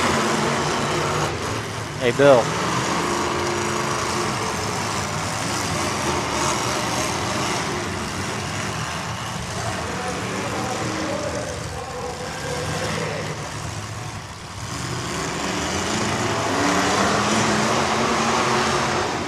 Number 56 there getting into position for a big shot. Looking for his shot to take.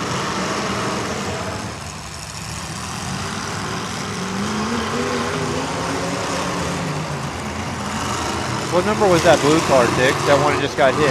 88. 88, that's Jeff Boyer. He did amazing to keep that car into play. Yeah. No steering from the time he went through the gate. 14 of Tate and Waingro is still out there. The 88 of Jeff Boyer. The Steinbecks and the 43 DH of Delton Haynes.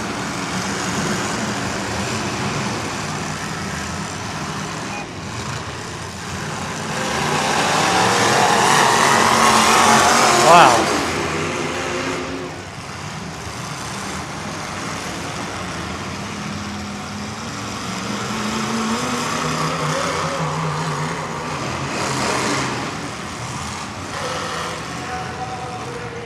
.777's tire just got broke off. He's out of the Derby, but his tire just got clipped and snapped it completely off. It's laying out there. And see if they stop it for that. Hopefully not. There you go. Wow. Oh, that steering held on right there, Robbie. That I don't know. Just digging. Yeah. Good job on the ball joints and everything on that car. 66 of Larry Steinbeck, he does have a broken wheel. Yeah. He has steering issues.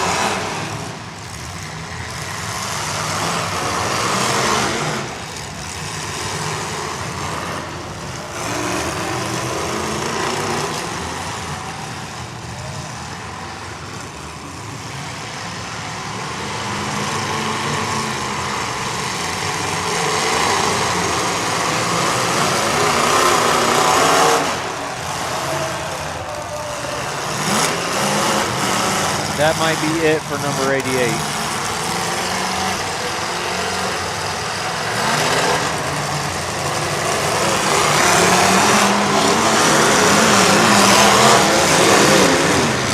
Oh, wow. What a shot by the 43. Good try. Good try.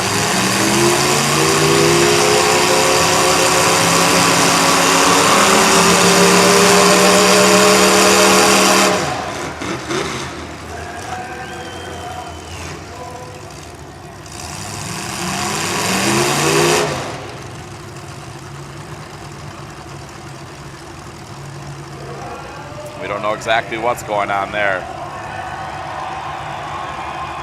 I think they're going to maybe push him back out of the dirt, maybe. Maybe it was because they had two of them push him up onto the track. They were teaming up on him. Yeah, that's exactly what it is. He's telling them they got a hit, maybe. Larry Steinbeck's got to make a hit over there pretty quick because he sat over there on that side for quite some time trying to steer out of there. And oh, shoot. Oh, yeah, that was close. Oh, my goodness. Whew.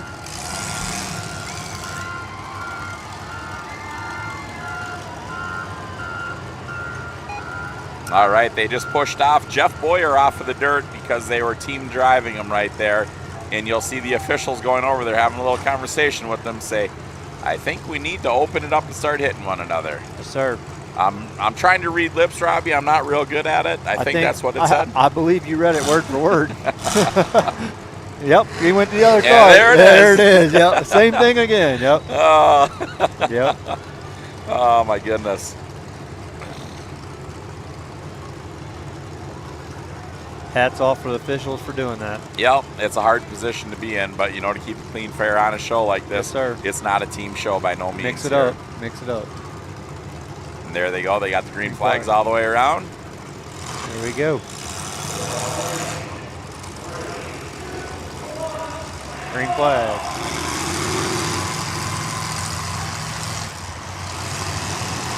That last shot that they did Here he comes Boyer. again. Man, right in that driver's side. Yeah, I don't think it's a driver door, but that's a hard hit. Yeah, it is. Nosed him up. Yes, it did. Bad, real bad. Yes, it did. That's the 43 DH at Dalton Haynes.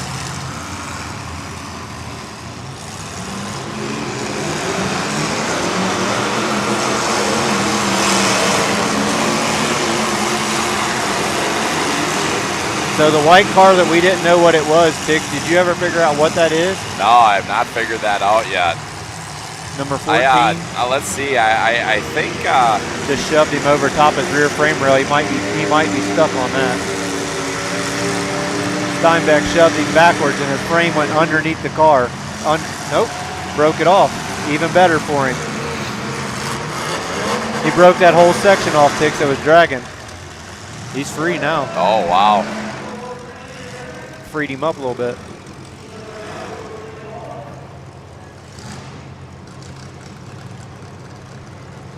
'88 over here has been hot for a while. I'm surprised that motor hasn't give up yet. They're saying they think the 71 through 73 is a Buick something. Let me see what they said. I don't know that. I don't know where that message came from. Send that message again. I'm not sure where it was at. Please, if you don't mind.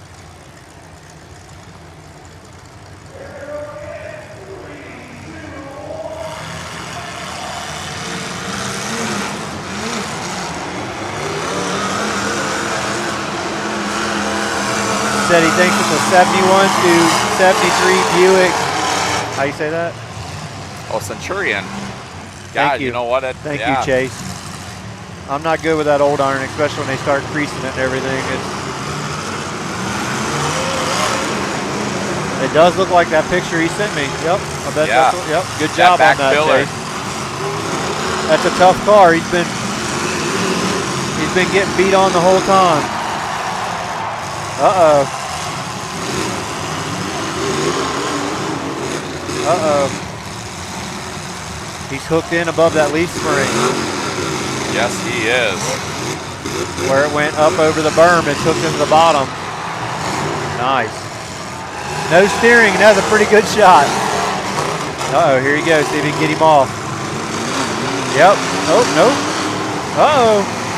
He's free. That freedom, though. Yep. I don't know how you get him off of there now. There you go. Broke the other side tie rod. He's got both wheels are broke now, tie rods. Oh, he made a hit.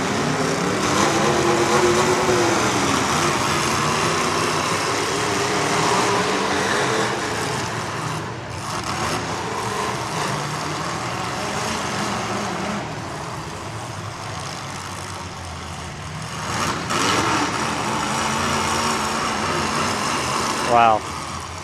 No steering and putting them shots in.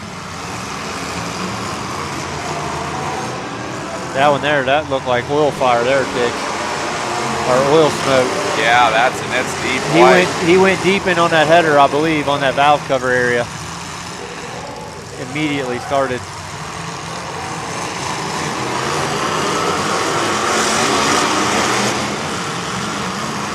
Oh, that's a punishing shot right there. Look how bad it knows. Wow. God, that 709 of J.D. Walters is looking beautiful, though. He's got steering. He's got the rear end locked in. It's low. He's got clearance. The motor's not hot. Look at the fenders on that 43 Ticks, right where the door plate is. It's just bent right in front of it. Just tearing apart. Yeah, just ripping it right off. Got his hit. Uh-oh.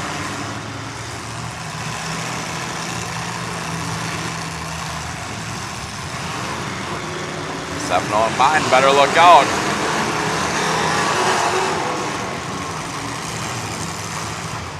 .709 gets in the wrong place, wrong time, and 66 of Larry Steinbeck comes flying and grabs a hold of him. That could make some damage. So Larry, the dad is in. The dad's in the wagon. In the wagon, okay. And Reed is in the sedan. Nice. Old dad just got his hit.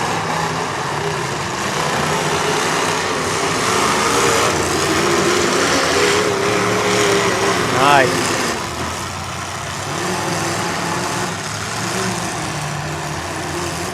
Gonna use it.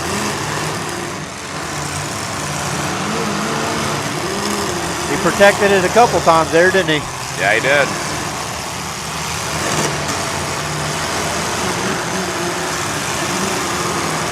The dad and son are hung together. Reed went over the back of that wagon. Oh, wow. It is pouring it out now. The radiator is just puking. You caught it. That bubble is putting in work now. Back up and leave them set. Leave them set. You guys look over on the left hand of your screen. When Bill zooms back over that side, you are going to see that the 43 and the 88 are stuck together. They are done. There, he's up over top that spring. Oh, that come off. There you go. Oh my gosh, he cleared it. Wow. He is deep in there. That bubble bent hard though.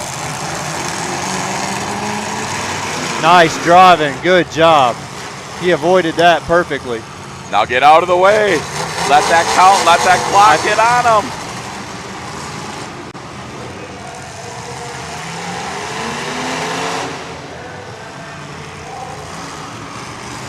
Get your hit and get out of there. You ain't got no nose left. That went to junk quick, didn't it? Yes, it did. It was straight as an arrow till that shot. He needs to get out of there. There he 56 got it fired up. There you go. He just got a little wet.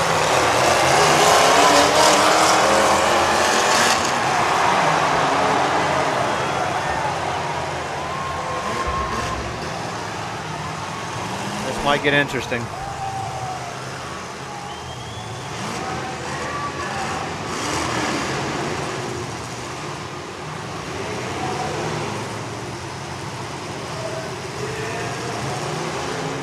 Well, come on.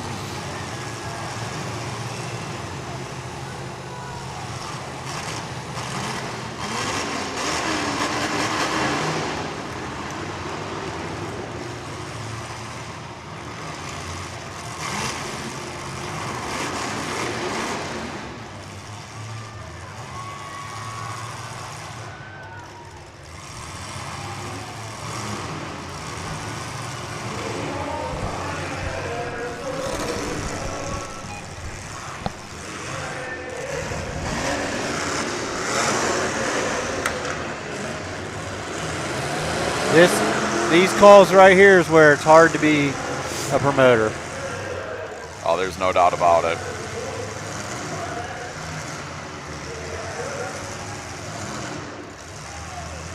Did you see that last shot? No, I was walking. I turned the door and heard the crowd. So they cleared him down here by the wall, and then he got it fired up. 56 did, went all the way down through there, and he put a shot on him when he got it running. I saw that. I thought we were down to the Crown Vic in the wagon, and I saw the wagon hit the Crown Vic hit the wagon in the cage and snooped the car a lot, and then I turned to come in here and missed the rest of it. I'm not sure. Oh, we got a checkered flag. I'd say it's probably going to go to the wagon. He made the last hit unofficially. Yeah. I don't know that, but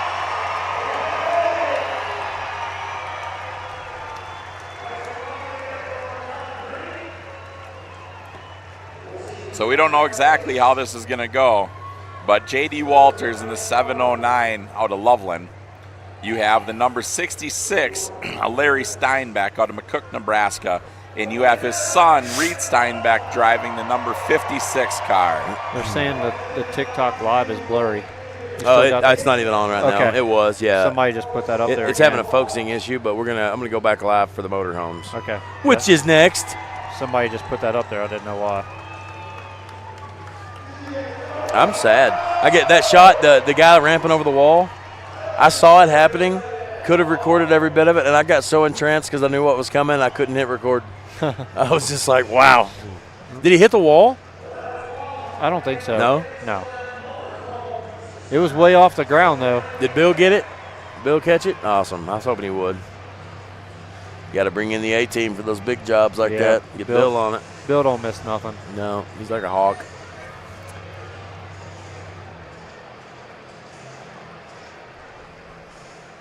Well, the sun has came back out to join us. That was Greeley, Colorado. That was a good shot by 709.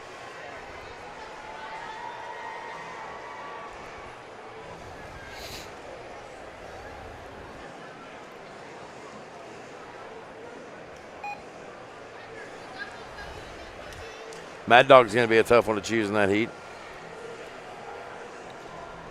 Yeah, the thing of it is, they started off real slow and everything like that, and then they brought it to it. I'm a firm believer that if you bag in the beginning, you can't qualify for the Mad Dog. That's the issue. That's my point of it. I see that all the time, Tix, and you see these guys that go out and put on the show, but by the time it's the end of it and time to put on the Mad Dog, they're junk. Right. And that was forgotten about. I quit giving away Mad Dogs. Yeah, we don't give Mad Dogs. We give handshakes for the people that put on a show and do things. And but it's like that's the whole thing. It's like, okay, so all of a sudden these guys were kind of tinkering around there for a little bit. And you got to give Larry Steinbeck some credit because he was putting people over the dirt and going at it. And smart driving. He's the hardest hitter of that. Yeah, absolutely. But then you got oh my gosh, who was in the old iron sedan there with that group? With the sedan, not the wagon, the sedan. Oh, that's Reed Steinbeck. That's Larry's son. He was coming around hot, coming around trying to get lined up. Just could never get a shot lined up. Wheel hopping sideways and everything. Anymore, it's hard to pay a driver to do what they're supposed to be doing. Yeah. And call it a Mad Dog. Yep. That's one thing I doubt that I ever earns a Mad Dog. I may never get one. No, you ain't never getting a Mad Dog, is he, too? Yeah, there ain't no way in hell. Hey, this one time in Minnesota, I was lucky enough to run a car up there.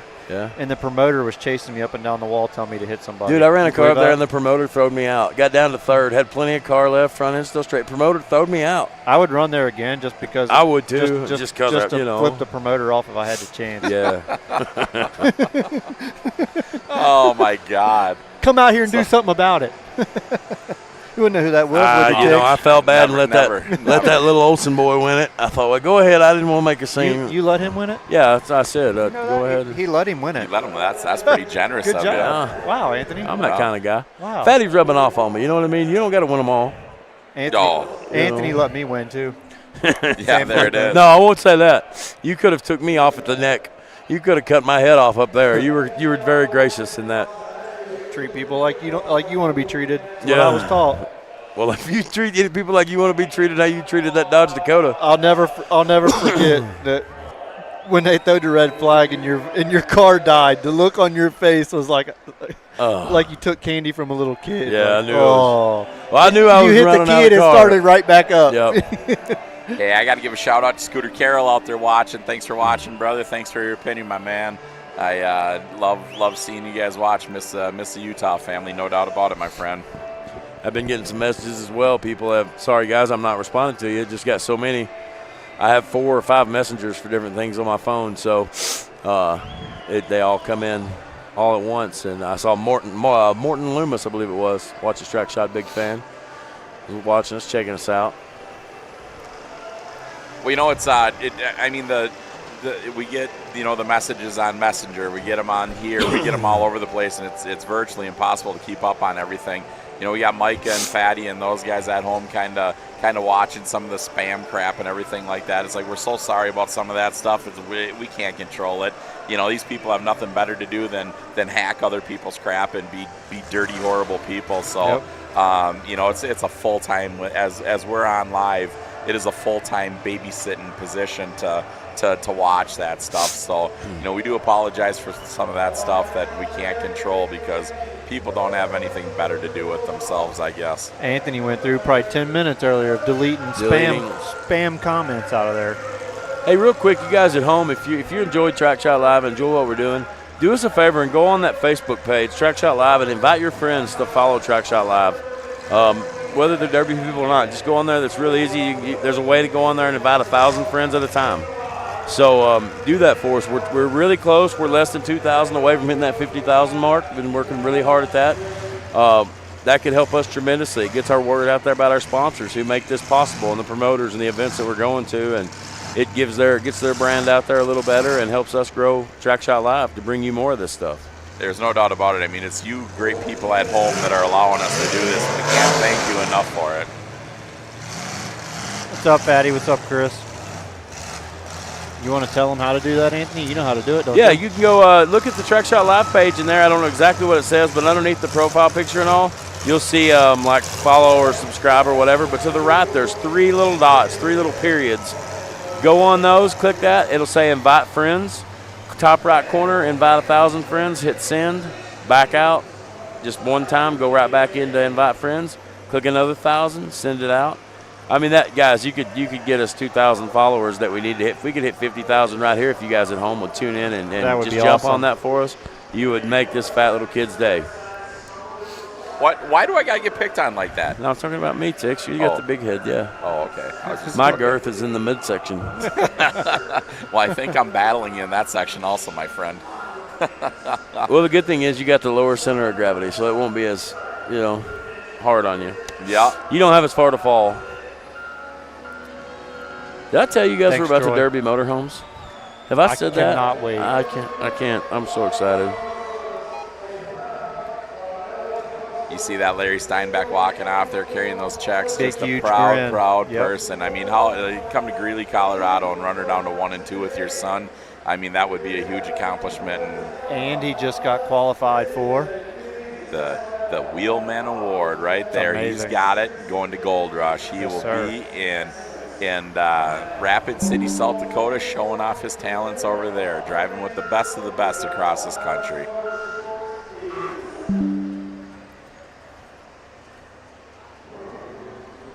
I mean, there's already been some great people that have qualified for that thing, so. We're not sure, Jaden. We don't know who won. Thanks, Jaden. Jaden invited 740 people. Appreciate that. Thank you, buddy, so much, man. That's what we need, guys. Please go on there and invite all your friends. Just give us 5 minutes of your time, even less than that, depending on how many friends you got. I was pushing 5,000 friends the first time I did it, so it took me a moment, but a lot of you probably aren't. And just do that for us. Gold Rush is after as the end of October into November, October 28th. Or something like that to the 1st or 2nd. Yeah, don't know the dates, I'm sorry. Go on Ultimate Derby, take a look at it. We got to spend some time with Chris Williams from Ultimate Derby. They're down here inspecting cars. So we got some chat time with them. If you guys missed anything, we were just at Pectonica with UD, Yeah, go back and take a look at a bunch of our live stuff that we did, the behind the scenes, the track shot shorts. Anthony was putting up all kinds of great posts. We had some great entertainment levels with a ton of different people there. It was super cool. So, huge shout out to what they've got going on. Hey, salute Rankin Transmission. You guys, I know you had a hard way to go talking about that show with the loss of Chief. I'm thinking about you guys still, haven't forgotten. No, not at all. That was a huge strike of a loss to the Derby community right there. If you guys don't know Rankin Transmission, they are true OGs in the demolition. And Derby they're a world fun right bunch. Great people. Oh my They're gosh. Huh. I can't think of the name. Oh my goodness, Van. You know who I'm talking about? Van Borkin or Van. They were doing the tranny toss. Nikki and oh my goodness, can't think of her husband. Oh, Kenny. Kenny, yeah. Kenny. I can't say the last name, but you guys know Yeah. who you are out there. Thinking about you. One thing to mention, Tix and Anthony, is that Chris and his crew were just here doing the inspections. They are not the promoters. He's got of this that by the show. window net. Look at that. I seen it poke it out when he forked it. Fatty loves those. Window nets. Yeah, he loves those. He likes turnouts too. Turnouts and window nets. Those are. Tix, you ever run a window net? Oh yeah, I ran Look it at for that! a while. Look at that A pillar. Ripped it off. Wow. Good night. Sure did. Yeah, just so everybody knows, like you hear anything about this show or anything, just remember that Chris is only inspecting and he is not the promoter. So, See you guys next weekend. Don't forget, Mike Tix and myself next weekend. Lynn, Kansas, King of the Ring. That's Tix. That's Larry Steinbeck right there giving us a little exhaust, just saying, "I did it, boys." That's just Lynn. This is 1 day or 2 day show. 1 day. It is a 1 day show. So next Saturday, tune in. King of the Ring 2-man team, 2-man street stock teams. Yes. Great Yes. show last year. There was like 30 teams out there. There was a ton of teams. I don't know. The guy that won it, I don't know exactly how that happened or anything like that. But if you guys go back and watch, you can see some information. It was a big about fire too. You guys go back and watch that. that driver went out the back window. That's crazy. Yeah, out the back window of a Crown Vic. Yeah, well, the car builder was right there grabbing my hoops. I'm pretty sure the car builder didn't give him a choice. Hey, he was coming out that window. We had the owner of the car, the builder of the car, and the driver of the All car. three on the sitting scene. here. On scene. I got to tell you guys what, if you ever have the great opportunity to have Anthony Wallace drop off a beautiful car at Robbie Crittenden Simple Solutions shop to build it, and then they haul it out there, and then when the car tries to burn you to death, they're right there dragging you out of there. So I don't know exactly whose fault it was. His, theirs, mine, or what, but I was coming out. That car had a stock gear, and when that wagon hit you, it folded that over that caliper. Oh, and that thing was laboring bad. Very bad. That whole front seal blowed out of that trainee. Oh. You know, one thing I want to touch on that I've told a lot of people about that really made an impact on me, I thought it was a great idea at Lynn. Thanks, Austin. At the Lynn, Kansas show, was sandbaggers. You lose a lug nut. That was awesome. That was great. I don't know why we don't see that more often. I in the show. inherited that. I do it at my shows I'm going to now. talk to Leon and Chad. I'd like to know what the stipulations are on first warning is one lug nut, same wheel. I take two at my shows. I was going to say, I'd take two lug nuts right away. I don't do one. I take two. Yep. Passenger front wheel every time, two lug nuts. I wouldn't have no wheels on my car. No, well, you we know wouldn't. that. You would just hand us a 20-pack of lug nuts right away and be like, can you just take this as collateral? But now the cool thing about Lynn is, I guess, if you're sneaky, when they do the pause, they do the pause, 30 minutes they give you. So that the way Put this 'em back works, on. they start out with like 30 teams of 2, run it down to half the field. If your teammate's out but you're still in, or vice versa, you get to come back. So you get 30 minutes, but you can't take the car off the track. You have to fix it on the track. Everybody's bringing out jacks, changing tires, doing whatever. Then we go green again. The car's cool for 30 minutes.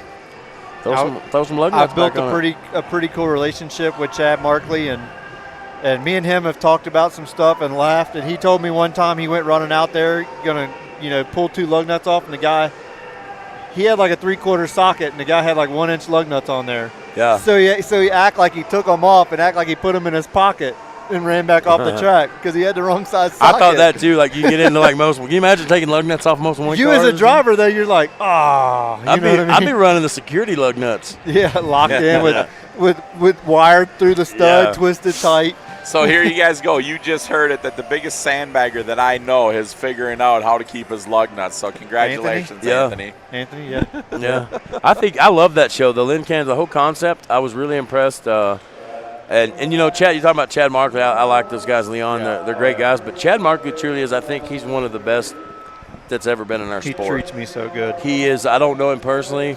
I'm just strictly talking about watching him as a driver. He is a very talented driver. I've watched him run for a long time, and I can tell you last year at Metal Mayhem or Spring Explosion, I don't remember which one it was, his car got messed up bad in the heat. He brought that car back out and worked his magic on there, and I watched it for a while. I was just blown away of what he can do with the tools that he had in place. He brought the car back out there in that 4-hour feature, 3-hour feature, and made it happen. Is that Crown Vic driving off itself? It was hung. Sure is. It was Wow. hung. He couldn't get out. Yeah. I thought he had snooted it up and, bail it out or something. Nope, he got hung up over there. Wow. Looks like he actually got hung up on that broken tire that was laying out on the track. I think he did. I think he did. I think that's what they picked up. Look, he can't see. He's having to stand up and drive out. I'm going to clap for him. He put on a good show. Ain't that crazy that thing can still drive? Yeah. That car was so pretty for so long. I wonder if that's one of our sky-high steering columns in there. He's got a solid steering wheel. Yeah, it is. Yep. Sure is. Sky-high. Yep. Right there it is, folks. You've seen it. That's you want to steer, you can buy a sky-high steering system. Nosed right up, there. driving off the track. Those things are just to see the stuff they go through, those columns, and to see some of the things that we're fortunate enough to get to see behind the scenes, literally tied in knots. What about it? Still going. What about at Gold Rush, Anthony? You mean you were on the track taking those pictures? And oh yeah. That one was the steering box was hanging by the Sky High shaft and still turning. It wasn't even connected to the frame. But you can imagine. I mean, at Gold Rush, Sky High really hadn't been around. No, it was a few new, months at that time. Here, you're a wheel builder. Check out these front wheels. What do you think about the old school here? Old school. Both Buicks, of them had they? them on the fronts. Yeah, both of them. Both cars. Tix, did you run those back in the day all the time? Oh yeah, I still got a stack. Oh my gosh, I've drawn a blank. What do they call them? Rallies. Yeah, rallies. Yep. Look at that. That just goes to show how hard of a wheel that really is. Yeah. I mean, Tix has a bunch at his house for sale after this show, so if you guys want to buy Price those, just went hit up. Hit up Tix. He's got them in a pile. Tix, how's the collection for the world record coming along? You growing pretty good? Are we gonna do that or what, Tix? We got. I gotta have at least 30 of them sitting right now. Can I get more than a Kia ice racing car Absolutely this time? not. You are getting. I am putting you in. I have the smaller one. I'm a small guy and I could touch the speaker deck in that car. I'll tell you this: if it's a car like that, I'm just not getting in it. And the Indy CNC SUV smoked me under red flag. I'll be in the back seat, sitting in the back seat. He had oil pouring out his exhaust. He was holding it so wide open when he hit me. Dude, that BMW was screaming nasty hard. When we beat that thing around the yard, I'm like, this thing, from the end of the driveway to the corner of the field, I mean, it got to like 80. When he hit me, my foot come off the clutch and it died, Tix. And when I turned the key and the dash lights would go out, I was so happy to get out of that car. I could not wait to get out of that car. Oh, excuse me. Oh, I was so happy. I think it was like 19th place. I could not wait to get out Joe that Linky track. in that tracker with the fresh Samurai, with the fresh Samurai. I was so sick about that. I was like, Tix, what are you doing? He says, don't leave me and I won't leave you. They said go. He was gone. I had no idea where he went. Anthony couldn't sleep that night because there was a brand new set of saw blades on that. Brand new, all the way around. Nothing else fit. At one time, I'm not kidding, it was like boom, Did you take them off, Tix? Boom, boom, boom. No, he still got it. It's still got complete. it. I think Joey's running it. Joey's going to run it this year. Oh, you're going to run it again? Oh, hell yeah. I didn't know what happened with it. We're going to put more time into it. Yeah. No, we're not. It's Yeah, we are. Joey's. It's That Joey. car's we're going not. to. We're going to get. You know Joey. what's going to happen. Bop! Yo, exactly. Joe Linky. You probably need the motor for your tracker. Yeah, I do, actually. I And do need a motor. that thing's only got like, I don't know, 60,000 It's like miles a sewing on it. machine. Hey, you guys, what we're talking about is we tried breaking the world record last year at the Minnesota Throwdown, and we were close. We had 112 cars out there, 111, 112, what I think is 112, and we were a little short on the world record, but what an absolute riot going out there in just conversation, you guys. So, we at Track Strong, we are going to do it again. It's in October. It's the second week of October, the weekend after San Filippo. We're going to be out there, you guys. Last year, it's $100 entry, and first place pays $500. Yep. Last year we gave envelopes away. One envelope had $5,000 in it. And the guy that won it was a guy that was in the middle of the pack that got out. And he was so excited. He's never won that kind of money at a derby in his life. We gave away some $1,000 envelopes. We gave away some $500 envelopes. And it's all luck of the draw. First place pays $500, and then it's a luck of the draw from there on out. You had a ton of TSL people out there, even TSL people that were scared to be out there, Robbie. I wasn't scared. I'm never scared. I was knocked stupid for a while, but I wasn't scared. There's a difference in scared and having brains. Yeah, I got smoked in so many ways. I'm not kidding. At one time, I wasn't a corner of the car I wasn't getting hit on. Yeah. They had us pulled in, car straight across, though. Me and Joe, we pulled out, turned around, put our noses in. I'm not sure that was even a good idea. Just remember, you can be part of the TSL family, no doubt about it, but you always have a noose around your neck, and you never know when somebody's going to choke it tight on us. It was still so much fun. I'd do it again right now. I'm going to do it again. You ain't getting a second place. No, I'm getting a first. You're not. We're taking you out. I'll make sure I'll DQ you way before you get to that He'll point. chase you up and down the sidelines. I guarantee you that. Why am I getting disqualified? Because I feel like it, Because my driver's door's coming open, and I nobody had a pocket knife to cut the seatbelt and tie it shut. They wouldn't let me. I was trying. I was trying like crazy. Oh my gosh. I was heartbroken, man. Thank you guys for everybody that's reaching out there and sending the shares out there to everybody. I see another 1,000 got awarded out there to invite out. So thank you guys. Thank you guys. It truly is. I mean, these numbers are giving us the power of the people, and then let's keep that going. That's awesome. The more we can share what we do, the more shows we can go to. So absolutely. So what I'm trying to do now, get us set up to go live on TikTok. For the motorhomes, I'm going to bail on you guys, if you don't mind, for this. No, that's all right. I'll be keeping an eye on that if you don't mind. If it gets blurry, just move it and zoom out or whatever. Yep. Be careful. Oh, here we go. Here we go. Be careful down there. Honey Bun, number 77, coming out. The first motorhome to pull on out. If we didn't know they was bringing motorhomes, we could have stayed in those, Tiggs. Yeah, no doubt. The number 77 of Brian Bun. We have Triple B Livestock Eaton Paint Body. Oh, he's clearing her out. There you go. All right, I don't have a number on this one. Yeah, look, that's an actual camper. See the wheel holes? Yeah. There's the one that won last year.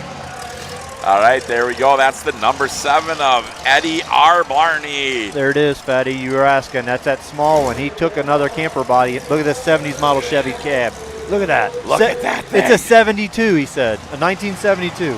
Oh, my God. That thing is awesome. Yes. All right, so we have the number 7. That is Eddie R. Blarney. Eaton Paint Body, MO Tire, Benchmark Transmission, Beagles Aircraft, Pounder River Storage, Redesign AutoZone in Eaton. And the number 20 that just pulled out there, that's Matt Simmons, OJ Weston and Equipment, Purdue River Storage, Redesign, M&O Tire, Eaton Paint and Body, and AutoZone in Eaton. The number 32 of Brett Yackey, Breeze Through Car Wash, G&M Race Engines, Eaton Paint and Body, Beagles Aircraft, Purdue River Storage, Northern CO Driveline, M+O Tires, Redesign, and AutoZone Eaton. There they go, There guys. they go, you guys. Green flag. Uh-oh. One stalled on the line. Here he goes. I think that was strategy, Tiggs. He waited for a minute. Yeah. Look at the front bumper on that one. There it goes. Oh, no. Look out. Coming in hot. Well, that stinks. It's right in our view. Yeah. Oh, wow. Good thing we got Alex over there. He says, the heck with this, I'm out of here.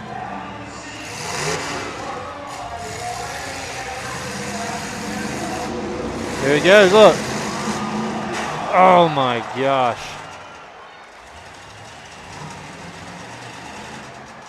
That don't sound good. No.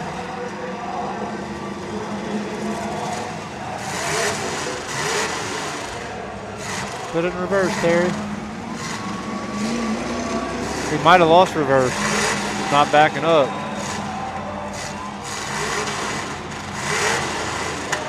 Knock the blue one out of the way. Yeah. Here he goes.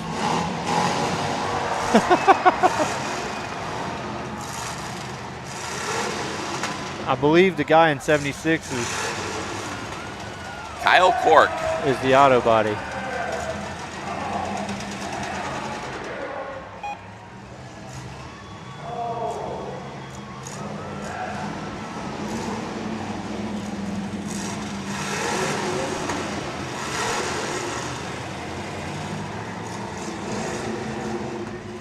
What do you think's in the cooler, Tix? Cold beer for the win. The battery. Here he comes. He pulled out of that. You believe that? One wheel peel. One wheeler. It come out of that hill with one wheel peel. You believe that? That's unbelievable. He said that when he was up here that those dually wheels, the beads on them are really, really weak. You think they'd be thick, but they're not. He said they're garbage. I didn't know that. I thought a dually wheel would be thick. Yeah, I did too. Well, the mess is all contained, so.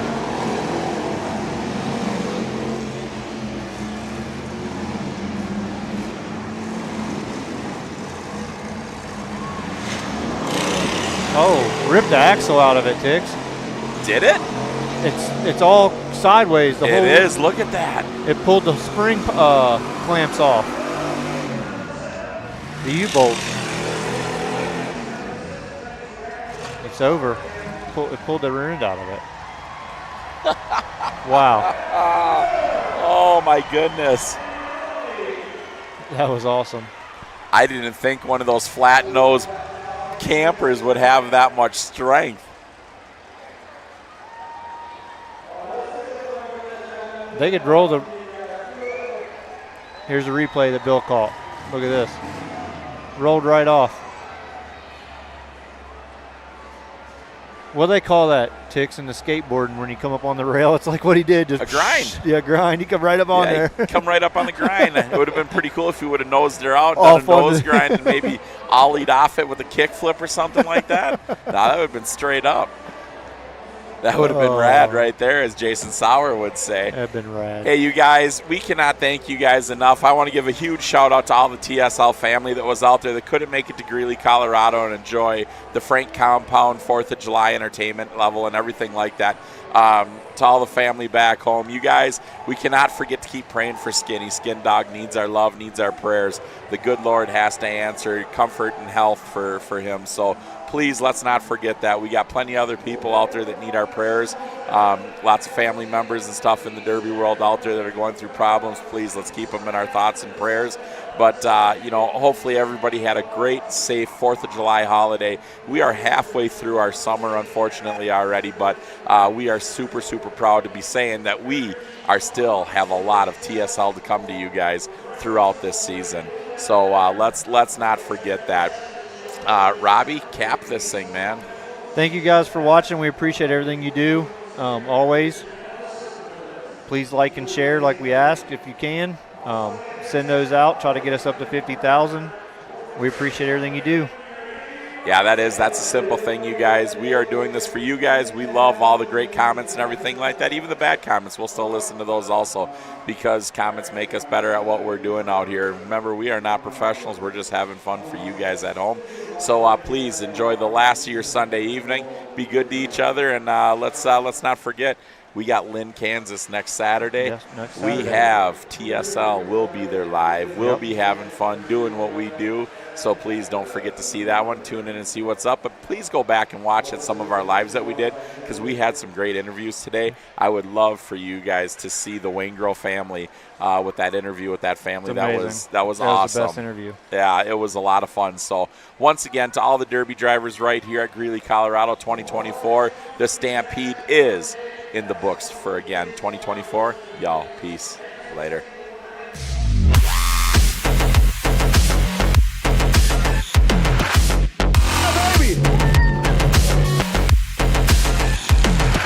Who's the one that done it?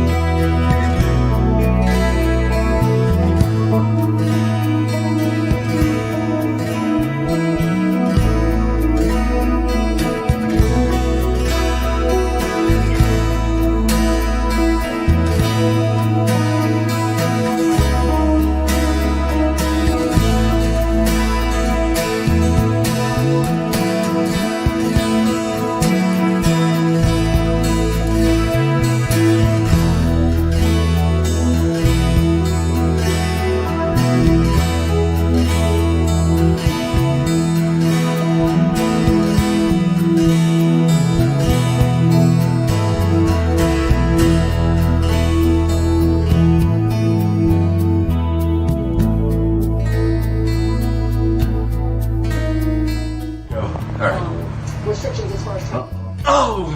What, Brockway? You gave up that easy. I just videoed it. I'm gonna send it. Everyone had to be mature, be butts and nuts, and then there's Bobby. Fucking Bobby. Bobby don't like us.